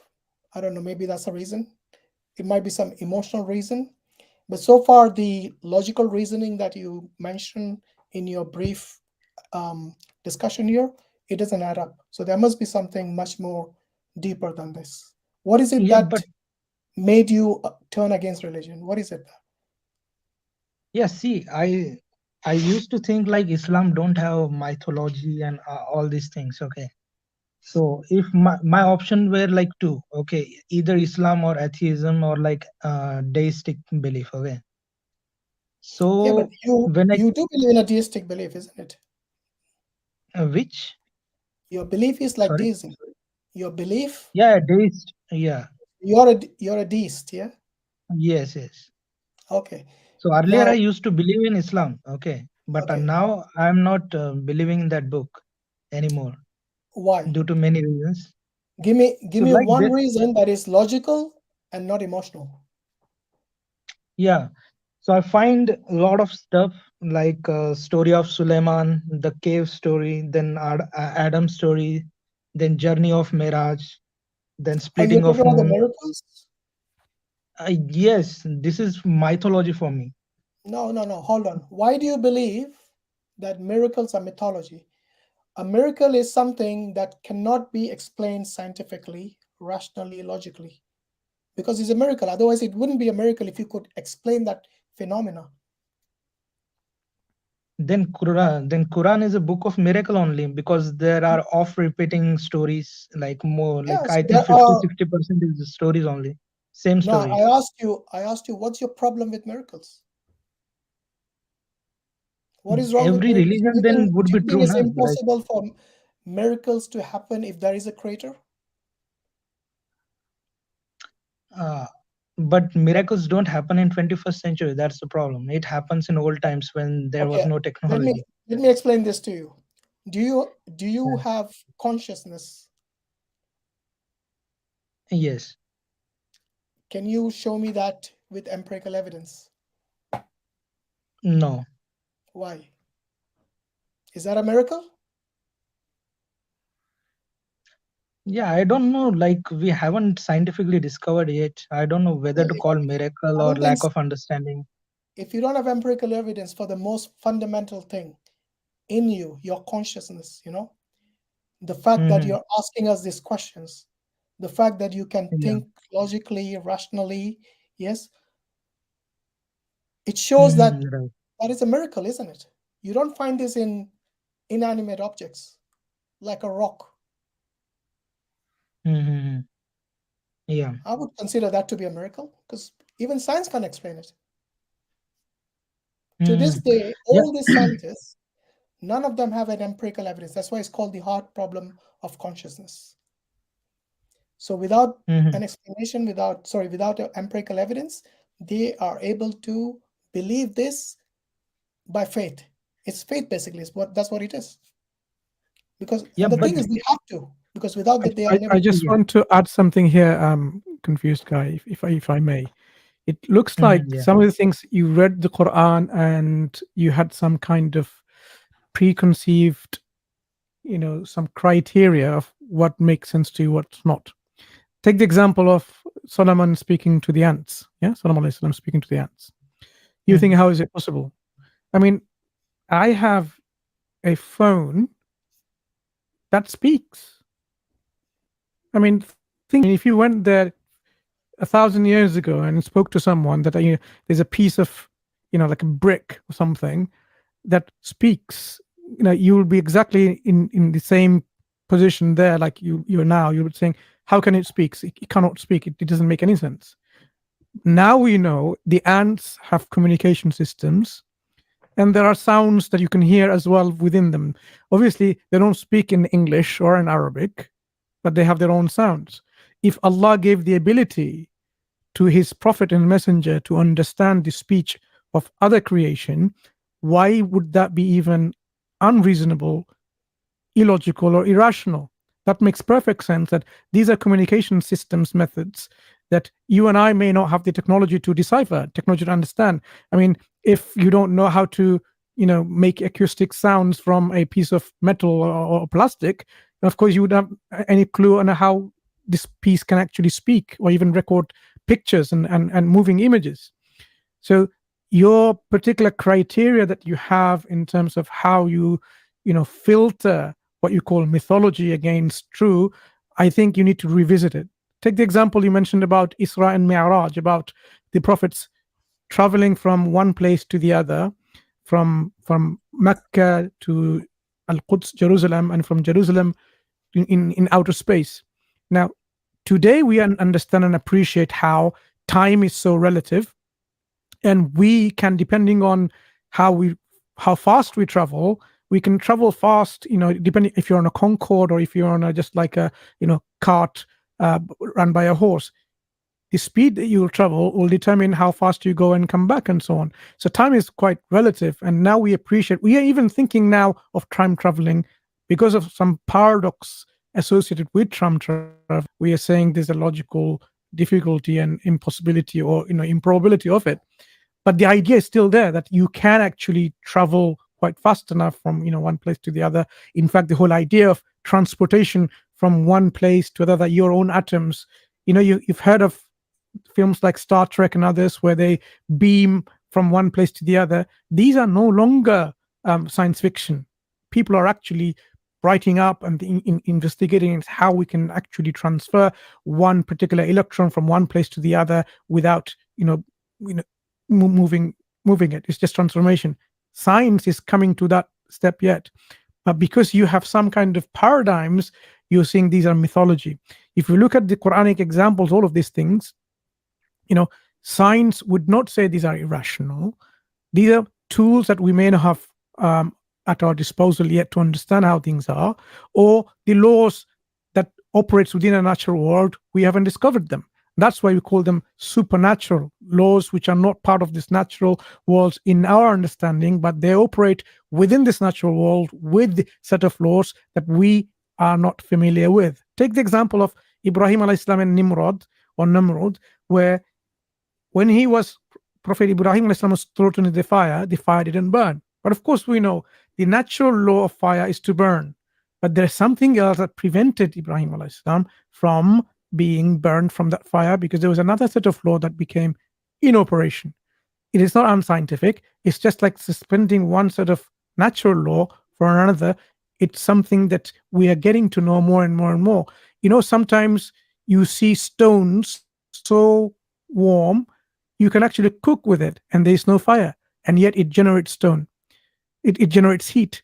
A lot of things that we are now unraveling in terms of our natural laws and wonders from this, then our understanding of all this, phenomena becomes clearer and clearer and clearer. They're miraculous to us now because we don't understand all the other laws that are operating within it. And that's why we say they defy our natural laws, because these extra natural laws are not known to us. They operate by God's commands, and we are not privy to those. That is probably why you are saying these are mythologies rather than facts and history. Yeah. So, Brother Mansur, by your logic, like you're thinking like science has not reached to that level and it's a miracle, then everything and anything is a miracle, okay, in this world. No. Give me some examples. No. Give me an example that comes in your mind that you think this is mythology from Qur'an, for example. Give me another example. Yeah, if you take the life of Noah, he lived for 950 years. So show me the civilization in the entire history which lived for so much period. Well done. So now you have talking about how much the lifespan of human beings were, right? Yeah. So what's span now compared to what was there 500 years ago? So because of the medical and healthcare, it has improved. We are surviving, like we are living longer because of these changes. No, not really. We can't live more than 120 something years now. So if we talk about India, then average like life expectancy after like 102 means like 100 200 years started increasing. Okay, before that it was around 50 or 200 something years? like that. Are you saying people live Yes, 200 because years we in have India? like improved in the medical field, Are you healthcare and all saying systems. people live for 200 years in India? No. The Okay, max, misunderstood. like average, I'm saying like 70 to like 75 is the average life expectancy. Yeah. What was the life expectancy 500 years ago? It should be less than the today. This is your assumption. It's assumption based on the reasoning, because we have more. So what we are evidence do equipped you with have? the science. What evidence do you have to say that people in the past, thousands of years ago, they lived shorter lifespan compared to today? What evidence? I don't have right now. I don't have evidence in front of me. But you think the evidence exists? But I don't. Yeah, but in my reading, I never came to like someone lived for 200 years or 300 years in entire history. Yeah, we are talking about pre-Diluvian individual before the flood, right? Have we discovered, who the people were before the flood and how much they lived? Do we have the scientific data to even make a comparison? So why to believe in that story? You are considering this a story, so you need to come up with some data to back up your theory that, okay, human beings See, I'm not believing consistently. because we don't have evidence, right? So why you are believing? We That's a different believe question. that is the law that God created human beings in this earth, and gradually our lifespan is decreasing. Part of his natural law, part of his law that he's created within this world. What's so unreasonable about this? That's what I don't understand. I don't know, like what evidence you have, like our life expectancy is gradually decreasing. So confused guy. Let me. So we believe this is true because we believe the Quran is the word of God. Right. So we believe everything God tells us is true. So now you have to ask the question: why do you believe the Quran is from God? Yeah, see, brother, Sri, what's your name? So yeah, Muhammad, brother, I also used to believe that Islam is true. Okay, and then I used to accept everything. Okay, whatever it is written in Quran, it is true. But I But think why? like Why? logic would. No. Let me ask you a question. When you believed the Quran was true, why did you believe the Quran was true? Because you were born into it? Because you were No. indoctrinated? Why? No, I heard and I read the Right. sugar-coated version. Okay, so That's what why. research did you do to establish the validity, the veracity, the truthfulness of the Quran? Did you do any research? Yeah, I read it on myself. Like I read it myself. Then I read What, the in Arabic? Did commentaries. you read it in Arabic? No, I don't Did read you Arabic. did you study it with scholars? Not with scholars, but I ask questions to them. Like whenever I find out, I Okay, used to so ask. let me explain one thing. So let me give you the position here. The position here is that a shepherd in the 7th century, in the middle of sand dunes, according to, this is the secular understanding, wrote a book which 1400 years later has 1.8 billion followers, has never had an untruth ever validated within it, and nobody has been able to produce anything like it in over 1440 years.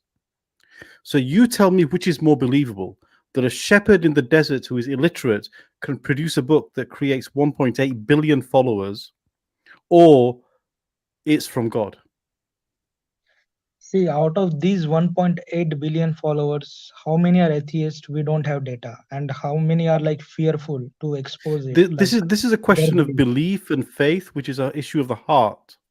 What I'm telling you is the evidence is the Quran itself. So you have to tell me why you disbelieved in the Quran now, because you laid a positive claim. You said, I used to believe in it and now I don't. So you have to tell me, why did you not believe in the Quran? and why did you believe with it to start with? What is your evidence for disbelieving? Yeah, because I don't find it fascinating. If I read the history of the revelation, then till 13 years, less than 100 followers of Prophet. And after Okay. he shifted to Medina, when he got sword in his hand, then they like somehow managed to capture all Okay, the good, things. good. Okay, So we'll get to that 13 in a years, second. no But you know what? miracles. You know what? No miracle worked. Okay, I'll tell you what. I'll tell you what. Yeah. I find Harry Potter fascinating. In fact, I find it to Okay, be great. an astonishing story. I really do. You know, Harry Potter is amazing. You know, it's like 6, 7 volumes of amazing stories that I find fascinating. I don't believe it's from God. In fact, I don't believe half of what's written in there. Why?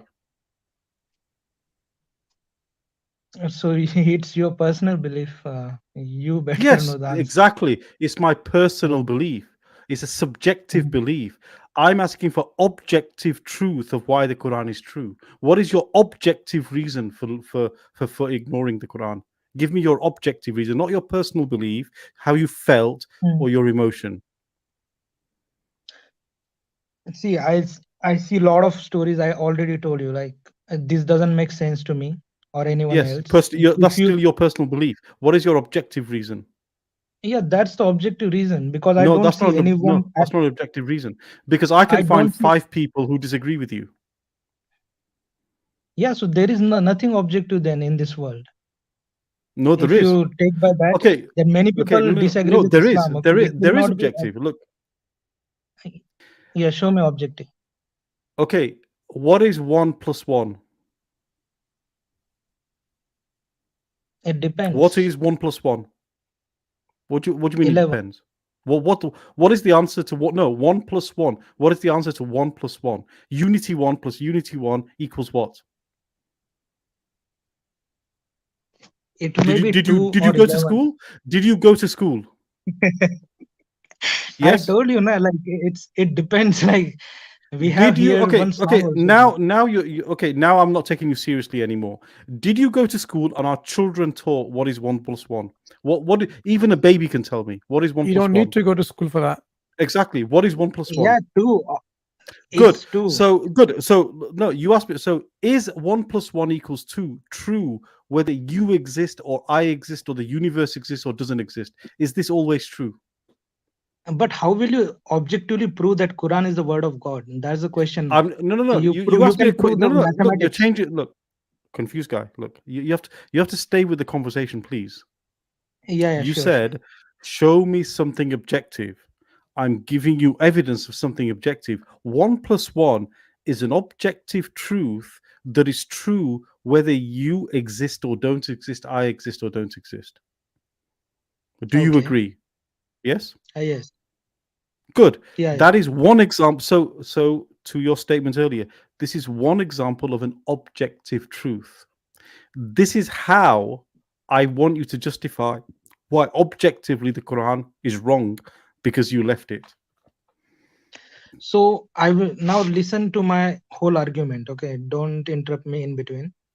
So I will take the example of Miraj. Okay, earlier you people said consciousness. Okay, so it is universally accepted. Everyone believes in consciousness. Okay, but if you take the example of Miraj journey, no human in the history, like history, I will say present. Okay, in the present day, I can't see any human being doing this. Like he's traveling faster than the speed of light or going to 7 heaven. When we don't have like first heaven, how can one travel to 7 heaven? I don't know. So how will you objectively prove this journey, Mera journey? So it is objectively wrong for me. And for anyone, any logical person, it is objectively wrong. No, okay. You've made category problems on 3 situations there. You made 3 category problems.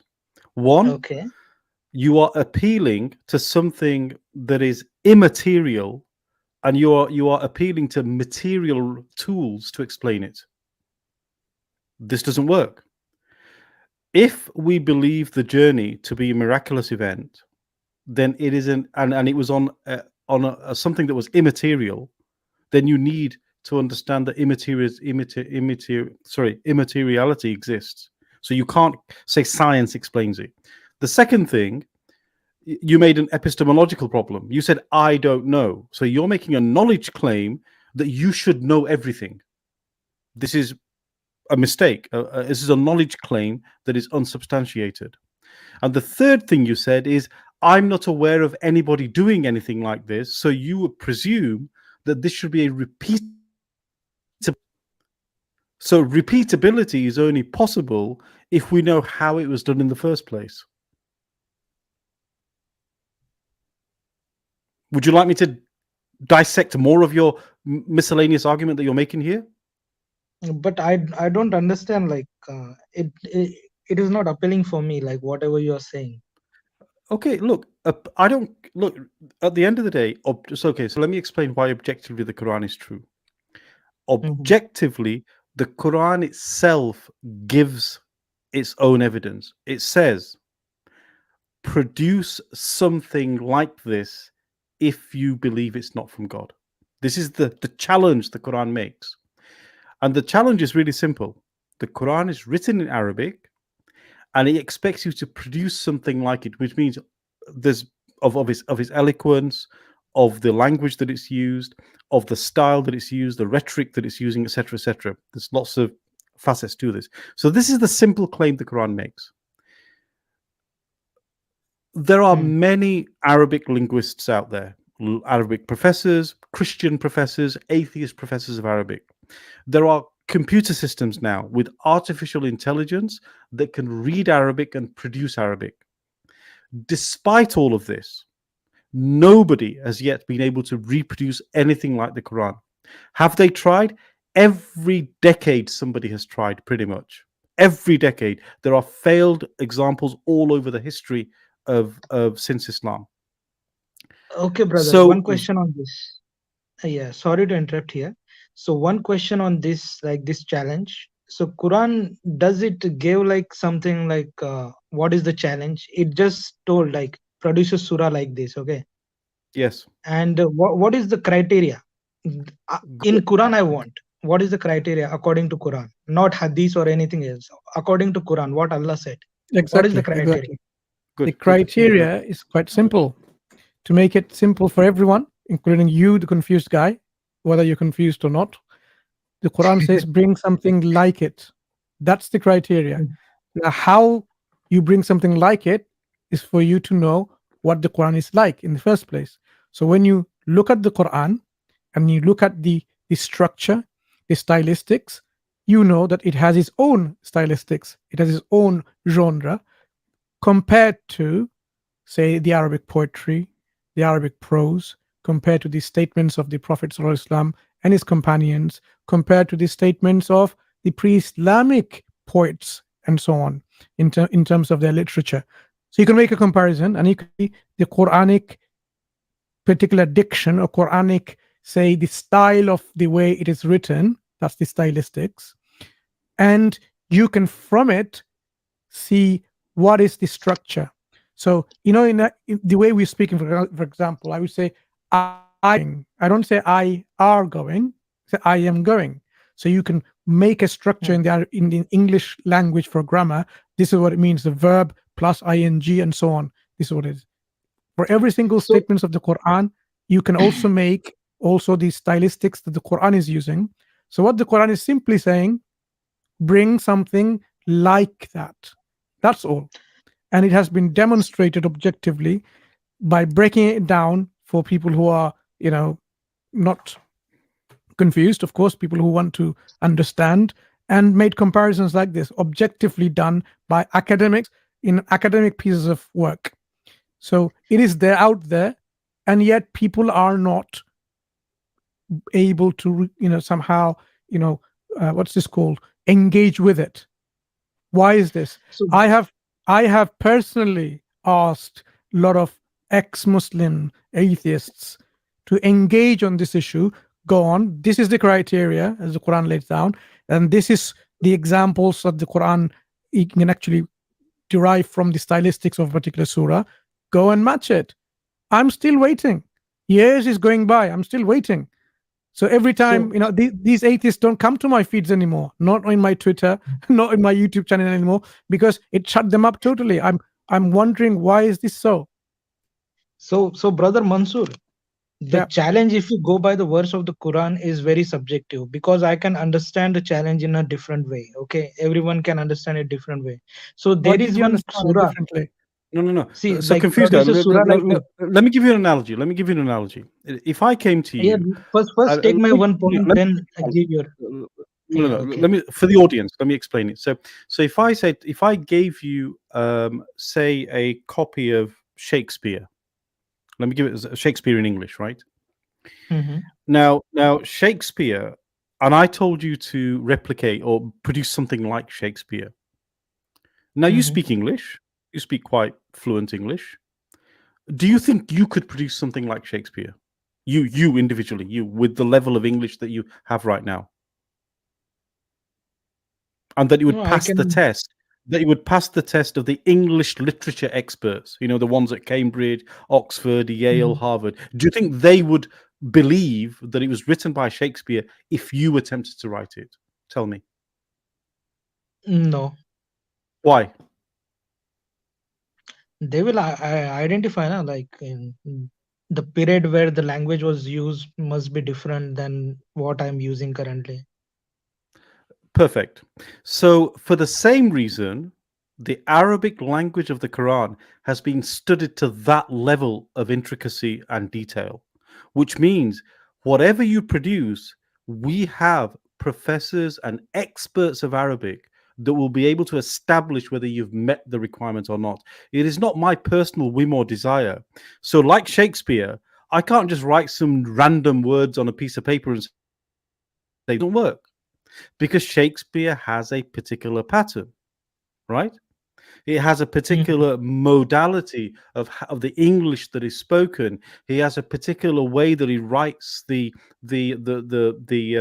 verses, and he writes the lines. And there's a particular mechanism where the moment you read it, you know it's Shakespeare. The Quran has similar, but at an even more in-depth stylistic mechanisms. So it is not subjective, it is objectively provable that these requirements are objectively assigned. Just to Exactly. add a point there. Snake juice, thank you. It's the iambic pentameter, which is actually the Shakespeare. In fact, the English language, fluent English speakers follow the iambic pentameter model, right? Yeah. By definition. Just to add a So point that there, way you confused guy. can't produce a book Before you like respond, Shakespeare as confused well, guy, right? just want to add a point. The Quran is not talking about subjective eloquence. That's what some people try to force the challenge to be. It is not about eloquence. The Quran is eloquent, no doubt, but it is not eloquent what the challenge is. Challenge is to bring something like it. And the like it means the structure, the way it is composed. Go ahead. And more. So if we put a challenge, okay, if we take an example of Shakespeare, so you told me like if I write a book, okay, so people will identify like this is not from Shakespeare. So for Yes. Shakespeare also this challenge is fulfilled. You can't fulfill. No, it's like, not. the way It's not. Allah. Yeah, I'll tell you why. Because Yeah. there's historical evidence now that people have actually, what's the word? I don't want to say anything bad, but they pretended. Let me call it. They've pretended to be Shakespeare, and in fact, some of Shakespeare's work is now seen as potentially fraudulent. So actually, Shakespeare, being a human being, failed. So Shakespeare is not the word of God. People have imitated Shakespeare, and you They've can imitated exactly. Yes. Okay, but I saw some like some chapters, I don't know, like Surah Corona or something like that. People produce, but you people will refute now because the challenge is No, very not you people. subjective. No, You not cannot you say like people. it is not like that. No, it's not you people. It is objectively anybody that understands the Arabic language, whether they are Muslim or non-Muslim, they will say this is not from the Quran. If they are genuine, if they are honest. So the test is open to anybody. Just to come to this point, Surah Corona or any other so-called surahs, you see, none of those attempts that you find in the internet, and that's why people get confused, and no wonder people get confused. Which surah were they imitating? What were the Quranic stylistics they were imitating? No comment by anyone. It's just like, a kid attempting and writing it. And even if you take that on itself, you can see where it fails. That's how basic these literary criticisms can be applied on these ones. So no scholar of Arabic language takes this imitation seriously. Otherwise, you'd have found these published in peer-reviewed works, like scholarly academic works from Oxford, Cambridge, and so on and so forth. You don't see this. In fact, the attempts that were made historically, they themselves, scholars will say, look how, like Musaylama or others, they didn't even meet this challenge because this is where it fails, because it's a laughable stock and so on and so forth. So if you really want to understand this, you need to go and level up a bit and say, look, let me think with an academic hat. Now, how do the academic scholarship treat these kind of things? Things about the miracles that we talked about. Is it something unreasonable? In the past, we couldn't travel fast. Now we travel can we travel faster than sound now? We can. Yes. So we we can with the Concorde. Yeah, we can. But we are saying, to our current state of knowledge, we say you cannot travel faster than light. But what the Islamic tradition says about Mi'raj is there was a vehicle, there was a transportation medium that God provided, which bypassed all of this limitation that we have now today. This is a piece of technology, if you want to use this word, which we don't have privy to this particular technological advancement. But now we appreciate more and more as we develop in our science and technology. We produce faster cars, faster planes, faster rockets, and so on and so forth. So the whole idea of space traveling at a high is no longer science fiction. So you should not be somehow confused and say, oh, this is a mythology. This is something that's reasonable, but we don't have to do so because of our limitation of scientific advancements and technology. That's all there is. Okay. So for now, I will leave because some people are waiting. I guess I took a lot of confused guy. Just Thanks for to coming. summarize, the key question is, Yeah. if the Quran proves to be what it is, then you have to believe in the prophethood of the prophet, and you have to believe that he came with the message from Allah, and you have to submit to his law. This is what it entails. If you don't, then you will be destined for the hellfire. This is the bottom line, because having been a Muslim, you know how important that requirement is. So you now have a requirement to invalidate the claim that the Quran is not from God, and if you don't do that, you have a problem. Anyway, it's a pleasure speaking to you. Pleasure speaking to you anyway. Yeah. Come back again. Well, And let's definitely. continue Alhamdulillah. on another stream. Well, Okay. Take care. Thanks very much. Thanks. Bye. Okay, we got Tufail Ahmed. Assalamu alaikum. Can you hear us? You need to speak up.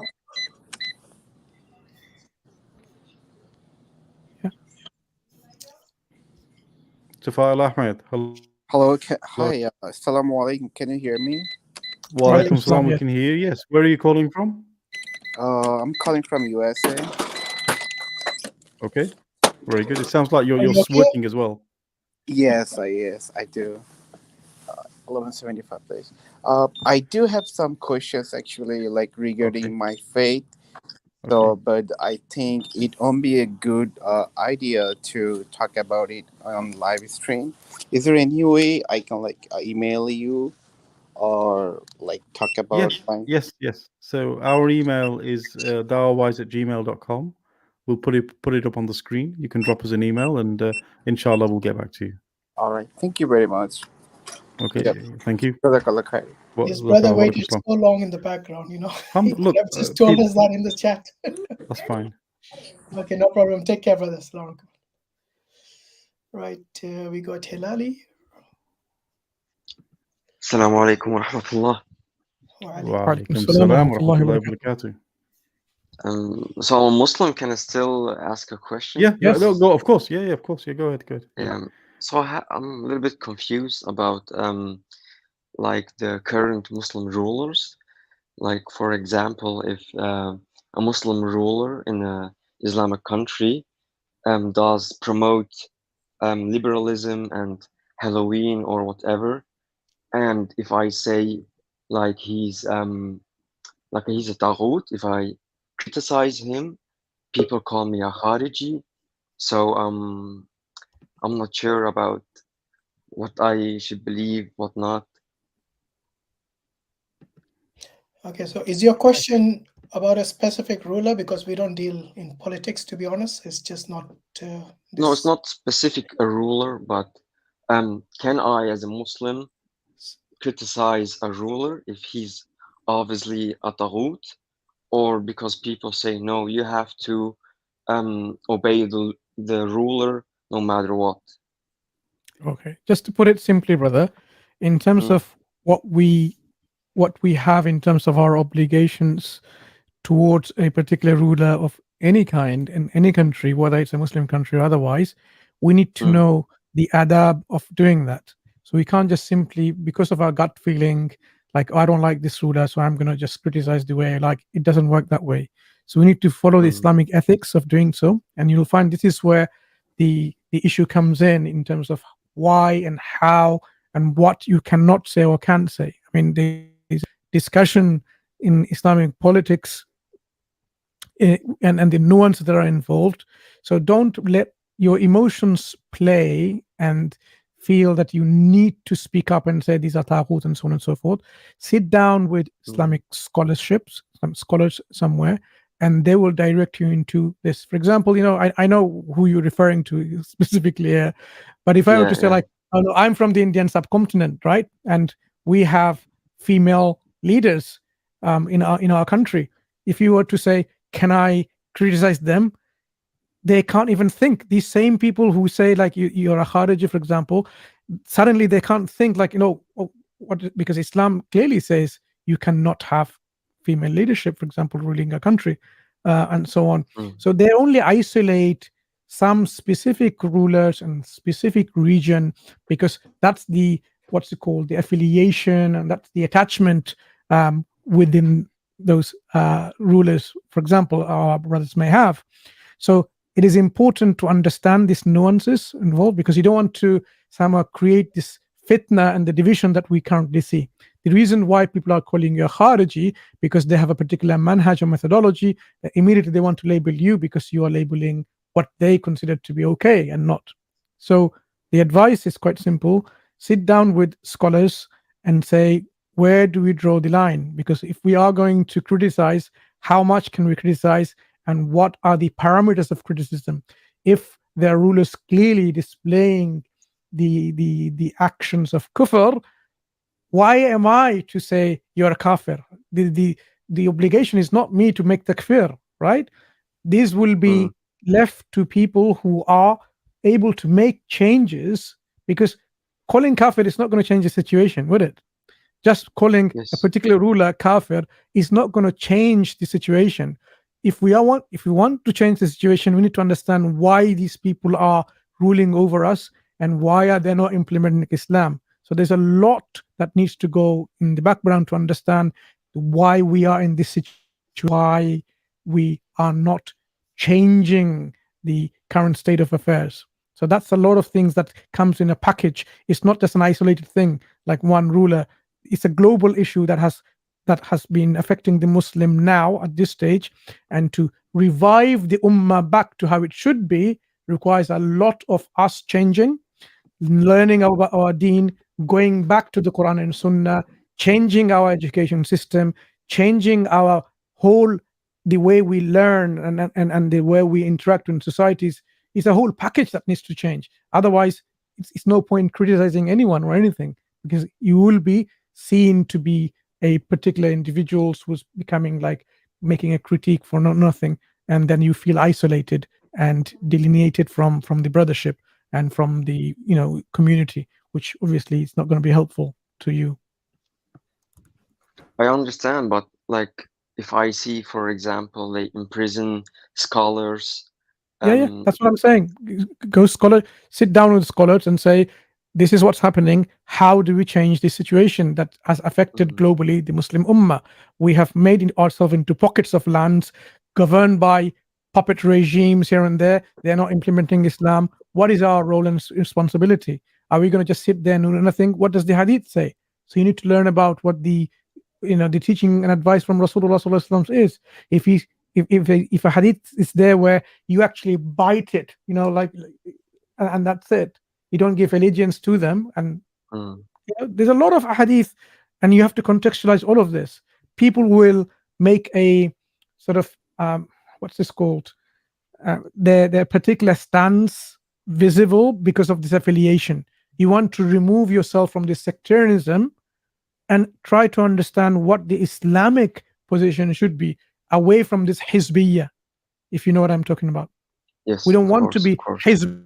We want to know what the reality is and how we can change and rectify the situation without some kind of asabiyya and hizbiyya, this tribalistic understanding of Islam.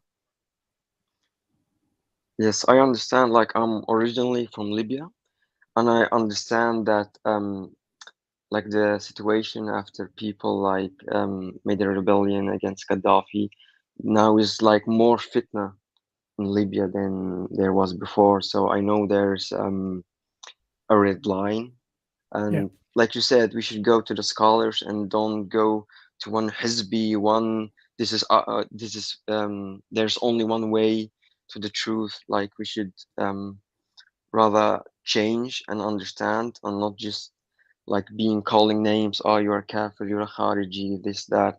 Rather change the situation.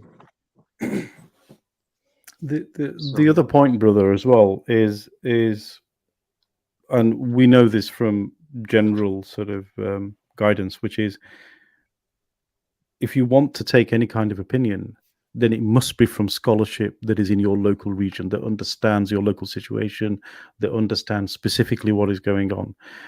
We can't appeal to scholars that are not from that region, because they typically don't understand what's going on. So Islam is very, I mean, when it comes to fiqh, when it comes to these sort of decisions, Islamic is very nuanced, and it's very delicate, these matters.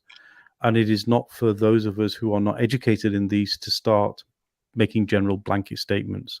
So our especially with Dawahwise, our goal is always to maintain independence from these kinds of issues, because, as you know, they create division where we don't need to. But if you're looking for a specific guidance, then you need to go to your local scholars who understand the local situation.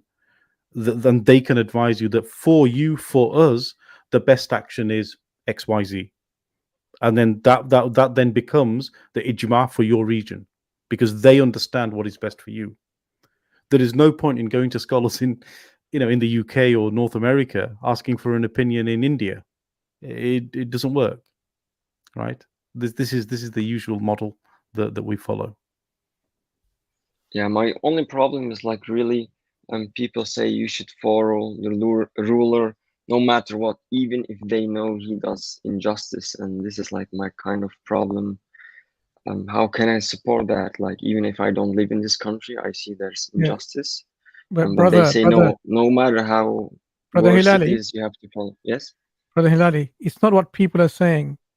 If it comes from the ahadith of Rasulullah Sallallahu Alaihi Wasallam and it's contextualized, then we have no say on this.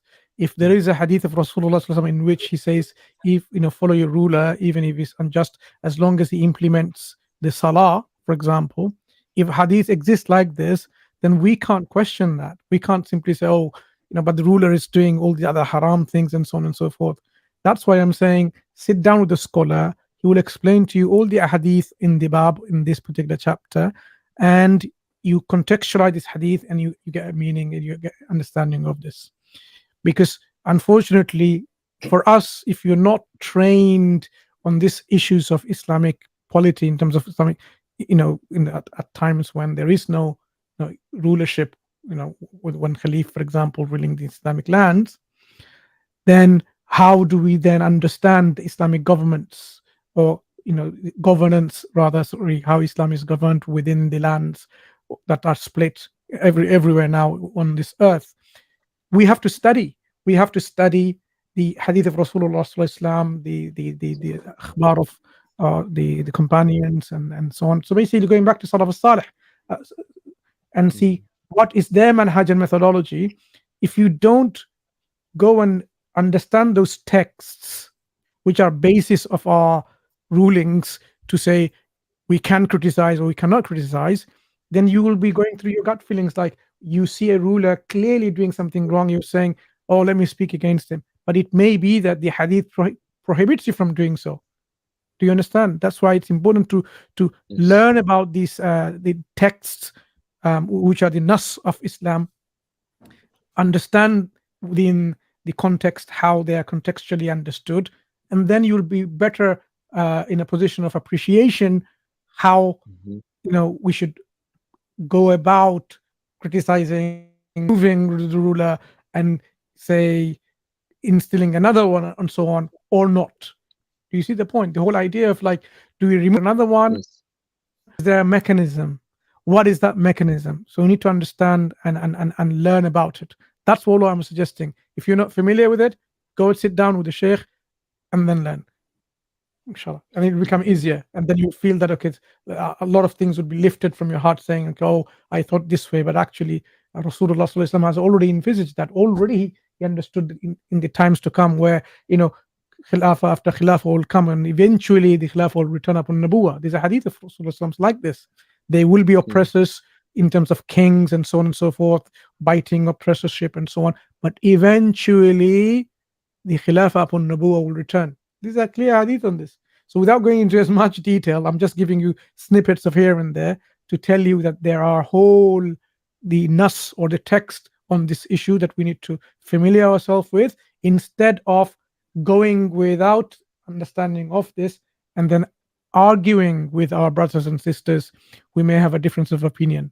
Okay, we need to unite rather than divide. That's the key message.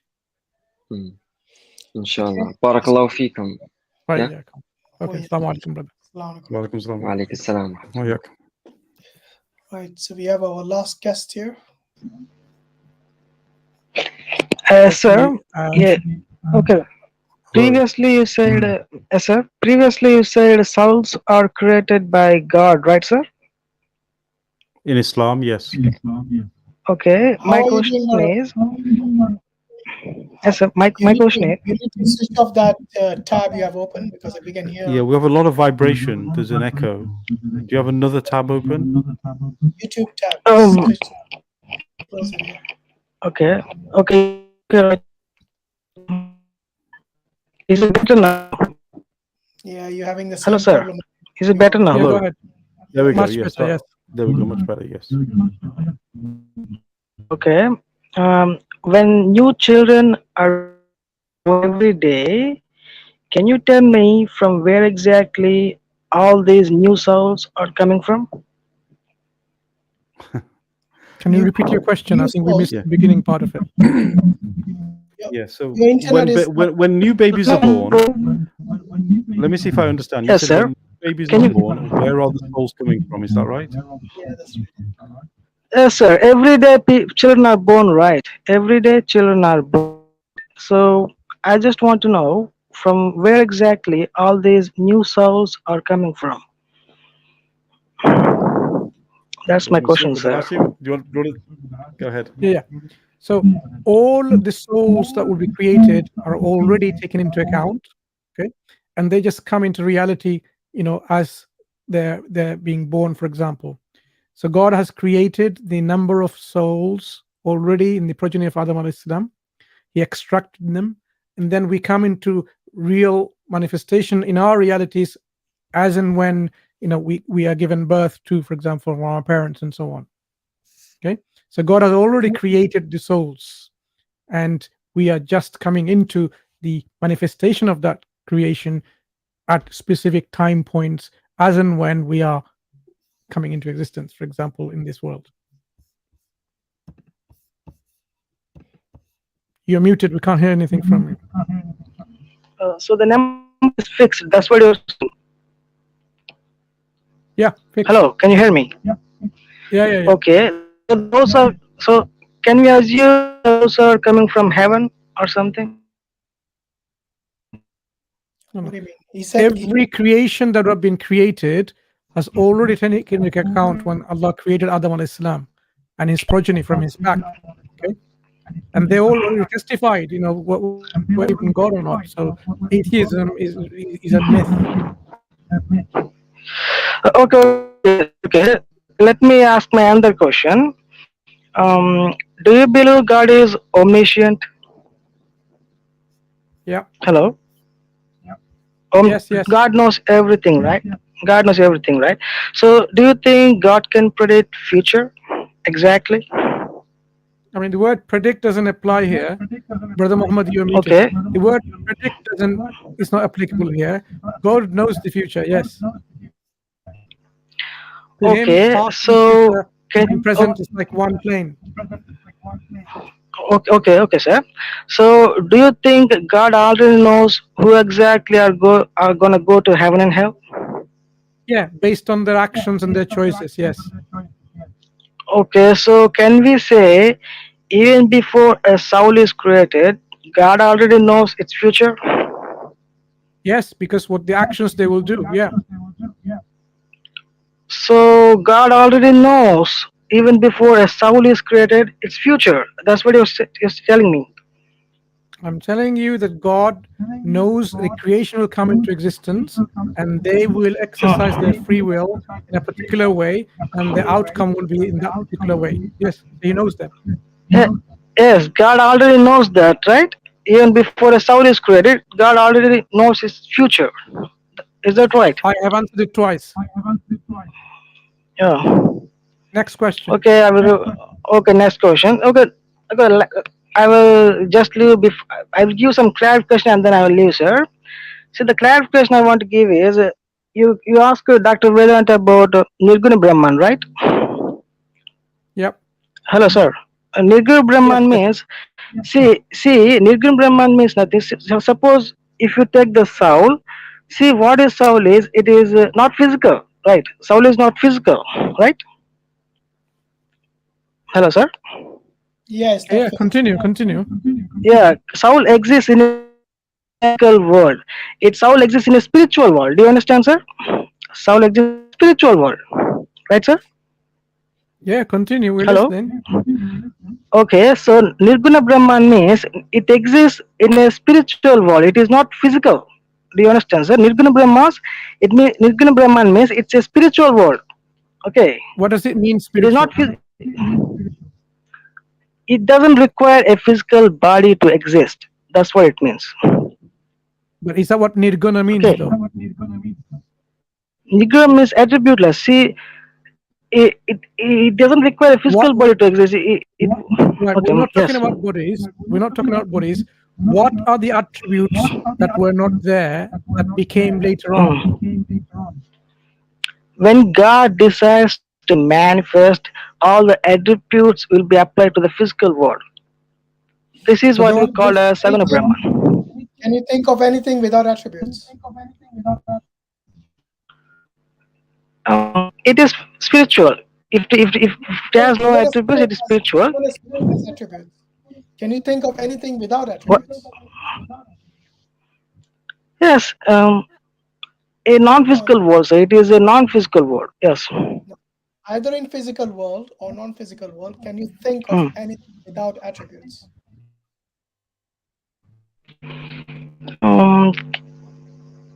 Let me give you an example. Before he manifested into something else, did Nirguna Brahma possess knowledge? Brahma possess knowledge. That's what I'm saying, right? Spiritual world means it's pure knowledge, right? So even when he was Nirguna, he had knowledge. Yes. Yes, he can think. He can. It's a spiritual world, right? That's it. Are you confusing the Nirakar with Nirguna? I'm not sure here. Yeah, you are. Okay. You're confusing between form and attributes. If you say he had knowledge, if you say he had power, if you say he had will, these are attributes. So he had them. So he wasn't Nirgun, he was Shorgun. No, sir. Saguna means physical. Nirguna means non-physical. No, that's not how guna is understood in Vedas or Vedantas. He's nirguna, and he's also without attributes, without form, without attributes. See, the universe has a beginning, right? So that's what it means. It came out of nowhere, and that's what it means. So the universe was created from the spiritual world. That's what it means. No. Who told you? Willed for it. The universe came from nothing. It didn't come from nothing. No, I'm not saying nothing. See, when you let me explain, sir. When you say nothing, it just means the universe is hidden. Okay, the universe always exists in a hidden state. No, nobody said the universe always existed. That is your claim. Brother Muhammad, you are muted. I'm not saying it exists in a. I'm not saying it exists in a physical world, sir. So, Brother Varun, I'm not saying it exists in a physical world. We've actually moved off the topic. Can we go back to the idea of form and attributes? So, what is gun and nirgun, and what is form and formless? See, first of all, God is infinite. Okay, God is infinite, and nirguna means it doesn't enter attributes. And I'm not sure how to explain this. What we know is it has no any attributes. Saguna means it has all kinds of attributes. It is physical and all that. So maybe Dr. Vedant is right. We need more research on this. Earlier, I asked you, can you imagine anything either in the physical or the non-physical world that has no attributes? Because when you say no attributes, the only thing, or rather the opposite, nothing comes to mind. Yes, nothing means it is not physical. No, nothing doesn't exist. Do you agree?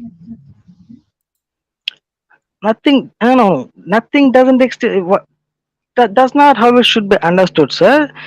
It can see what we Hindus believe. What we Hindus believe is there is a spiritual world.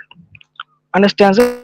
There is a spiritual world, and if you listen to my question, I said either in the physical world or the non-physical world, which you call spiritual world.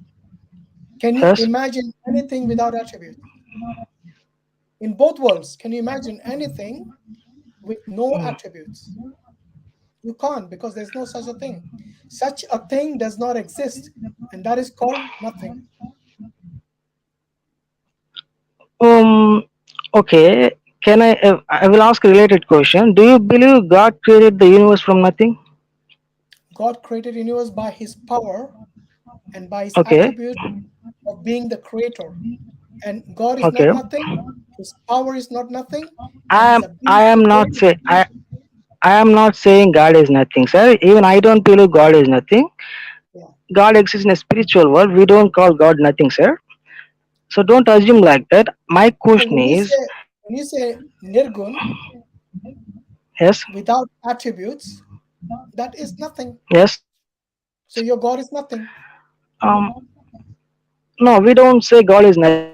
We say God exists in a spiritual world. God does. Once you say that he has no attributes, you have no choice but to admit that he's nothing. Maybe you're understanding better, but we Hindus don't believe like that. Earlier, Mansur asked a question which you haven't responded to. Do you believe God is all-knowing, omniscient? Yes, omniscient. Yes, God knows everything. Yes. Is that an attribute? Yes, that is. Stuck again. You know why? Yeah. Because the only thing which will allow you to think of your God without a contradiction is to admit that your God is nothing. Or you admit that God does have attributes, like the way the Muslims believe in, that Allah has names and attributes.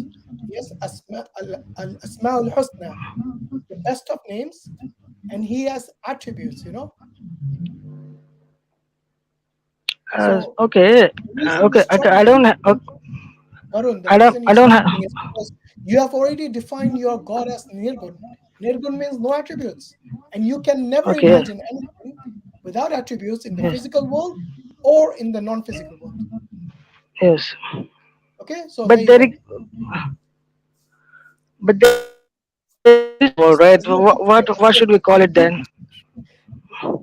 As a contradiction, you have to No, deal no. with. So hold on. So Varun, you see, the situation is that the original conversation we were having was that it is contradictory to claim that your concept of God has nirguna and guna. If it has no attributes, then it can't also have attributes at the same time. And so what we were asking is, if it was nirguna, which is without attributes, then when did those attributes come about? And then the question we are asking is, what is the list of attributes that came about? Now, one of the things we were saying is, in order for creation to happen, one of the key attributes of God has got to be, or at least three, at least minimum, has got to be that he exists, i.e., he is alive, exists, he has the knowledge to create, and he has the will to create. These are three basic fundamental attributes that must exist. If they don't exist, where do they come from? Did you get the question? If you Okay, sir, if you think about how your God created the universe, you will, in my opinion. Right, but it is not about the unit. We're talking about God himself. This is the creation is separate. We're talking about God himself. How can God have nirguna? Maybe I'm struggling without to answer, sir. Maybe I'm struggling to answer here. I will leave it to Dr. Vedant. You Yes, understood we the Hindus, we We Hindus asked the same believe. question to Vedanta, and he changed from destroying the universe to what No, was no, it? we don't believe. Listen, sir. We don't believe in destroying the universe. We believe God just hides it. Okay, we believe God just hides it. See, if universe, sir. See, even scientists are saying. Let me explain, sir. Let me explain, sir. Let me explain, sir. Let me explain, Pascal, sir. I can't hear you. Your mic is gone.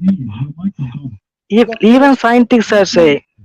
Even scientists are saying, in is not to. Can't hear you at all. You're So breaking up. what we get is nothing.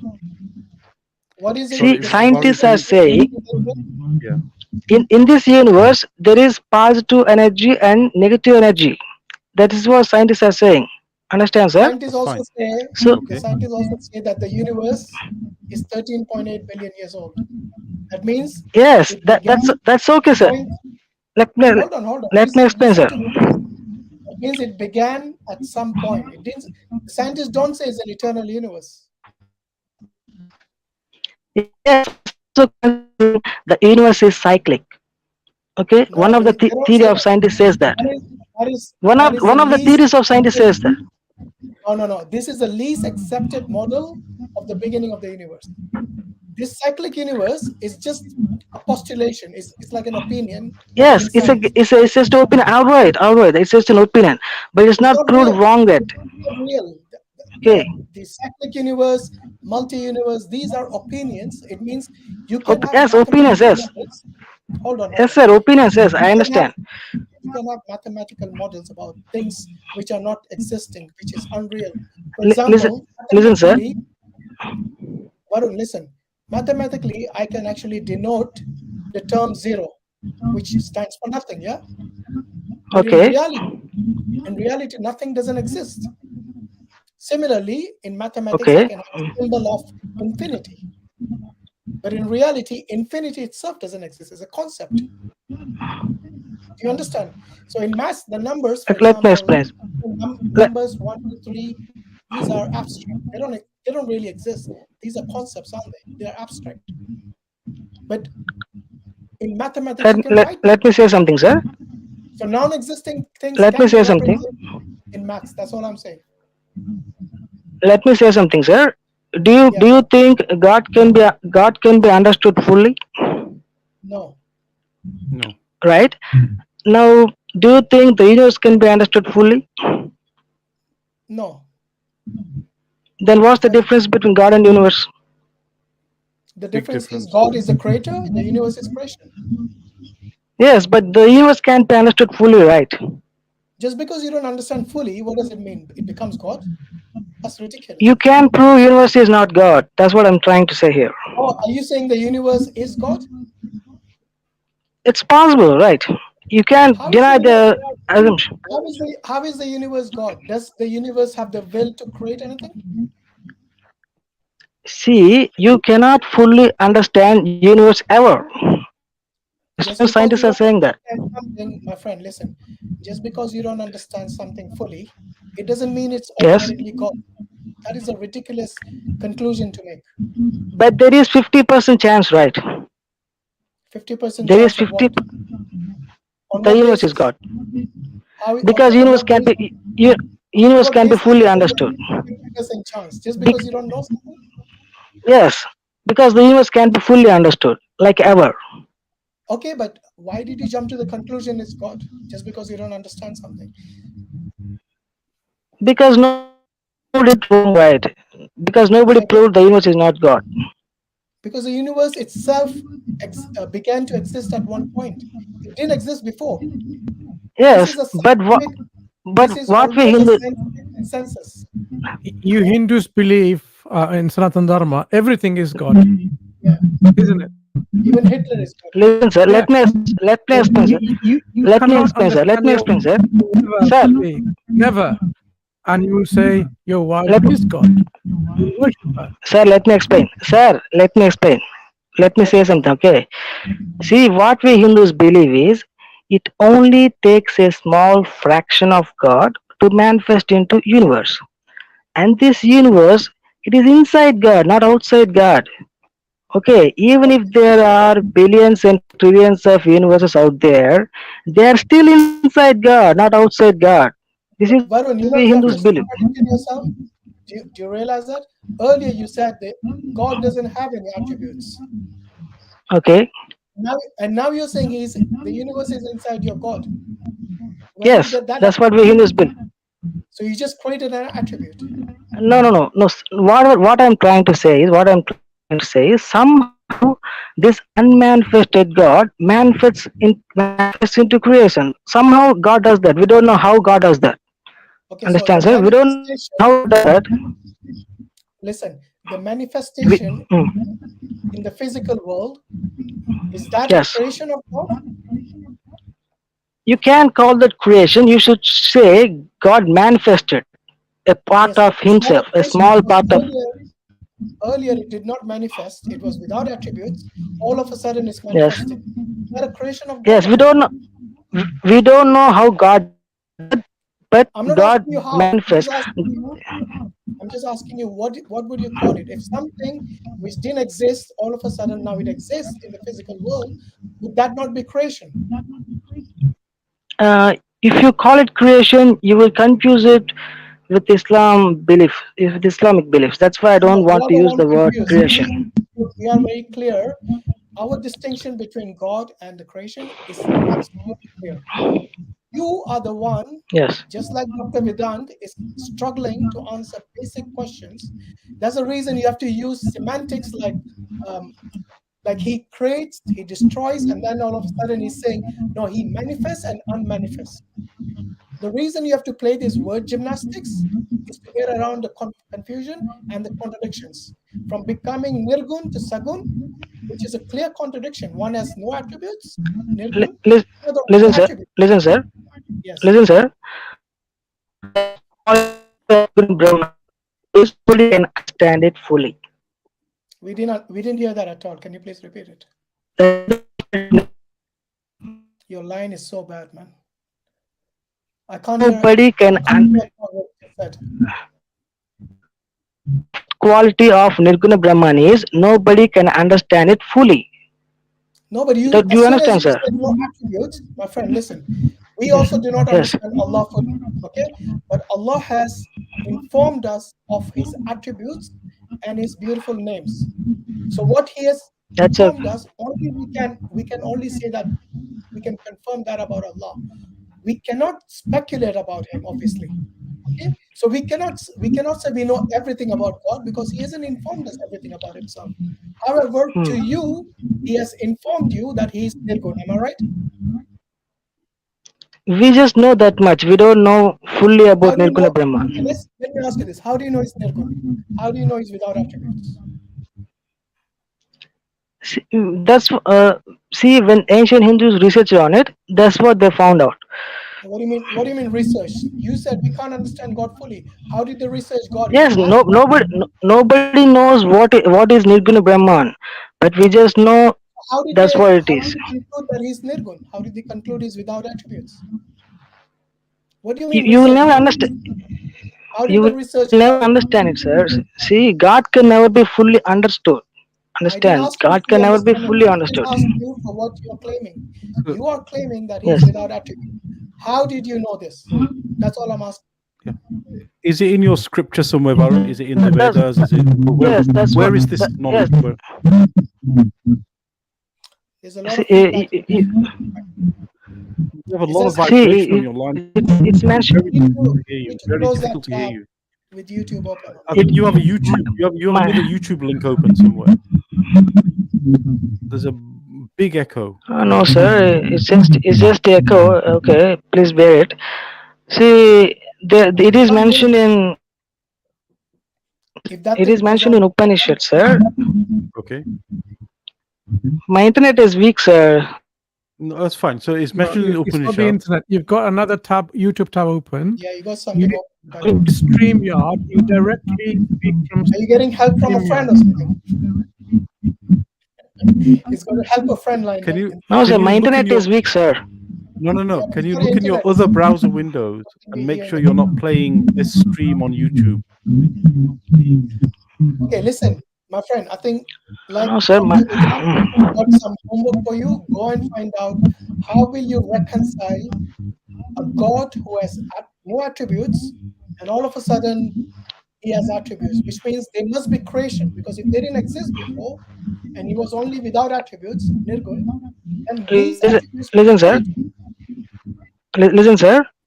Nirgun and Sagun exist simultaneously. That's a contradiction. Understand, sir? That's a contradiction. That's a It logical may contradiction. sound like a. Wait, sir. Wait, sir. Wait, sir. Wait, sir. It may sound like a contradiction, but the point is, we just don't know how it is possible.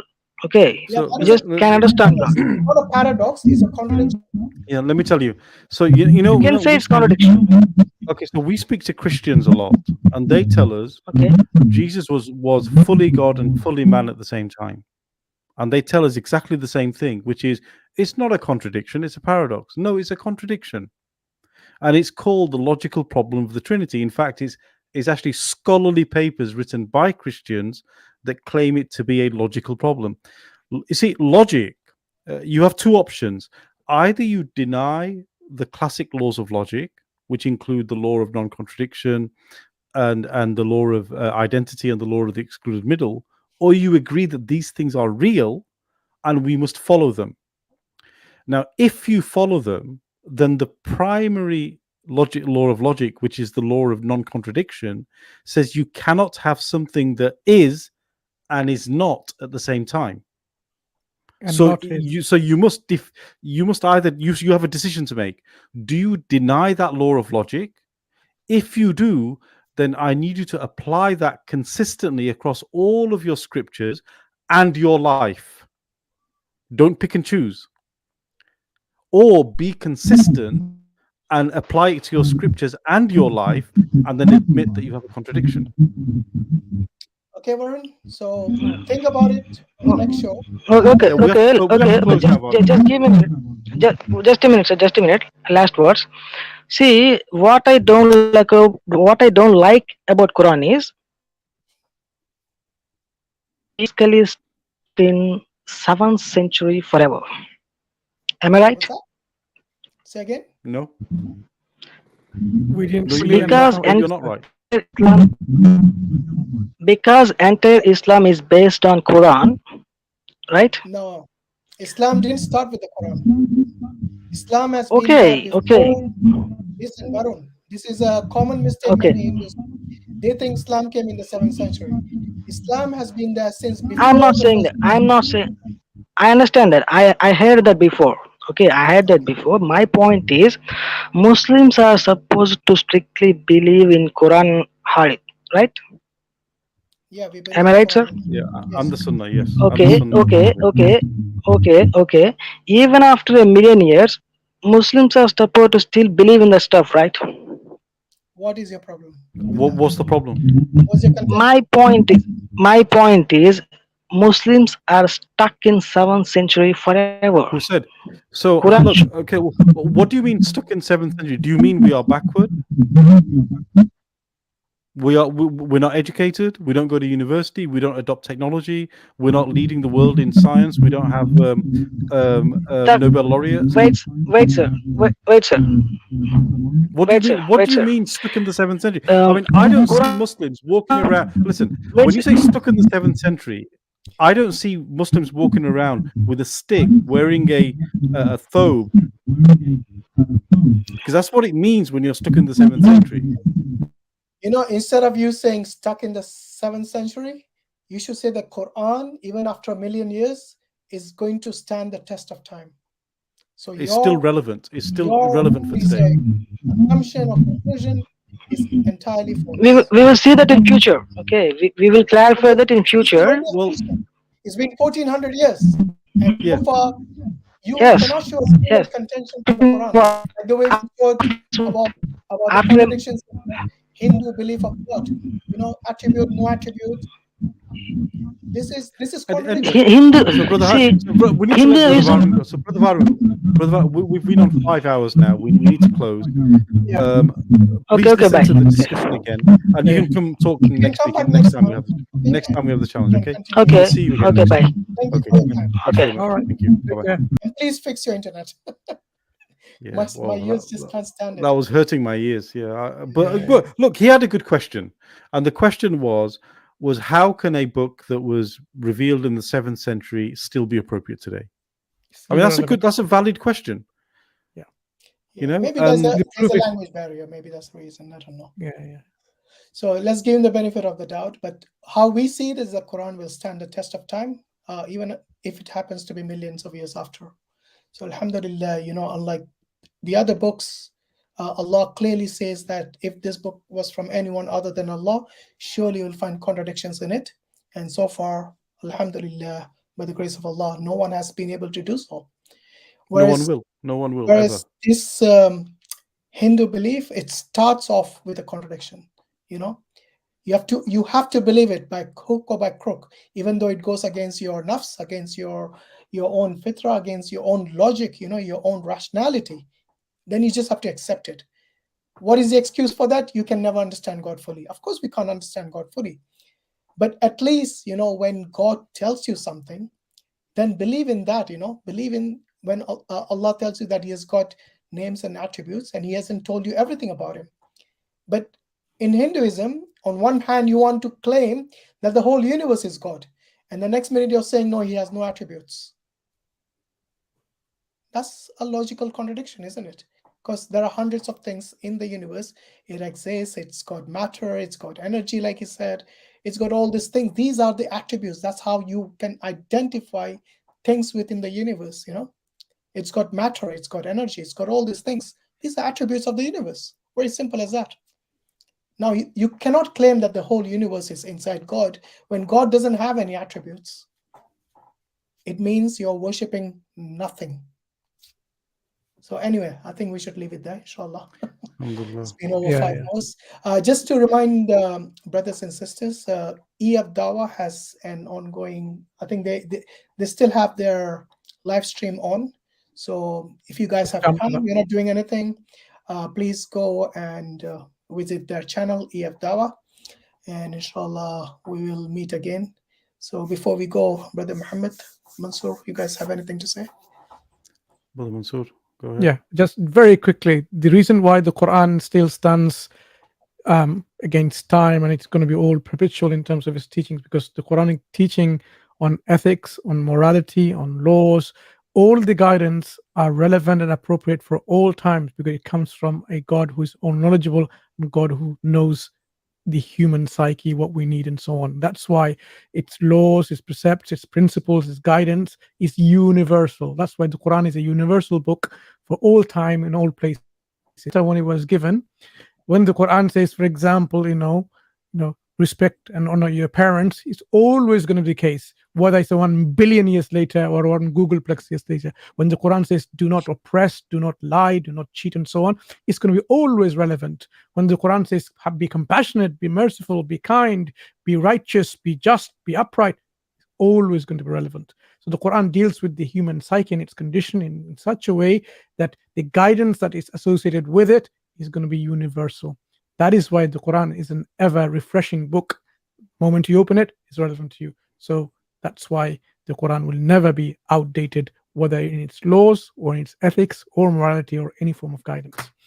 It was a nice discussion today with a few individuals, but we hope that these individuals that we had discussions with, they think and reflect on what we said and think about the contradictions that are quite flat out demonstrated, with the hope that these will then trigger the inquisitive mind of reason and rationality to find the truth is actually elsewhere, not in what their religions were actually talking about. So without any further ado, unless Brother Muhammad has anything to say, I'm going to say subhanakallahumma wa bihamdik, ashhadu an la ilaha illa ant, wa astaghfiruka wa atubu ilayk. Assalamu alaikum wa rahmatullahi wa barakatuh.